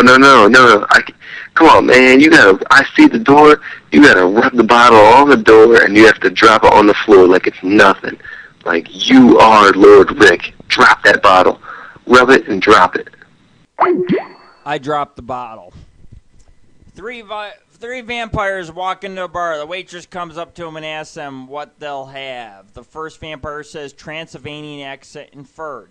I'll have a glass of O positive. The second vampire says, I'll have a glass of AB negative. The third vampire is like, I'm a designated driver. I'll have a glass of plasma. So the waitress turns around, looks towards the bartender and yells, give me 2 bloods and 1 blood light. You guys like recipes? Pay attention. I'm going to give you guys recipes. You guys will get drunk. You guys will fucking enjoy your night. I know you guys got these fucking alcohols at home. Especially Jill. She's got these. After dark, 2 ounces of Tia Maria, a little bit of cola. Pour the Tia Maria in an old-fashioned glass filled with ice. You put the cola, you mix it with the Tia Maria, and you get an After Dark. A Ghost, 1.5 Smirnoff Vanilla Vodka, 1/4 of Godiva chocolate liquor, 1/4 of half and half, 1/4 of simple syrup, 1/4 of shavings of white chocolate. You take a shaker, you fill it with ice. You put the ice in there, you add Smirnoff Vanilla Vodka, Godiva chocolate liquor, little bit of half and half, a simple syrup, shake, and you strain into a chilled martini glass, rimmed, and you sprinkle the white chocolate. Garnish with white chocolate shavings. That's a Ghost. Last recipe of the night, Vampire Kiss. Ladies, this requires you to kiss the champagne glass or martini glass. Of course, you could get on your knees and fucking kiss me tonight. Those women that will fucking call in the show and tell me they'll get on their knees and kiss me might get a free episode, might get 4 free seasons of Angel of Night Radio. What the fuck, right? Why not give 4? But anyways, no, seriously, man. Just joking around. Vampire's Kiss. 2 parts of Malibu passion fruit rum. You take 1 part of tonic water, you splash with cranberry juice, you combine all together. You shake with ice, strain into a cocktail glass, you garnish with seasoned fruit. People usually put cherries. That's a vampire kiss. But we need the female because the female basically will take the glass and they will kiss the champagne or martini glass. They'll put their lips on it, you know. Anyways, I was browsing the internet and I decided to choose 5 funny costumes. The first costume is a, I don't even know how to describe it, but it's a fuck. Hello, welcome to Angel of Night Radio. How may I help you tonight? Yeah, I'd like to make an order for delivery. Sorry, this ain't Pizza Hut, but this is Angel of Night Radio. Is this Vinny's Pizza? No, there ain't no pizza here. It was Pizza Hut. No, this ain't Pizza Hut, man. I'm sorry. Can I still get a large pepperoni? Depending on who you ask, but you ain't getting no pepperoni pizza from this man. This is very unprofessional of you. I'm just trying to get a pizza. It's 3:12 in the morning. I've been doing cocaine. I've also smoked a large amount of marijuana. I just want some pizza, if that's okay. Is that too much to ask? This ain't Pizza Hut. It's Angel of Night Radio, so no, it's not too much to ask. I got pizza here. If you just say what you just said backwards, I could maybe understand what you said, but I just don't know what you're saying. Okay, now I understand. Yeah. Okay, yeah, what I want is a large half pepperoni, half plain. Actually, no, make that large half pepperoni, half French fries. Okay.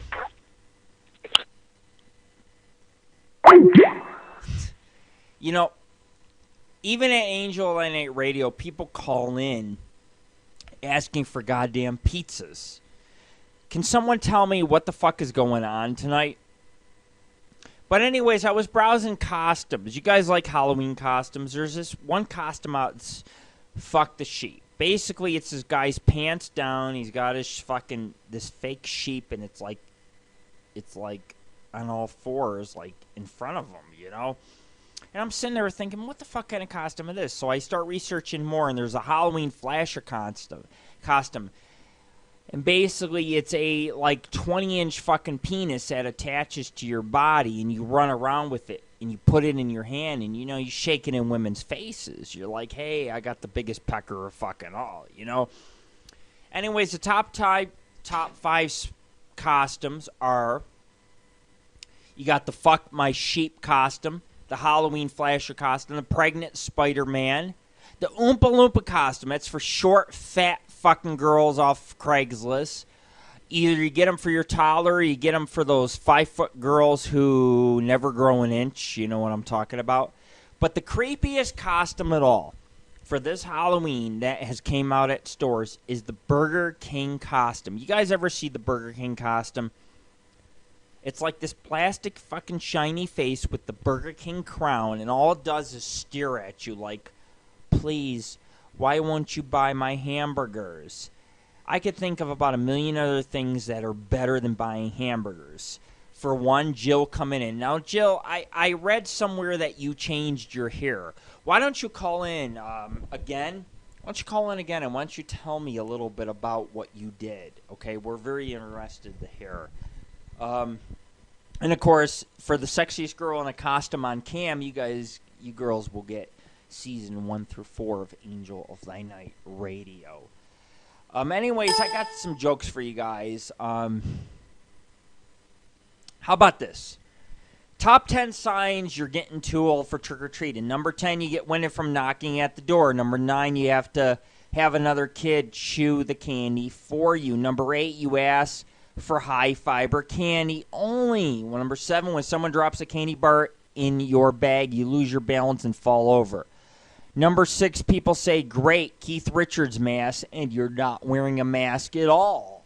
Number 5, when the door opens, you're like trick or, and you can't remember the rest. This is what I think. When I go to a door trick-or-treating, I see a hot college blonde, I'm thinking trick or fuck.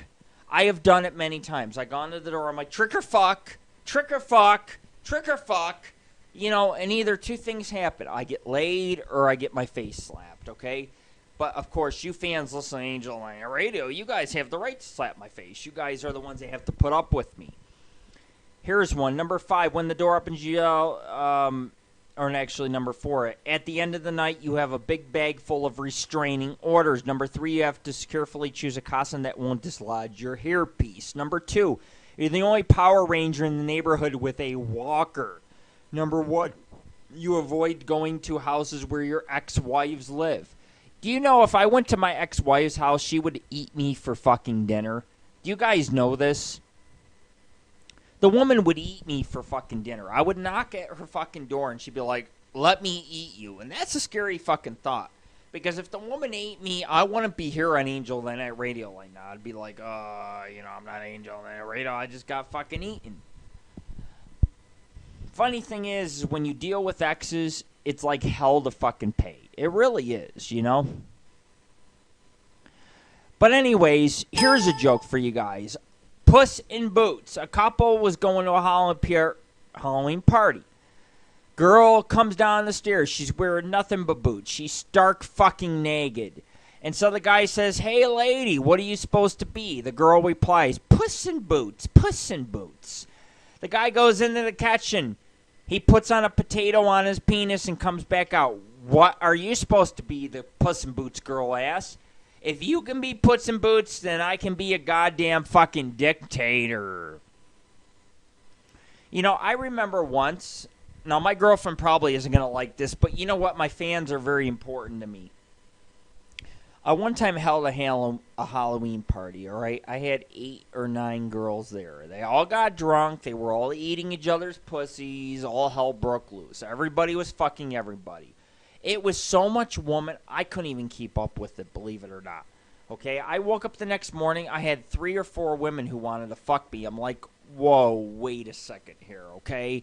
I got one dick. I can't handle all 4 of you. So whatever one of you is going to decide which one's going to fuck me, we need to come to a very nice decision here, you know? So I held a Halloween party about 6 years ago, and nothing but lesbians showed up to it. And I'm sitting there in a fucking room full of lesbians. I mean, you know, and people are like, it's great to be the founder of Angel of the Night Radio. I'm like, well, yeah, it is, but, you know, as minus the fact that these women were nuts, you know. How many of you folks post on Craigslist? Let's get to this. You know, our numbers are down, so I can offend the shit out of you, and you guys can't do nothing about it, okay? I go on Craigslist. I write girls all the time. I write girls because I'm looking for threesomes. I'm looking for orgies. I'm looking for girls to fucking bend over on Halloween night. My girlfriend, I know she hates me because she thinks, God, you're such a fucking perv. You have no loyalty. All you think of is fucking wet pussy, you know? But anyways, I go on Craigslist, and the first mistake I made is I had He-Man write me. We don't even want to get into He-Man, so let's skip to the other things. Here's an ad. Do you want to be a girl? And she says, become a sexy girl you want to be. Specials Halloween Week Pro makes artistry, and she's an anesthetician, and become a glamour ghoulish as you desire. This person has been posting on Craigslist for 2 years. Let me turn you into a girl. It's like, A, I'm never going to get alone with you to put on makeup on my eyeballs. B, I don't want to be a goddamn fucking girl. All right? I go out in paranormal investigating. I want to pull my dick out and I want to fuck something. I don't want to be a goddamn girl. Okay? But this is a person who takes all these men and makes them into girls. Supposedly. It's like, well, flat tits, dick between the legs kind of turns me off a little bit. I mean, does that make sense? Here we go. Here's an ad from a guy. He's 23 years old. He's from Las Vegas. He goes, I don't know why my ad was flagged and removed. I'm going to try this again. Here's my situation. I'm not a social person. I don't do the club scene, bar scene, and my social life is non-existent. So it's been totally near 2 years since I've been with a woman. On top of this, I took a vow of abstinence a while back, and that ends on Halloween of this year. I'm looking for a cute girl who wants to help me ring in the new year with abstinence in the best way. I would prefer a girl who's comfortable with bare back, disease and drug-free as I am. I'm not looking for pressure. You charge, take your game elsewhere. I thought, holy fucking shit, you know? When I'm abstinence and I don't get I'm not getting laid, I just come on Angel of the Night Radio and then I get laid. I don't know about you guys. I don't know what your method is or whatever. It's like, I don't give a fuck. You left me your goddamn number. You're trying to fucking be a player or whatever. I'm here, you know, this guy's fucking abstinence. You know, I haven't had sex in 2 years.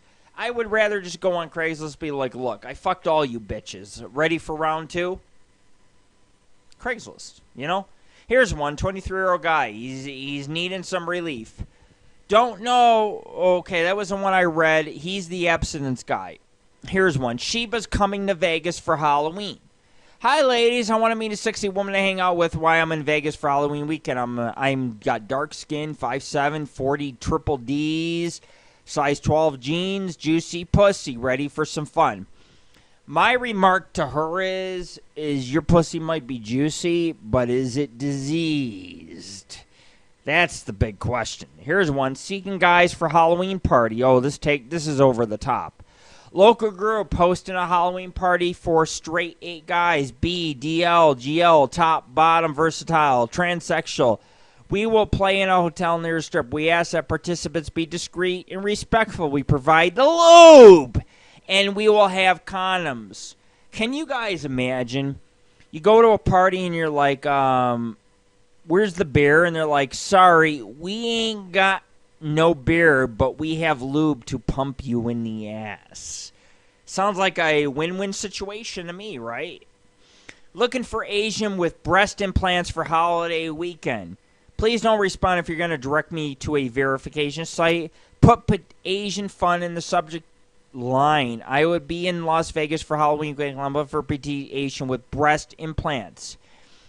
I feel sorry for this guy. Does this guy not realize if you want an Asian girl with breast implants, it's going to cost you 500 buckaroos? Does anybody not listen to me? Why would any of you go on a Craigslist, pay $500 for 5 minutes of fucking fame? I just don't fucking get it, you know? Anyways, there's guys looking for an Asian girl with implants. Here's one. Halloween bash, looking for punk or vampire girls to attend. This gets good. Hey, it's my birthday. It's the end of October. I want to make some cool new punkish goth girls to invite. Well, as is my new girls to hang with about me, I'm fun, I'm cute, I'm lots of fun in mind as planned. There's also an event planned for Halloween on the 30th. 8 p.m. to 1 a.m. only costs, here's the kicker, it costs $25 to $40 a couple. Hit me up for more info if you'd like to become friends, and please send pic and contact number so I can get back to you. Well, that was fine. I was like, all right, this bitch is lonely and needs someone for a Halloween party. What do I do? Tell me what I fucking do. Call in, whatever, all right? But anyways, it says, P.S. The party is going to have a live GJ costume party and free hors d'oeuvres. She spells hors d'oeuvres like orburbs. Like, you know how you capture orbs on camera? And she says, P.S.S. If I get 5 people, I'll throw on my party the same night with a huge cake. So I read this girl's ads, and I look at her ads. This girl's like 400 pounds. She's got no neck. She's got no body. And it's like, yeah, I know why you want the cake. You don't have to explain to me, okay? This girl fucking, told me to get lost. She's like, I got cake coming, man. I got cake. It's like, yeah. Doing anything for a pack of condoms. Here's a guy who says, title says it all. I'm broke. I need some condoms. Willing to do anything for a box of stats. Are male, white, 5'11", average. Hope you can help. When I was browsing on condoms, I thought to myself, hey, you can go to the health department. You can get condoms. There's a million places you can get condoms. This fucker, I break into the goddamn fucking government agency trying to bring you guys a radio show, and this fucker writes me and says, hey, I want your condoms. It's like, okay. I can't afford any of you bitches, but I'm 41 years old, nor do I want to afford you. What happened in the days of Craigslist, I was able to pull off a different piece of ass out of the casual encounter section if I choose to. I love this man. I love this man. He says, seriously, when Craigslist turned into a slime pit full of hookers and spam, is there a single woman out there? I don't care if she's butt ugly, missing teeth, has a club foot, and is fat. Just saying that will spread her legs just because she's horny and needing to be licked and fucked. Anyway, if you're a female over 18 and just want to fuck because you're horny, get back to me. He's D&D and he's 420 friendly, ladies. Come get him. Here's one for you guys. Here's a chick asking 3 questions to men. If you meet her questions, you will be her soulmate of the year.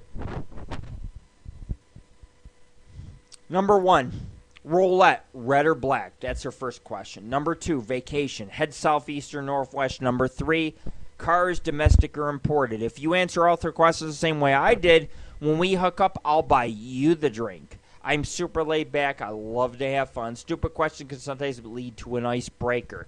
She's right. She's right. You know, you can make a stupid question and you might get laid out of it. But, this girl was straight up fucking...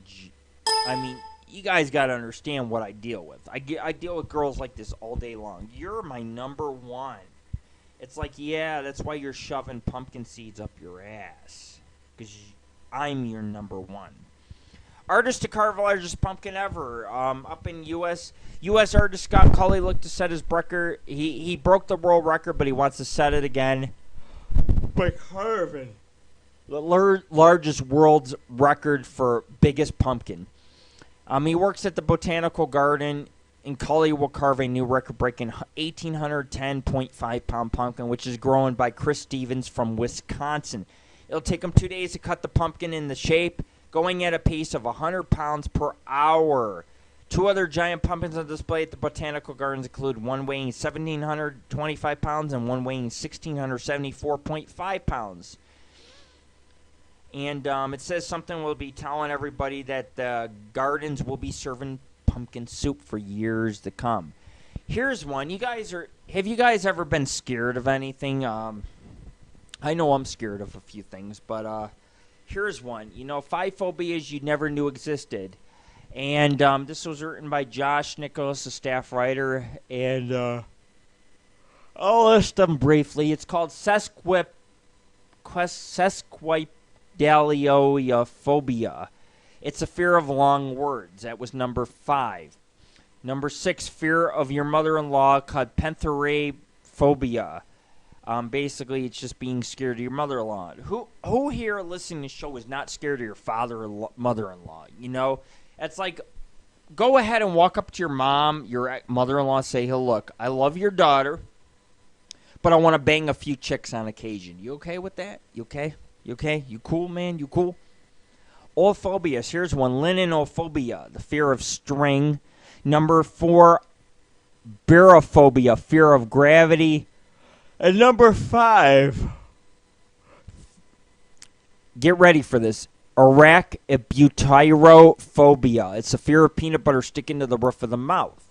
These are actual phobias. I've labeled 5 of them. There are people who are so scared of fucking certain instruments and entities, they won't leave their homes. You guys know that if you guys are listening to the show, you guys know you will not survive no more than a day or 2. Period. Not taking tracks, finding other partners and stuff. It's just not going to do it, man.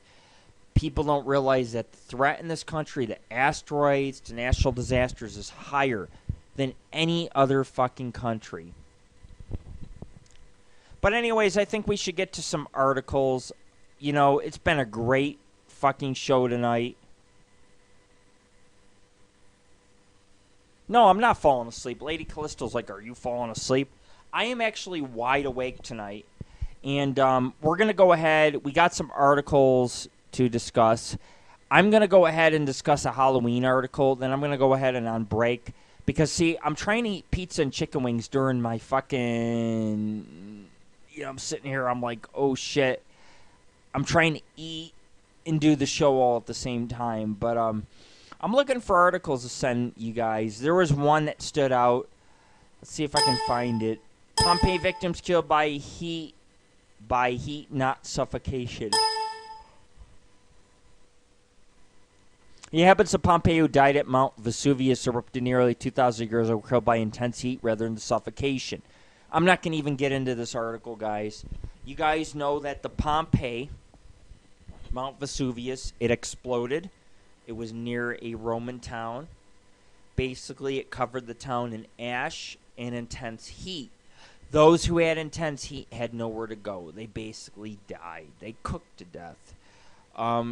The one thing about joining the Paranormal Ghost Society is we never have to worry about it. You know, everybody takes separate investigations. Everybody, you know, we do everything we can to care about a person, you know. And I know there's a lot of paranormal groups. I know you guys support them, you know, and that's fine. It's fine. You know, you want to support paranormal groups, go ahead. But Angel of the Night Radio, this is like our 4th year going on. And Angel of the Night Radio is really big for us. Escape Snakes Take Over Town. You guys ever seen the show Fatal Attractions? Basically, it's where an owner owns a pet that they're into, even though the pet's poisonous.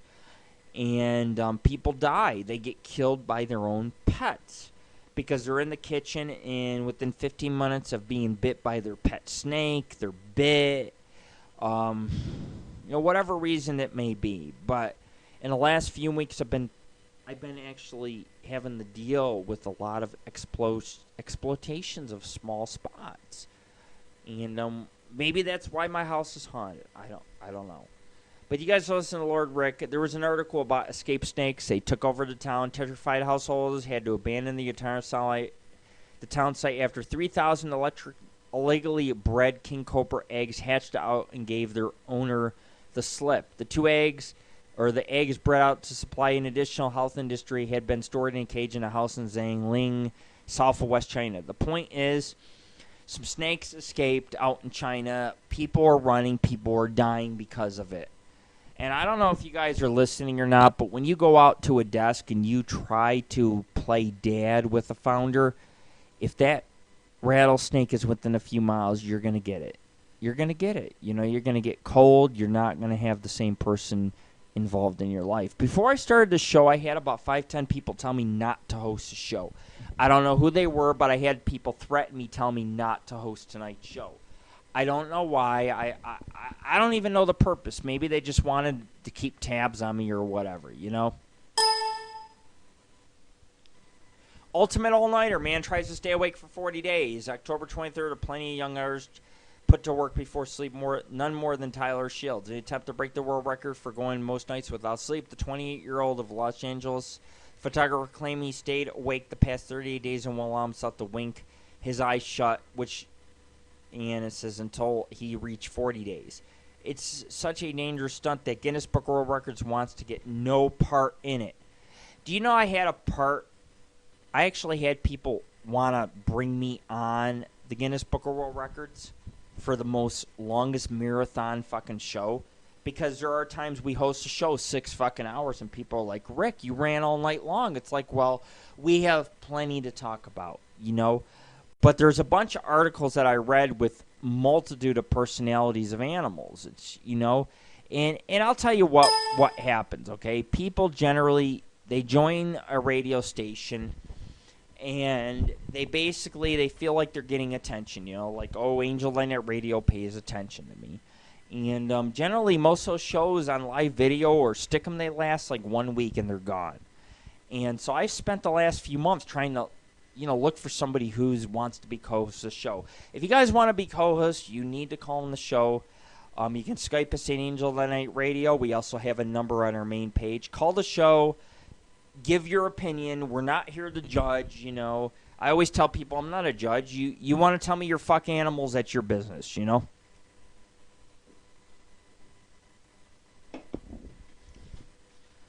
But anyways, some guy is trying to stay up 40 days, break the main record. I don't know if he'll do it. I know I couldn't, you know. Here's when Columbus cleared of syphilis. Everybody thought Columbus had brought in or imported syphilis. But centuries earlier, a grave would describe which centuries, and they knew Christopher Columbus couldn't do it. And he was blamed for it in the Americas, bringing it from Europe of his first voyage. But in 1493, they returned to Spain, bringing news of lands across the Atlantic and the first cases of potentially deadly disease thanks to exploits abroad.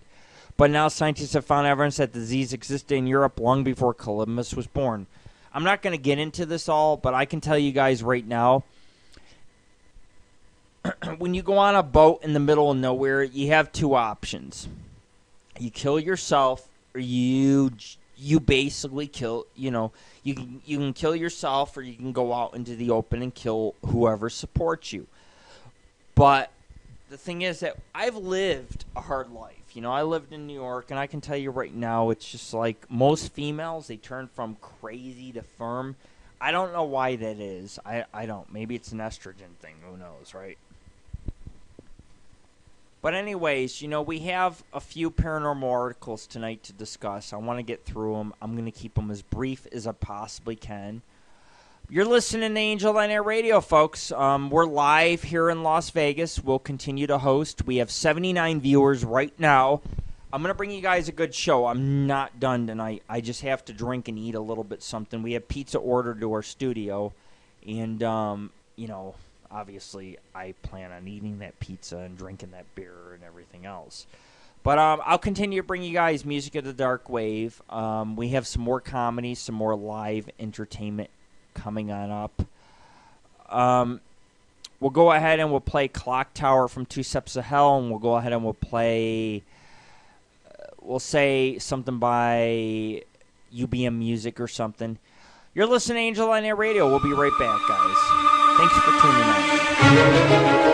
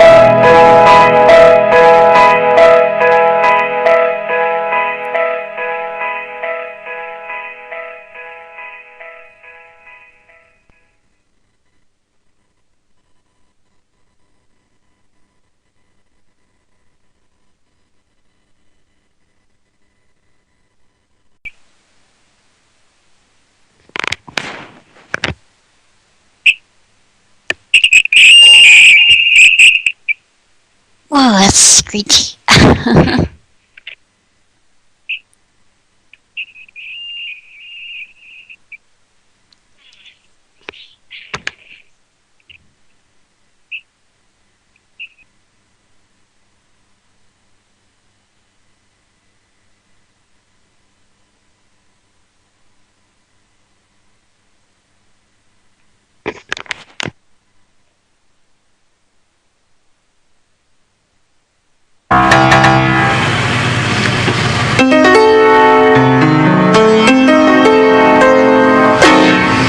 It's the piano's hooked up there.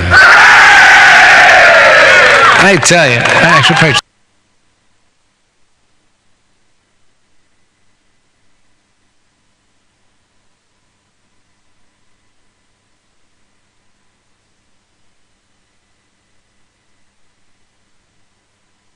Hello? Hello?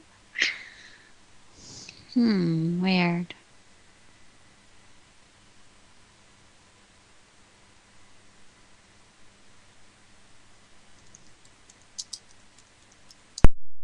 Hello? Hello?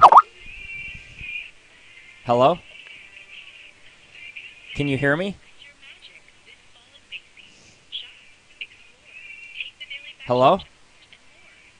Okay, it's back. I don't know what the fuck's going on with my sound tonight. I think something's fucking with my sound. But then again, you know, internet broadcasting is that way. Sometimes you lose sound. But when I was a kid, I was about 13, 14 years old. My mom would go sit out on the porch, and one day I was sitting next to my mother, and I woke up. I don't know what the hell that is.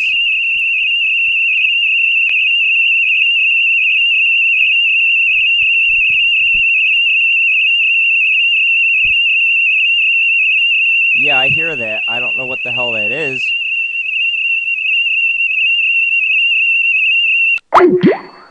It's from Jill's end. I ended up getting rid of it, okay? That way it doesn't go off.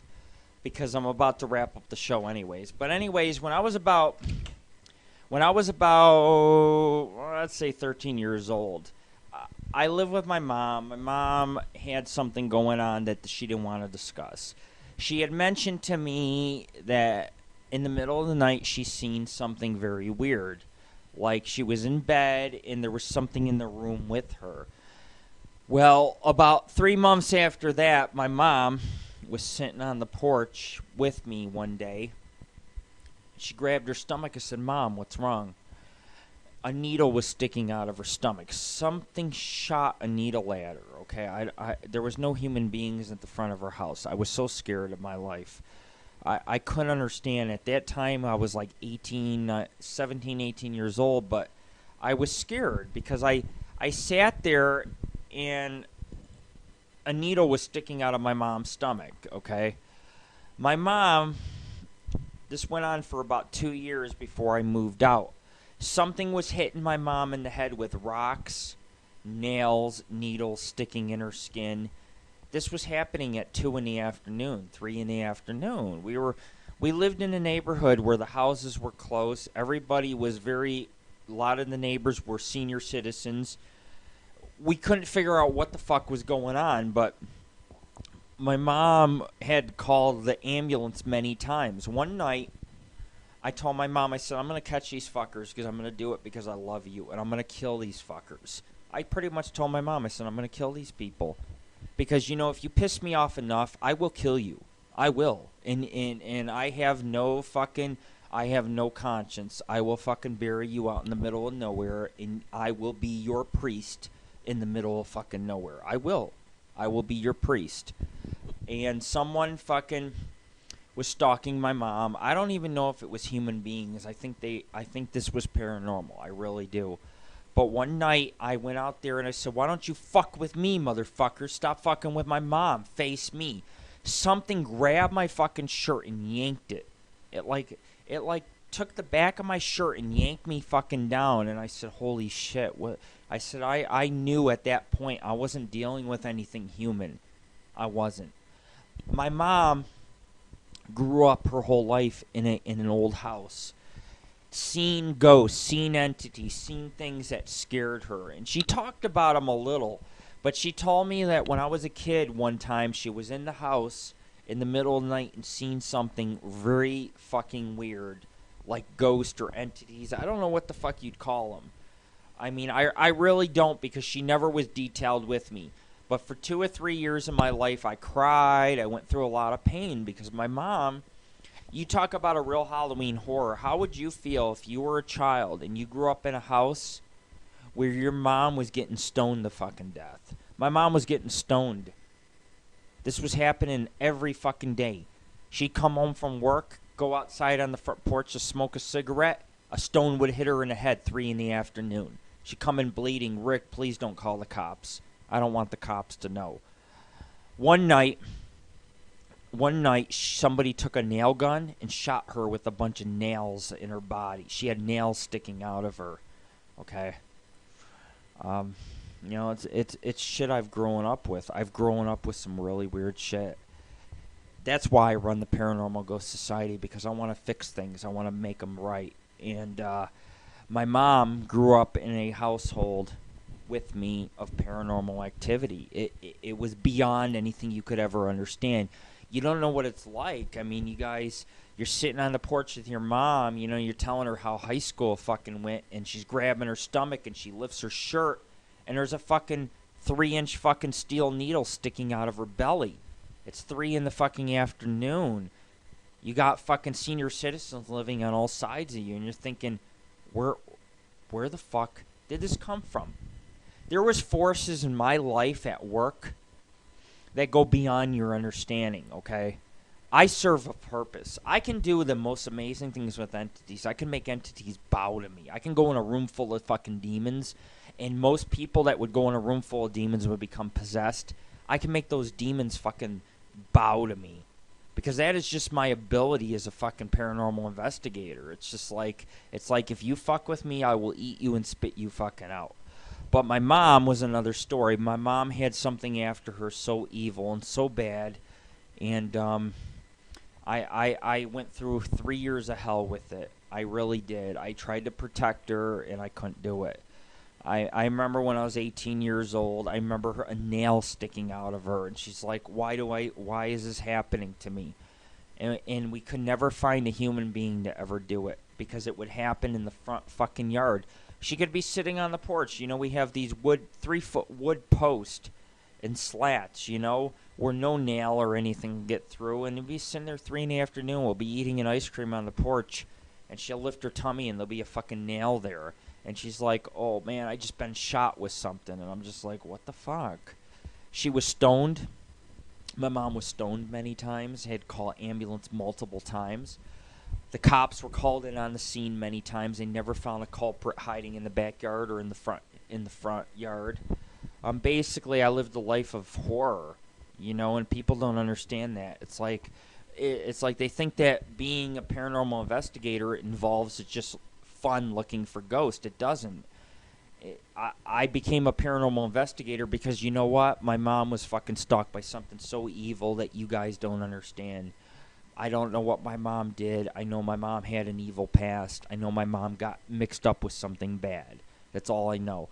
And whether it was a cult or whatever, my mom didn't talk about it much. But I'm telling you right now, I witnessed it with my eyes. I was 18 years old, and I seen my mom get shot with fucking needles all over the fucking place.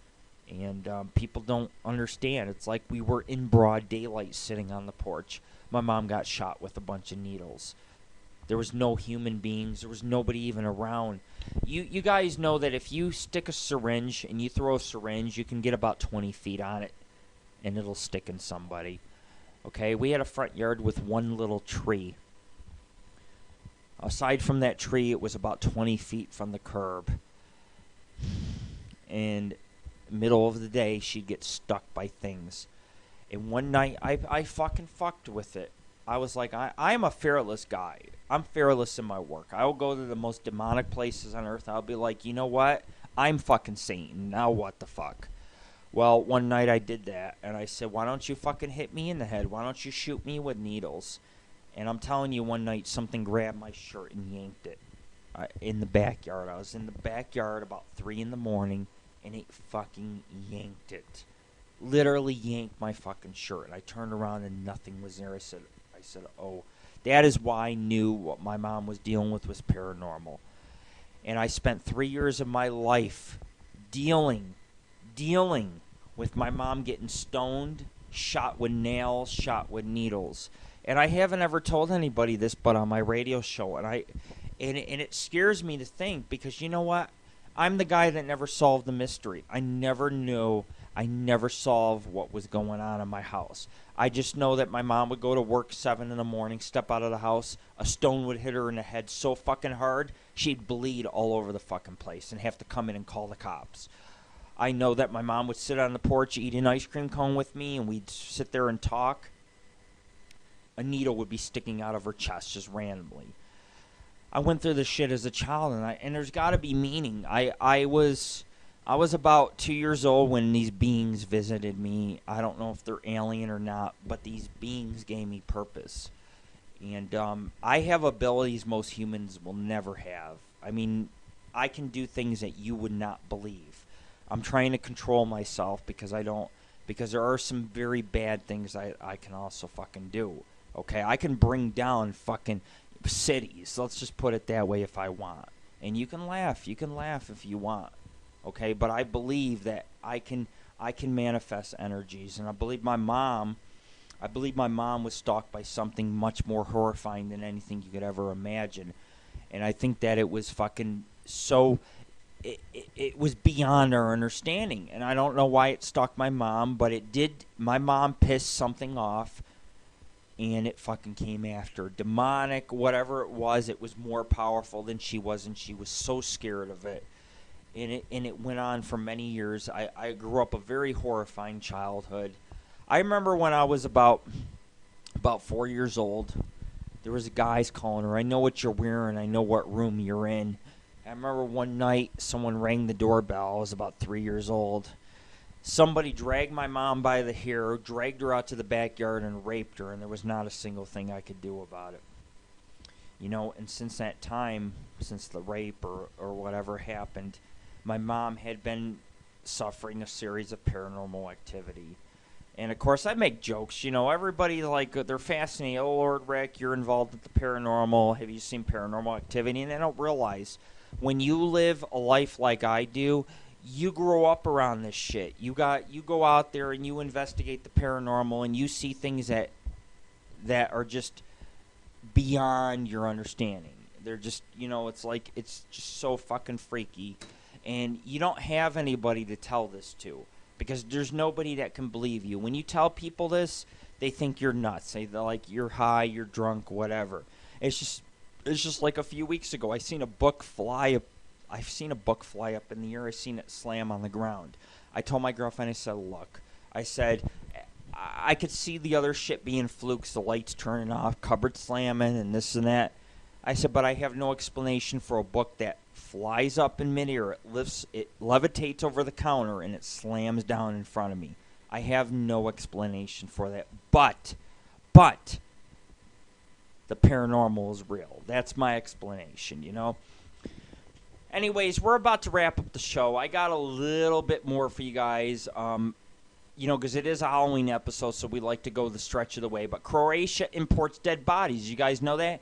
In the Croatian times, a lack of cadavers for the use of university medical students left Croatia needing to import dead bodies. The country has a weak tradition of donating dead bodies for research purposes. And basically, right now, it's like $1,000 per body. So if you guys die, you can donate it to Croatia. Here's one. Zimbabwean, he suffocates, dies in a rabbit hole. It says, Energy Kermaruko was out tracking with dogs when he noticed a rabbit dart in the tunnel near a village's Mandapaka. 20-year-old appeared inside but got his head stuck. He basically suffocated. And it says in August, Tamsin Lucius impaled himself on his own spear while chasing a wild boar. Zimbabwe, there's a lot of natural deaths that occur, and I'm going to tell you guys why they occur. Because when you are in the middle of the African jungle, it is the most deadliest place on earth. I watch river monsters. I don't know how many of you paranormal people. I know a lot of you paranormal enthusiasts came out tonight, but my favorite show is River Monsters, because the guy that hosts River Monsters, he's very upfront. He's down to earth. He enjoys his work. He's not like a lot of these paranormal groups who are just like, hey, how much you gonna pay me? You know, let's put on a show. This guy goes out there, he debunks every fucking river monster there ever is. And none of them turn out to be paranormal. They just turn out to be a certain type of catfish or something. There's never no monster involved. I have nothing but respect for river monsters. I have nothing respect for the guy that hosts the show. You know, I've even wrote the guy, but they deleted my response. The network did, not him, but, you know, per se. Because I wrote him, I said, let's do a joint show together, man. I'll go out there and I'll fucking search for river monsters. Part of our work, we research Bigfoot. We research river monsters. Anyways, guys, if you guys want to call in, keep in mind, you only got about 20 minutes left of Angel of the Night Radio. I'm going through these articles real quick. Here's one. Forget tsunamis. Asteroids will kill us with UV rays. Basically, the UV rays from asteroids would be a killer. People always thought, you know, if it hits the ocean, it'll create tsunamis, wipe out most coastal cities, blah, blah, blah, blah, blah. That's not the case. It's asteroids are very dangerous. In October alone, we've had 3 different asteroids pass Earth. One of them was a man killer, basically. If it would have hit Earth, it would have wiped out the United States. You guys didn't even know it. I bet you didn't even know it. I bet you didn't even look and do your research. It's very scary. I don't even want to think about it. You know, I sit there and think, God, if that entered our atmosphere and that collided with the United States or the coastal lines, we would have no seacoast. You know, New York City could have been wiped out in a whim. All because astronomers had not found the asteroid that passed near Earth. It's not a joke. I think people are very, they don't take the asteroid threat very seriously. But the asteroid threat can cause many different disasters, not just the fact of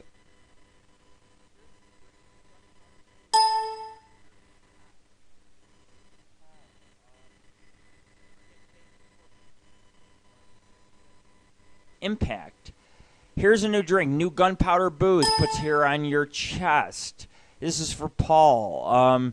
This is forget bacon, scorpions, even snake blood. This has to be absolutely manliest liquor infusion available anywhere. Gunpowder rum. That's what the Man of War and infusion of Wayne Curtis from the Atlantic magazine reports is being sold by a bartender in New Zealand to local customers. It is a gunpowder drink. If you light it, yes, it will explode. It's supposed to put hair on your chest. Would I be open to drinking it? Yeah. Why the fuck not? I'm Lord Rick, right? But anyways, I'm looking through my notes, you know, and just want to make sure that I hadn't missed anything. Because it's, you know, sometimes like I do my show and I'm like, shit, I missed a bunch of fucking shit, you know?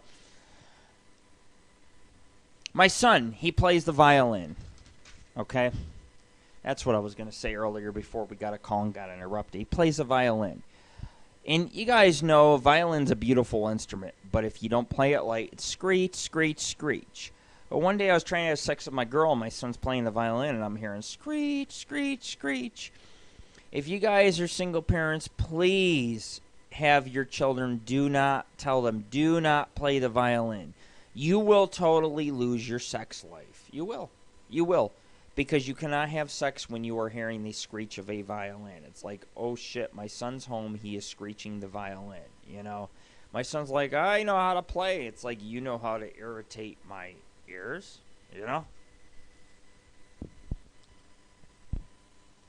Anyways, you know, we're getting through our notes here, and I have an article here about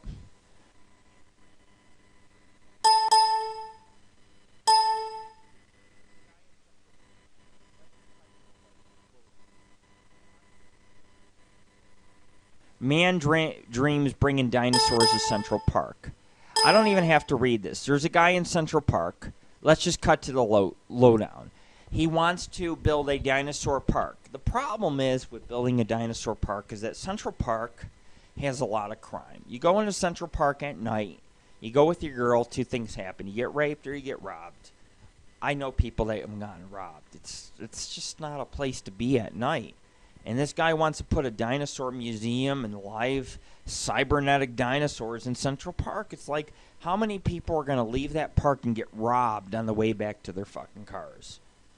When I went and visited New York City, I went looking for the Jersey Devils. I stayed in New York City for about a couple days, you know, and my knife was confiscated by the Statue of Liberty or by security. They confiscated my knife.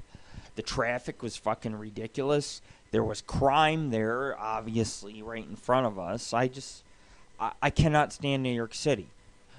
That's why, as a paranormal investigator, when I go out there, I investigate ghost towns and mines and places that are secluded because it gives me the best activity. You know, we go out there and we get some good EVPs and everything else. Here's one. Man killed and hit by hearse. We only got a few more articles to go. Sheriff Hearst was being driven by victim's friend. In Macomb Township, Michigan, a 22-year-old man was killed early Thursday morning when he was hit by a hearse that was being driven by a friend. Weird. I don't even need to get into it, but the hearse was being driven by 20-year-old friend Yorks, who had dropped off later at a party. Basically, it was just an odd coincidence, you know. It's just like, you believe in curses? Because that's got to be one. Happy coffins make funerals less grim. You guys can go to a site. Let's see if I can find it here. It's called lifebeforedeath.com. I'm not going to get into the article, but I'll sum it up for you. There's a company that puts peace signs, booze, drug signs on coffins. They bury you because they claim that the signs are of peace, happiness. You know, it's one of those things that when they put it on up, people basically, it's a happy burial. It's not like, you know, when you get buried and stuff, there's people standing around like, oh shit, you know, this is sad. But they put smiley faces on the fucking coffin before they bury you. I personally, I would go through it. You know, if I was going to die and stuff, I'd go to them. I'd be like, look, put me a pot leaf symbol on my coffin. Put me a peace sign. Draw me a pair of titties on my coffin. You know, make me fucking happy. That's what they do. They basically take people who are dying and they say, hey, do you want a happy coffin? Because burial doesn't need to be sad. People don't realize that when you die, yeah, there's an afterlife. If you're a fucking prick, you'll be a prick in the afterlife. If you're a goddamn good person, you're probably going to be a good person in the afterlife. You'll probably help others, you know. I have started Catharsis, and you can start it. You can see it on our site. Basically, it's a project that I'm working on. Go ahead, check it out, you know. Man hit and killed by hearse. We went through that. 80-foot pregnant whale washes up in California. I have these articles memorized, but up in California, there was an 80-foot blue whale, I believe, that washed up on shore. It looked like it was hit by a boat. There's nothing that could be done, but it obviously died. It was 80 foot long. You see like forklifts and you see guys like standing up by its mouth. This thing is fucking huge, you know. And I watch Whale Wars. Animal Planet's my favorite show because they have this thing called Fatal Attraction, and they have The Haunted, and they have some cool paranormal shows too, you know, like True Tales, which basically tells tales from other paranormal groups of paranormal stories, and then they air them, they reenact them, you know. And some of the cases are some paranormal investigators went on out investigating something and never came back. And I know there's a lot of paranormal groups listening tonight, and you guys got to listen to me, okay? I've been doing this work for a long time. You guys got to make sure that you know what you're doing, okay? You're going to die. You're going to die. You will die. There are things out there that will kill you. It might not happen in the next year or two, but if you're doing as long as I have, you've been going out 10 years. I'm on my 9th investigation, and there are things that have chased me. There is men that have chased me with guns. You will die if you do not know what you're fucking doing. Here's one, a true Jaws story. This is also on the news, but a sailor's body found inside shark at Jaws Beach. The body of sailor disappeared off Jaws Beach off an island of one of the Jaws movies. There's a film has been found inside the stomach of a shark. It says police in the Bahamas used fingerprints to identify Judson Newsom, who also Still waiting DNA test analysis. It's unclear if the 43-year-old Mr. Newton was alive when he was eaten. Mr. Newton went on a boating trip. Point is, the boat broke down. He didn't want to wait around, so he went on out to this fucking island. Yes, the show is still going, Paul. It's almost done, actually. But anyways, the guy was eaten by a shark. The guy caught a tiger shark, found in the arms. He seen this leg. He figured he cut the shark open, found the rest of the body. Sharks, recently, like, they found a bull shark in the Missouri or the Mississippi River about 1,000 miles upstream. And you guys, I don't know if you guys know anything about bull sharks, but they will bite anything. They don't give a shit. If they are hungry, even if they're not hungry, they will attack.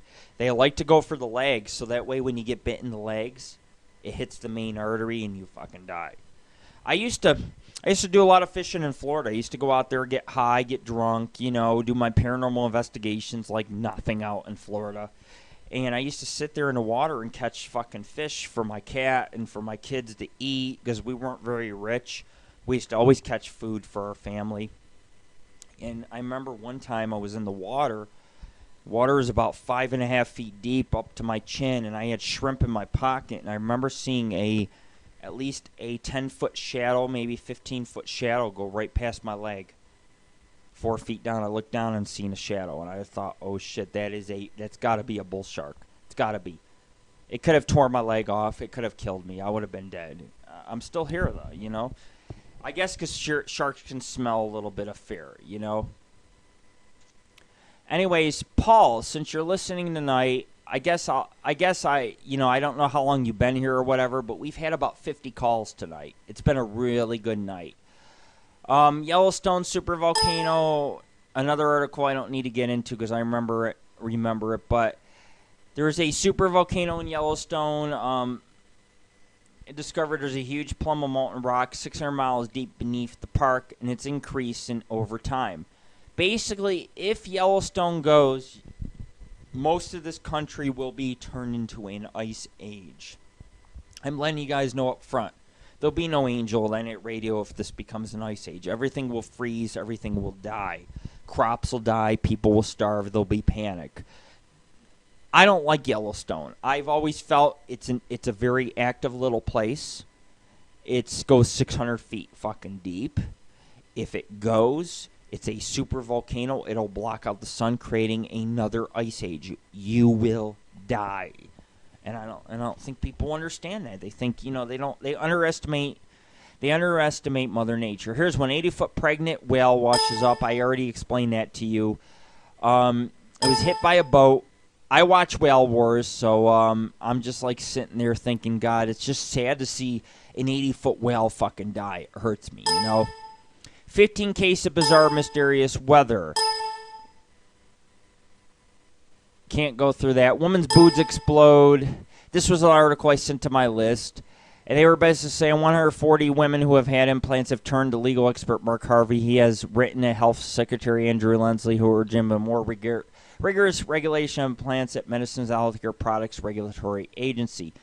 It seems that incredible that the firms can import in this country without satisfactory checks to ensure that they can deal with reproduction of devices.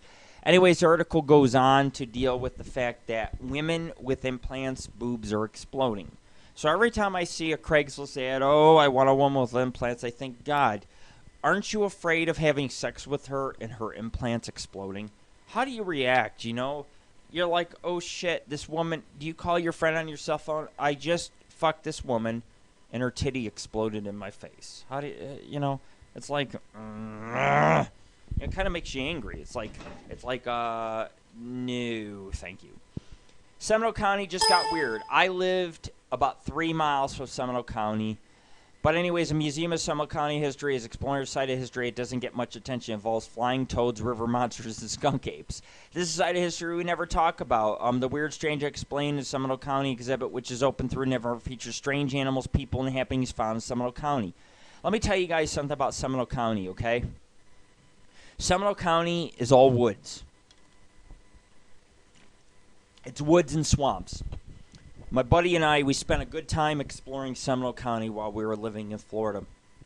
We went to this one state park that had had miles and miles of hiking. We spent like fucking 8 hours hiking through it. Yes, there's skunk apes. Yes, there's ghosts. Yes, there's fucking crocodiles that will eat the fuck out of you. You don't fuck around in Seminole County.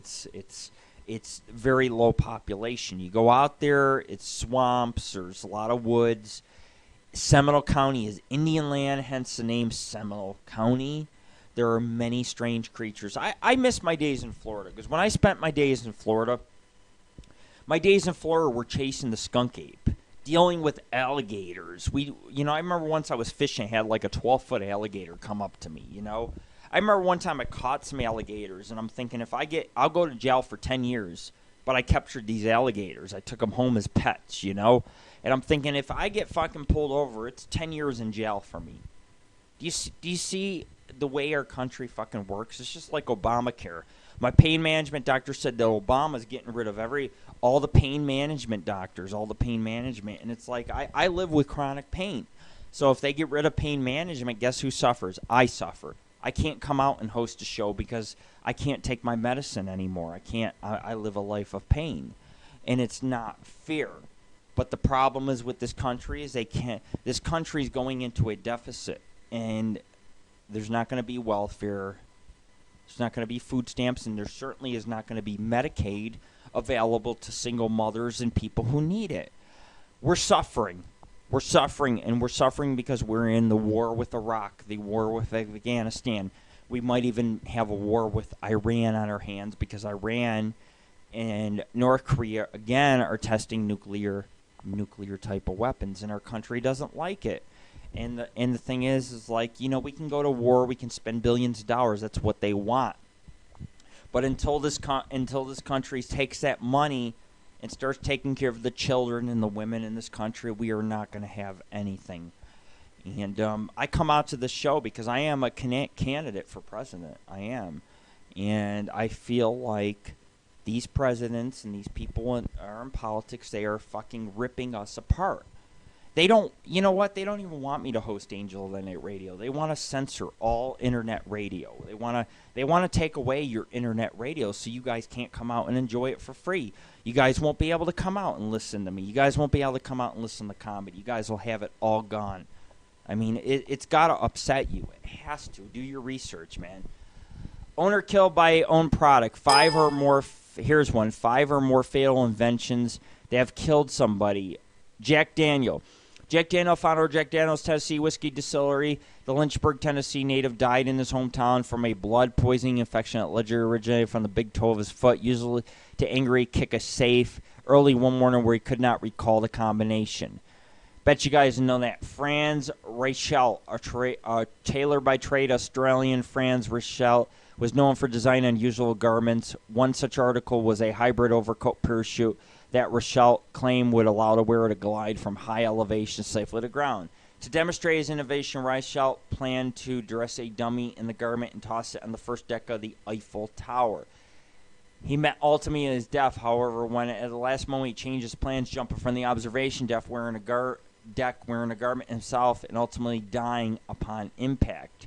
Michael Dick Cray, the British pilot, met his unfortunate demise in 2009 while testing a flying taxi prototype where he designed the hope of revolutionizing a short distance of air travel.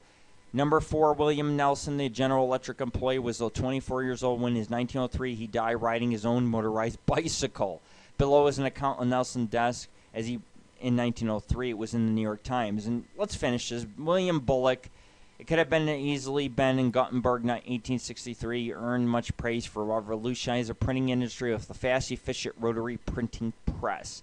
Only 4 years later, inventor would die as doctors attempt to amputate his infected foot that was crushed while trying to kick a pulley into place on a new machine. Most of the inventors died because they were angry.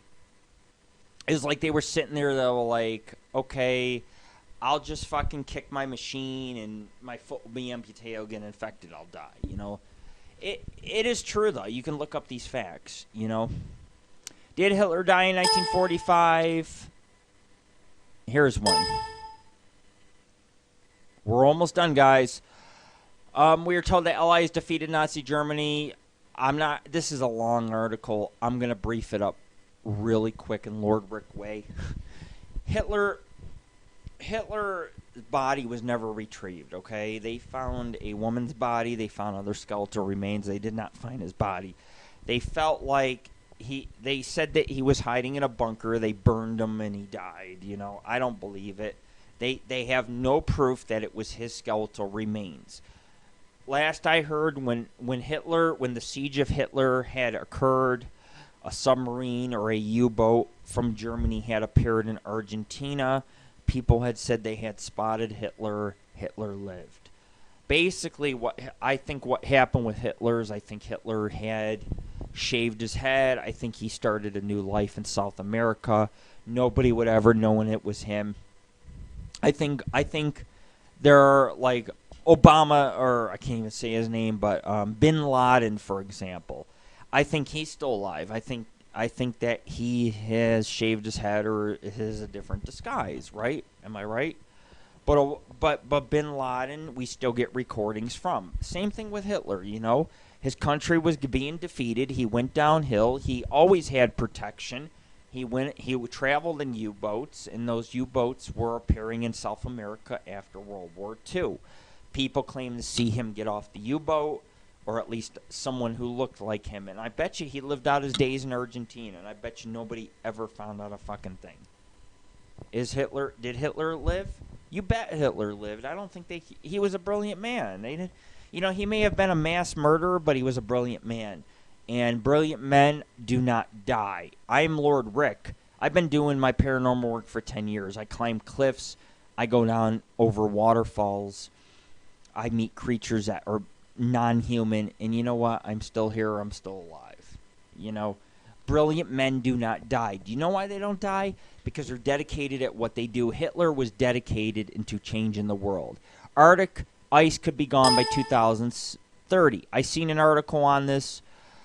I'm not going to get into it all again. 11% per decade is disappearing. I seen a show on the History Channel. It is true. There is about 11% disappearing. In the next 10, 20 years, there's not going to be an Arctic left. If the Arctic melts, the seas will rise. New York City, all Florida, and many other coastal cities will be underwater. What it means is if they are underwater, there's two choices. People will abandon the cities or people will die from drowning. It's scary. It really is. I moved out of Florida because Florida is at sea level. If a tsunami or if sea level rose, I would be completely underwater in Florida. I did not want that life for me and my children. But I felt like because the Arctic is being eradicated 11% per year, 10 years from now is 110%. 110% means there is no Arctic left. You guys got to understand that the poles are shifting here on Earth. And it's happening so fucking quick. It's happened quicker than ever before. Couple hunts. We went over the serial killer cow. I'll go over it real quick and tell you where it's from so you can look for the story. But in Hall County, a family has spent nearly a year searching for answers. All their cattle are turning up. They got no genitals on them. The genitals are being sliced off, okay? I don't care what you say. I think aliens are involved. I think they're coming down and they're amputating certain body parts. They're harvesting. These parts are surgically removed, and the family has not said aliens. They're like, oh, we think it's a human, but there's no tracks. It's very strange. They got a guard dog. They got FBI out there, and it's still happening. They've lost 20 cows in the last year to their genitals being cut off. You guys tell me. Can someone call in and tell me what that's about? Because if you don't, I'm ending the show. Because I want to know why so many cattle in the West are being mutilated. When I was up in Florida, I had a lady friend who had another friend. A guy owned 2 Rottweilers. Rottweilers are 200 pounds apiece. Well, one night the guy went out of town, left his dogs in the backyard. Came home, find parts of his dogs mutilated. Parts were missing off the dog. There was chunks taken out of the dog. He called in the state, and the state said there is nothing that can cause it. There's nothing that can climb your 9-foot wall. What killed those people? You know what killed those dogs? Same thing that chased me in the fucking woods up near where those dogs died, about 2 miles from them dogs. There's a town called Casadega. It's a psychic town. They've always believed that there's a very powerful creature that lurks the woods around there. I spent time in those woods. I whatever chased me in those woods put tears in my eyes. It was scary. It was scary being chased by something, okay? I spent time in those woods, something chased me. My friend fucking drew his sword out. He had a knife or a blade. He said, Rick, I can't deal with this, man. There's something out there that's predatorial, and it's moving around. It's talking in a language I've never seen, and it's stalking us. You guys can go on. You can listen to Ghost Hunters on Sci-Fi, but you guys got to realize these are a bunch of guys that go with cameras, and they go out and they entertain you. You know, they try to hype things up, but they don't. But what you don't understand is us real paranormal investigators. We go out in the woods, and when Bigfoot chases us, it's real. When aliens try to fucking kidnap us and mutilate us, we're running from them. We're the real fucking deal. We are self-funded. We don't have a million cameras chasing us or a big crew. And people from Ghost Hunters, I hate to say it, but people from TAPS, they are charging people like $20 a ticket to go investigate. They're like, you can investigate with us, and people are paying $20 a ticket. And they're going out there, and they're buying their fucking way to a haunted place, and they're getting ripped off. Because anybody can go out and paranormal investigate. They don't need to pay a ticket to TAPS and make them more rich. And I don't have nothing against other organizations, but I don't want to see it. I don't. Because we pay a lot of money to travel to our locations, and we're not going to sit there and charge our viewers, hey, pay us $20, I'll take you up there, or I'll show you the place. You know, you guys can all do your own places and investigations if you want, you know. Here's one that someone sent me. This was sent to me. Titanic was sunk by a steering blunder, new book claims. It was always thought the Titanic sank because its crew was sailing too fast and failed to see the iceberg. Not true. According to the new book, the Titanic had plenty of time to miss the iceberg, but the Heisman panicked and turned the wrong way.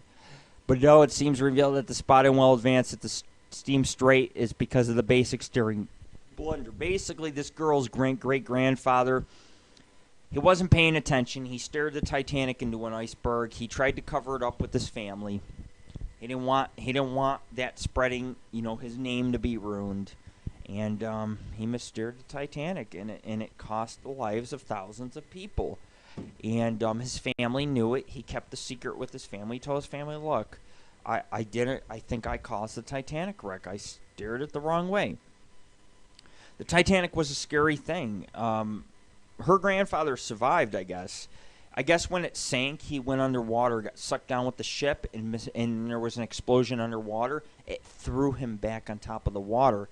And a bunch of tourists or people riding on the Titanic grabbed his arm and pulled him into a rescue boat. He got pretty much lucky, but he lived to tell that story, and he told his family, don't ever say anything. Don't ever say anything. That guy was responsible for thousands of deaths. I do believe that sounds correct. I think somebody wasn't doing their job. I think they got on the Titanic and said, fuck, you know. They did not steer it in time of the iceberg. Even though it was iceberg proof, it doesn't fucking matter. Somebody wasn't doing their job. It should have never hit an iceberg. A lot of people fucking died on the Titanic. And there's talks that the ocean around the Titanic's haunted and everything else. Years ago, when I was like maybe 13 years old, they were going to raise the Titanic. You guys remember that? They never ended up raising the Titanic. They didn't raise it. And I couldn't figure out why. Because now they can't raise it because there's a new article that was sent out that the Titanic has turned into a pile of fucking dust and rust. Here's one that might spook you guys a little. A Seattle grandmother kills 3 family members, then she kills herself. In Seattle, 4 people were found dead inside a home in West Seattle on Thursday in what a police described was a murder-suicide. The bodies of 2 women, a man and an Asian woman in her 50s and 60s, were discovered at 2:15 p.m. inside a house on the 9400 block of 14th Avenue Southwest, according to police. They were all the same family members. Police also found a wounded woman outside the home and that had arrived. She told police that her mom had gone crazy before taken to the hospital for treatment. A 911 call from the home, a male caller reported that his grandmother shot someone. The caller said the shooter was mentally ill. Police received reports of gunfire. Basically, this grandmother took out the whole family, then killed herself. I am very disturbed by it, really, because we live. I don't know, man. Someone asked me why would someone want, you know, why would aliens want cow dicks? I don't know. I heard that aliens take body parts and make enzymes. They make Soylent Green, and the Soylent Green can be absorbed through their skin, which is technically a nutrient which can supply the aliens with food. I mean, you guys want to get down to some serious paranormal talk, I can do that too. I know my paranormal, and that's why cows are mutilated. All right, I don't know why they just take certain body parts, but I assume that would be the reason. Society has gone mad, though. You know, I've been reading a lot of articles for Halloween, and it's grandmother kills 4 family members, you know, and I'm thinking, what the fuck is going on? I'll tell you right now, you guys been listening all night, I'll tell you who I am. I'm a guy with 4... I got 3 kids. I'm trying to make one happen on the way, you know, and when I hear things about kids being killed, and I hate... The 2 things I hate in life are rapists and child molesters. I don't think there should be any rights for them. I think that if the government wanted to give me a job beheading child molesters, I probably would do it. I would sit there with a guillotine and I would pull the trigger. I'd be like, fuck you, bitch. Bye. You know? But society has gone mad. People in society are just like going on killing sprees. You know, and you hear things like this all the time. You know, grandmother kills the whole family, axes the whole family. Here's one. Would an alien invasion be hostile? You know, I'm not going to get into it all again because I can tell you guys this. Yes, aliens are not going to come to this planet in hope that they're going to share the resources with us. Aliens have the power to travel here. They have the power to liberate the human race. They have the power to rule over the human race. What would you do if aliens landed tomorrow? You think you could fight against them? You would not win. You would lose. It don't matter how strong or what weapons you have. You would lose. Alien beings, the movie Skyline that's coming out, it's made to teach people, look, we sent a signal out to space. They're here, and they're not nice. I do believe in Hawkins. He's one of the smartest men, but he's crippled, but he's one of the smartest men on Earth. I do believe that he even agreed the aliens, if they came here, they would not be very nice. I think what's going on in our world, the mass sightings in New York City, China, I think that this is a early sign that we are being visited, and I think it's going to get much more worse from here. I think they're going to land. I think they're going to they might enslave humanity. And we deserve it. We deserve it because we do not take care of our own planet. And we certainly tried it. We have shot down UFOs. Roswell, Kecksburg. We have shot down UFOs. And when you go in and you shoot down a motherfucking alien ship, you think that the mothership's not going to come down here and respond 10 years later? You think they're not going to respond? If I shoot down a fucking ship full of 8 beings, that's waging war on another fucking alien race. They are going to come down here. They're going to kill every fucking one of us. And people are ignorant and they don't realize that our government has fucking doomed you motherfuckers. You will die. You will die because the government has made a decision to wage war on alien races entering this atmosphere. To take the Air Force, take F-14s, chase after fucking UFOs, shoot the fuckers down, take their goddamn technology and expect no consequences for it. But the consequence is that when you shoot down a UFO that's been around for 1 billion fucking years, what do you think's going to fucking happen? They're going to come down and they are going to take you fucking away. Laugh now. Think I'm bullshitting? Think I'm just some drunk guy high? Laugh now. But those sightings in New York City are no fucking joke. 3 orbs fucking floating in the sky. That is no balloons. They don't disappear and give off blue light and everything else. The Air Force refused to check them out because the Air Force knows what they are. That's why the Air Force didn't fly up there. That's why the Marines didn't fly up there.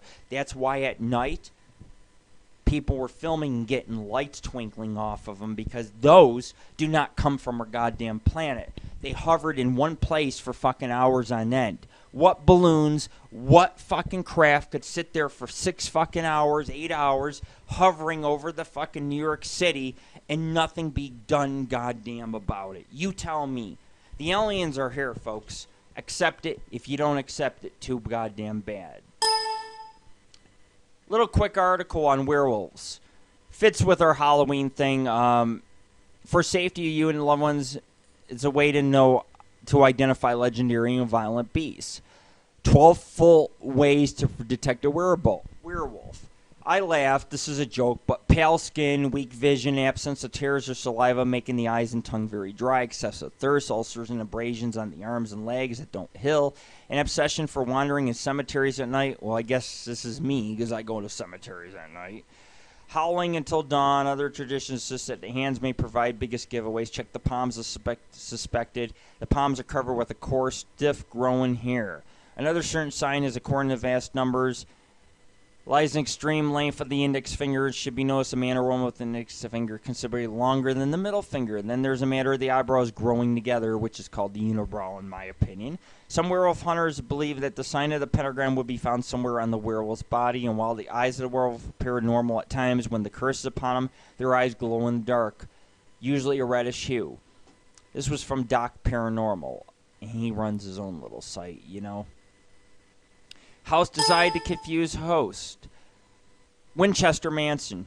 It's like 900, 900 rooms, but they designed it to confuse ghost. I don't know. I would like to go there.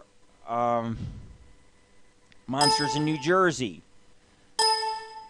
You know, I'm not going to get into that at all either because it's a very long article, but I can tell you right now, back about 4 years ago, my team and I decided to go to New Jersey to look for the New Jersey Devil. I spent 3 days hiking in extreme code. Out in the middle of the woods, I found a deer. It was so badly mutilated, no animal could have done that. No animal. Okay, you had a whole leg separated from the body hundreds of feet away. It was very unusual. That night when I was camping, the guys made a fire and stayed back at camp. I decided to hike by myself. I went about a mile from camp, and there was something screaming very close by. It wasn't human. It wasn't any animal I ever heard in my life. I camped outside the town of Batso.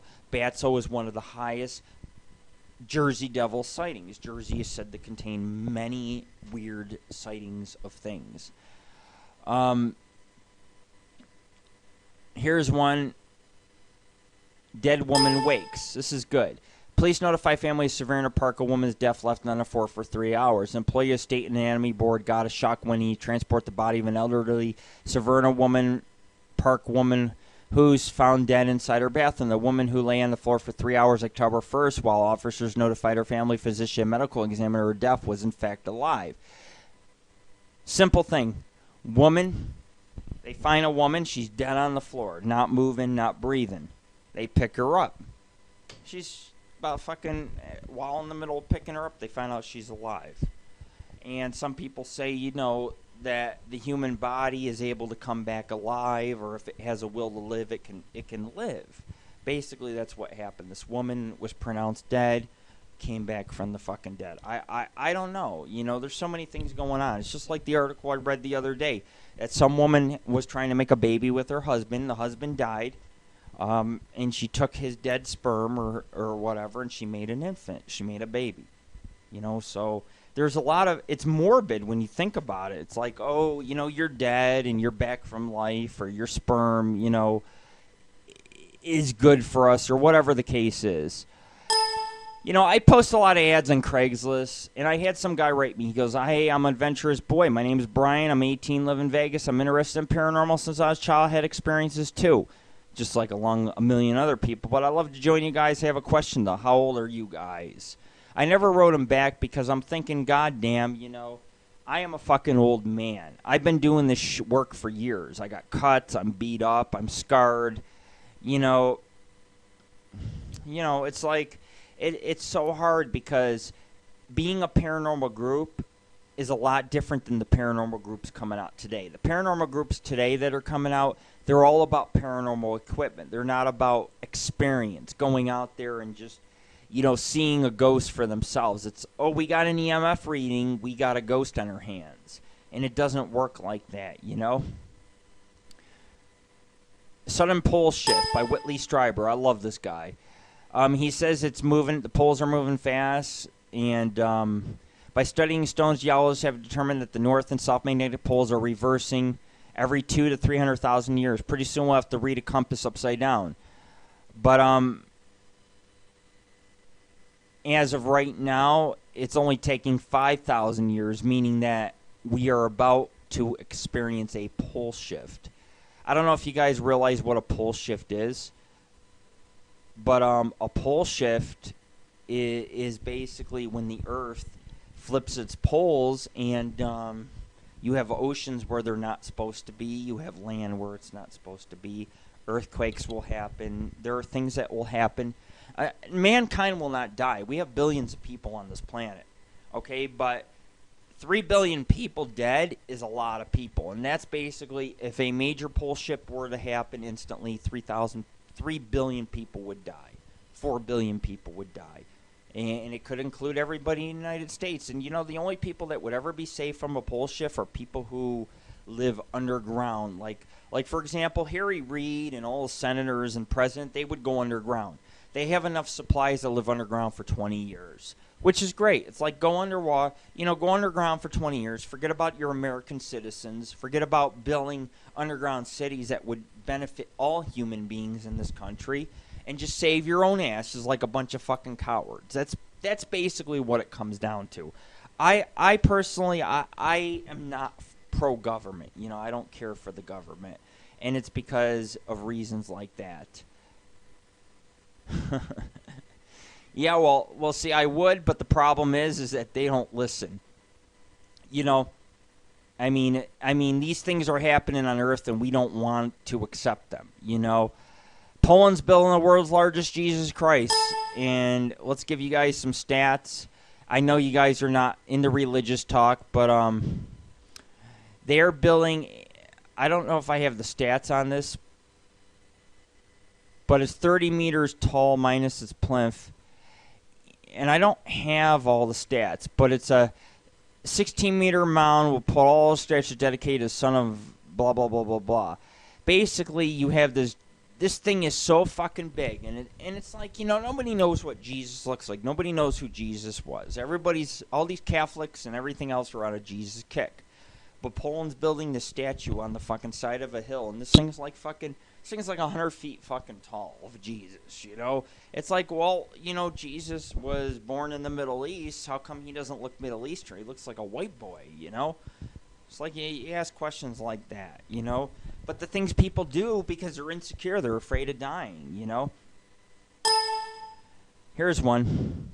China's going to search for elusive Bigfoot. They're willing to pay people. They need $1.5 million to kick off the project, and basically, if you move there, you will be compensated for helping. Because recently, there was a team that went out there. They captured a photo of a female Bigfoot, which had breast, which had long hair, and they captured it. I mean, they didn't capture it, but they captured a photo of it. And so Chinese believe that Bigfoot is real up in the Himalayan mountains. And they're willing to pay $1.5 million for the project to send out guys like you and I to look for this thing. And it's just like, that's great, man. That's great. But the only thing is you guys got to move to China. And I don't know about you, but I would not want to live in China because China's a little bit strict, maybe. You know? I mean, they'll put you in jail for just about anything, you know, like, you're breaking the law, you know. If I smoke pot out there and stuff like that, I'd be going to jail. That's just basically fucking it, you know. Funny costumes, I already went through that. I basically am ready to wrap up the show, guys. There's an island, I guess I can give this to you. In southern Alabama, there's an island by Mike Baxter. Whether or not most live in Dolphin Island, Alabama, I've heard tales. Some actually experience chilling encounters firsthand. It's common knowledge among the locals that anyone who ventures out after dark on this historical silver sand and charm may cross paths with one of the island's resident spirits. You see, Dolphin Island is haunted. I won't get into it, but if you want to Google it, it's called Dolphin Island. It's a haunted island off Alabama. If you guys don't believe me, Alabama's a very haunted place. I did see a ghost up there in a cemetery. One of the groups out there is actually charging for ghost tours in Alabama. They're making thousands of dollars. They're actually feeding off people's interest in the paranormal. every day I get people that say, hey, I think it's cool you investigate the paranormal. I watch Paranormal Activity, and I just roll my eyes. I'm like, you people don't have a crew of exactly of the sacrifices we make. We look for Sasquatch. We're in the pouring rain and cold. We look for demons. We got to worry about demons and ghosts throwing us down a mine. I just got done doing 5 fucking mines a couple weeks ago. It wasn't pretty. It wasn't pretty at all. It was a lot of hard work, you know. And then, you know, at the end of the night, we investigated a haunted manor. I was fucking with Tammy. I was standing over a mine shaft laughing at her and stuff, just fucking with her. And you know, I can't look at me, man. I'm haunted. I'm haunted, all right? I went out to a haunted house. I stood in a pentagram that was homemade with nails and wood, just fucking around. And now I can't get rid of the entity in this house. The entity shuts off the alarm clock in the mornings. The computer he shut off during the show tonight. It's just such an active entity. It throws books. It's beyond anything I've ever experienced. And someone said take EVPs, so I took AVPs. Well, when my recorder got to the last 30 seconds of recording, something was trying to come through. And I'm like, oh my God, it's just unfucking believable that you can go from living in a house with no ghosts to living in a house with many ghosts. I think our last article tonight will be the Russian Twilight Zone. There's a place in Russia called the Twilight Zone. I don't know if you guys heard it, but in China, a UFO or a city had totally disappeared. I can't get into this article. It's very long, and I'm ready to wrap up the show because I'm just so fucking tired tonight. You know, I've had like 50 calls. I've had 200 people in our chat room listening all night long. I've been getting messages like fucking crazy. But I want to thank you guys for coming on out tonight. We'll be hosting a special Thanksgiving show probably in about 2 to 3 weeks. You guys are more than welcome to call in. You guys are more than welcome to be a part of it. We'll have more comedy, humor, entertainment, and paranormal blotter. You're listening to Angel of the Night Radio. You're listening to Lord Rick Live. We'll be heading towards, Friday we're going to be going to a ghost town. And then after that, we're looking at probably within a month or two, we're going to move the radio show. And we're going to move Angel of the Night Radio along with the Paranormal Ghost Society to Reno. Reno will allow me to have access to many high areas like the Lake Monster that's in Lake Tahoe. The Bigfoot sightings out in El Dorado Forest, which is on the California side. The catacombs in Sacramento, southern Idaho. The Oregon Trail in Oregon. And I got to be careful. I'm going to start dealing more and more with grizzly bears and things, and I'm probably going to have to carry a gun with me. It's something I don't carry on investigations. I carry a lot of hand-to-hand combat weapons, but, you know, it's like if I got a 800-pound grizzly ready to eat me, I'm going to carry a gun. I'm not going to, I don't want to be fucking fighting with my bare hands a grizzly bear. And if I go to grizzly country in southern Oregon, on the Oregon Trail and things, and I'm hiking 3 in the morning looking for ghosts, I'm probably going to encounter a lot of different bear and very hungry animals. And that's where we're heading, man. I mean, tonight's show was very successful. I don't know why Stickham doesn't want to feature us. We've been around for a few years. This is our first night on Stickham. We've always been on Now Live, which went to live video. I want to thank everybody for coming out tonight. It's been such a great night. I can't even describe in the words, But we want to thank you guys for coming on out tonight. It's been a hell of a radio show. I'm sitting here. I'm just like, I'm like falling half asleep. I want to see if I missed anything. Because I'm looking here at everything just to make sure. But I think we covered everything.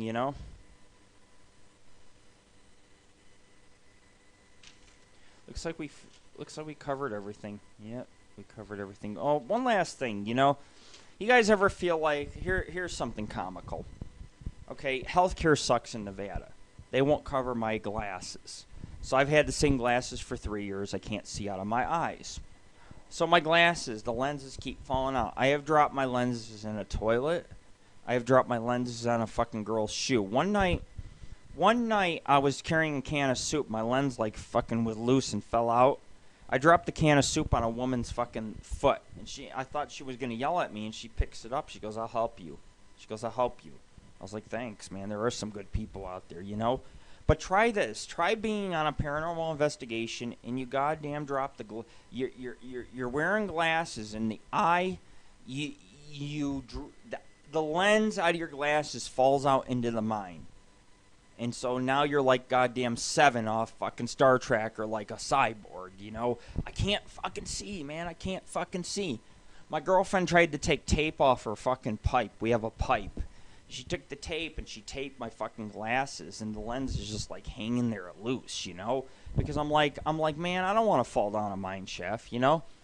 But because Obama is not providing the health care that's necessary, people like me can't get eye care. You know, we can't get eye care. We can't get the things that we need. And this government's just going downhill, man. I mean, some of you people pay a lot for health care, and you guys aren't even getting what you need. But I get government health care, and they don't even provide eyeglasses anymore. You know, it's just like, so what if you can't see and your lens is falling out? I was driving the other day, and my lens fell out of in my fucking lap. I almost hit a fucking pole. You know, I did. I almost hit a fucking pole. But anyways, folks, we're gonna head on out of here.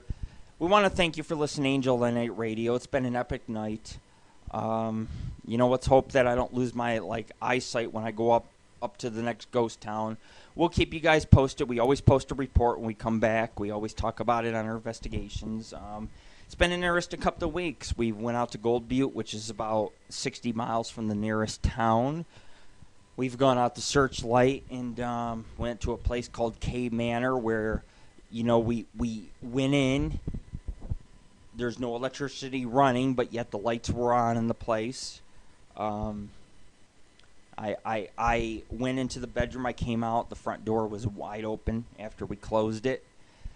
We have been experiencing so much ghost activity, and it will come to full circle. We will have those updates on our site. We did have about 50 callers tonight. I patched about 30 of those calls through, or at least 20 of those calls. Caller number 10, if you are listening, if you write us at Lord of Thy Night, Angel of Thy Night at AOL.com, either one, write me your email, write me your address. I will send you season 1 through 4 in disc. You know, I will announce our next date on Stickham of when we're going to be announcing the next show. I'm gonna close out the night with 2 songs, but this show is done. Thank you for listening to Angel of the Night Radio, and check us out at www.paranormalghostsociety.org. You're listening to Angel of Thy Night Radio. Thanks for coming out, everybody. I know everybody's saying enable me and stuff, but the show is pretty much done. You know, thanks everybody for your support. You know, like I said, it's just, oh man, it's just been one hell of a fucking show, you know. And I'm glad that I was able to host it for you guys. I'm glad you're able to come on out. I'll give you guys 2 songs. This is Lord Rick.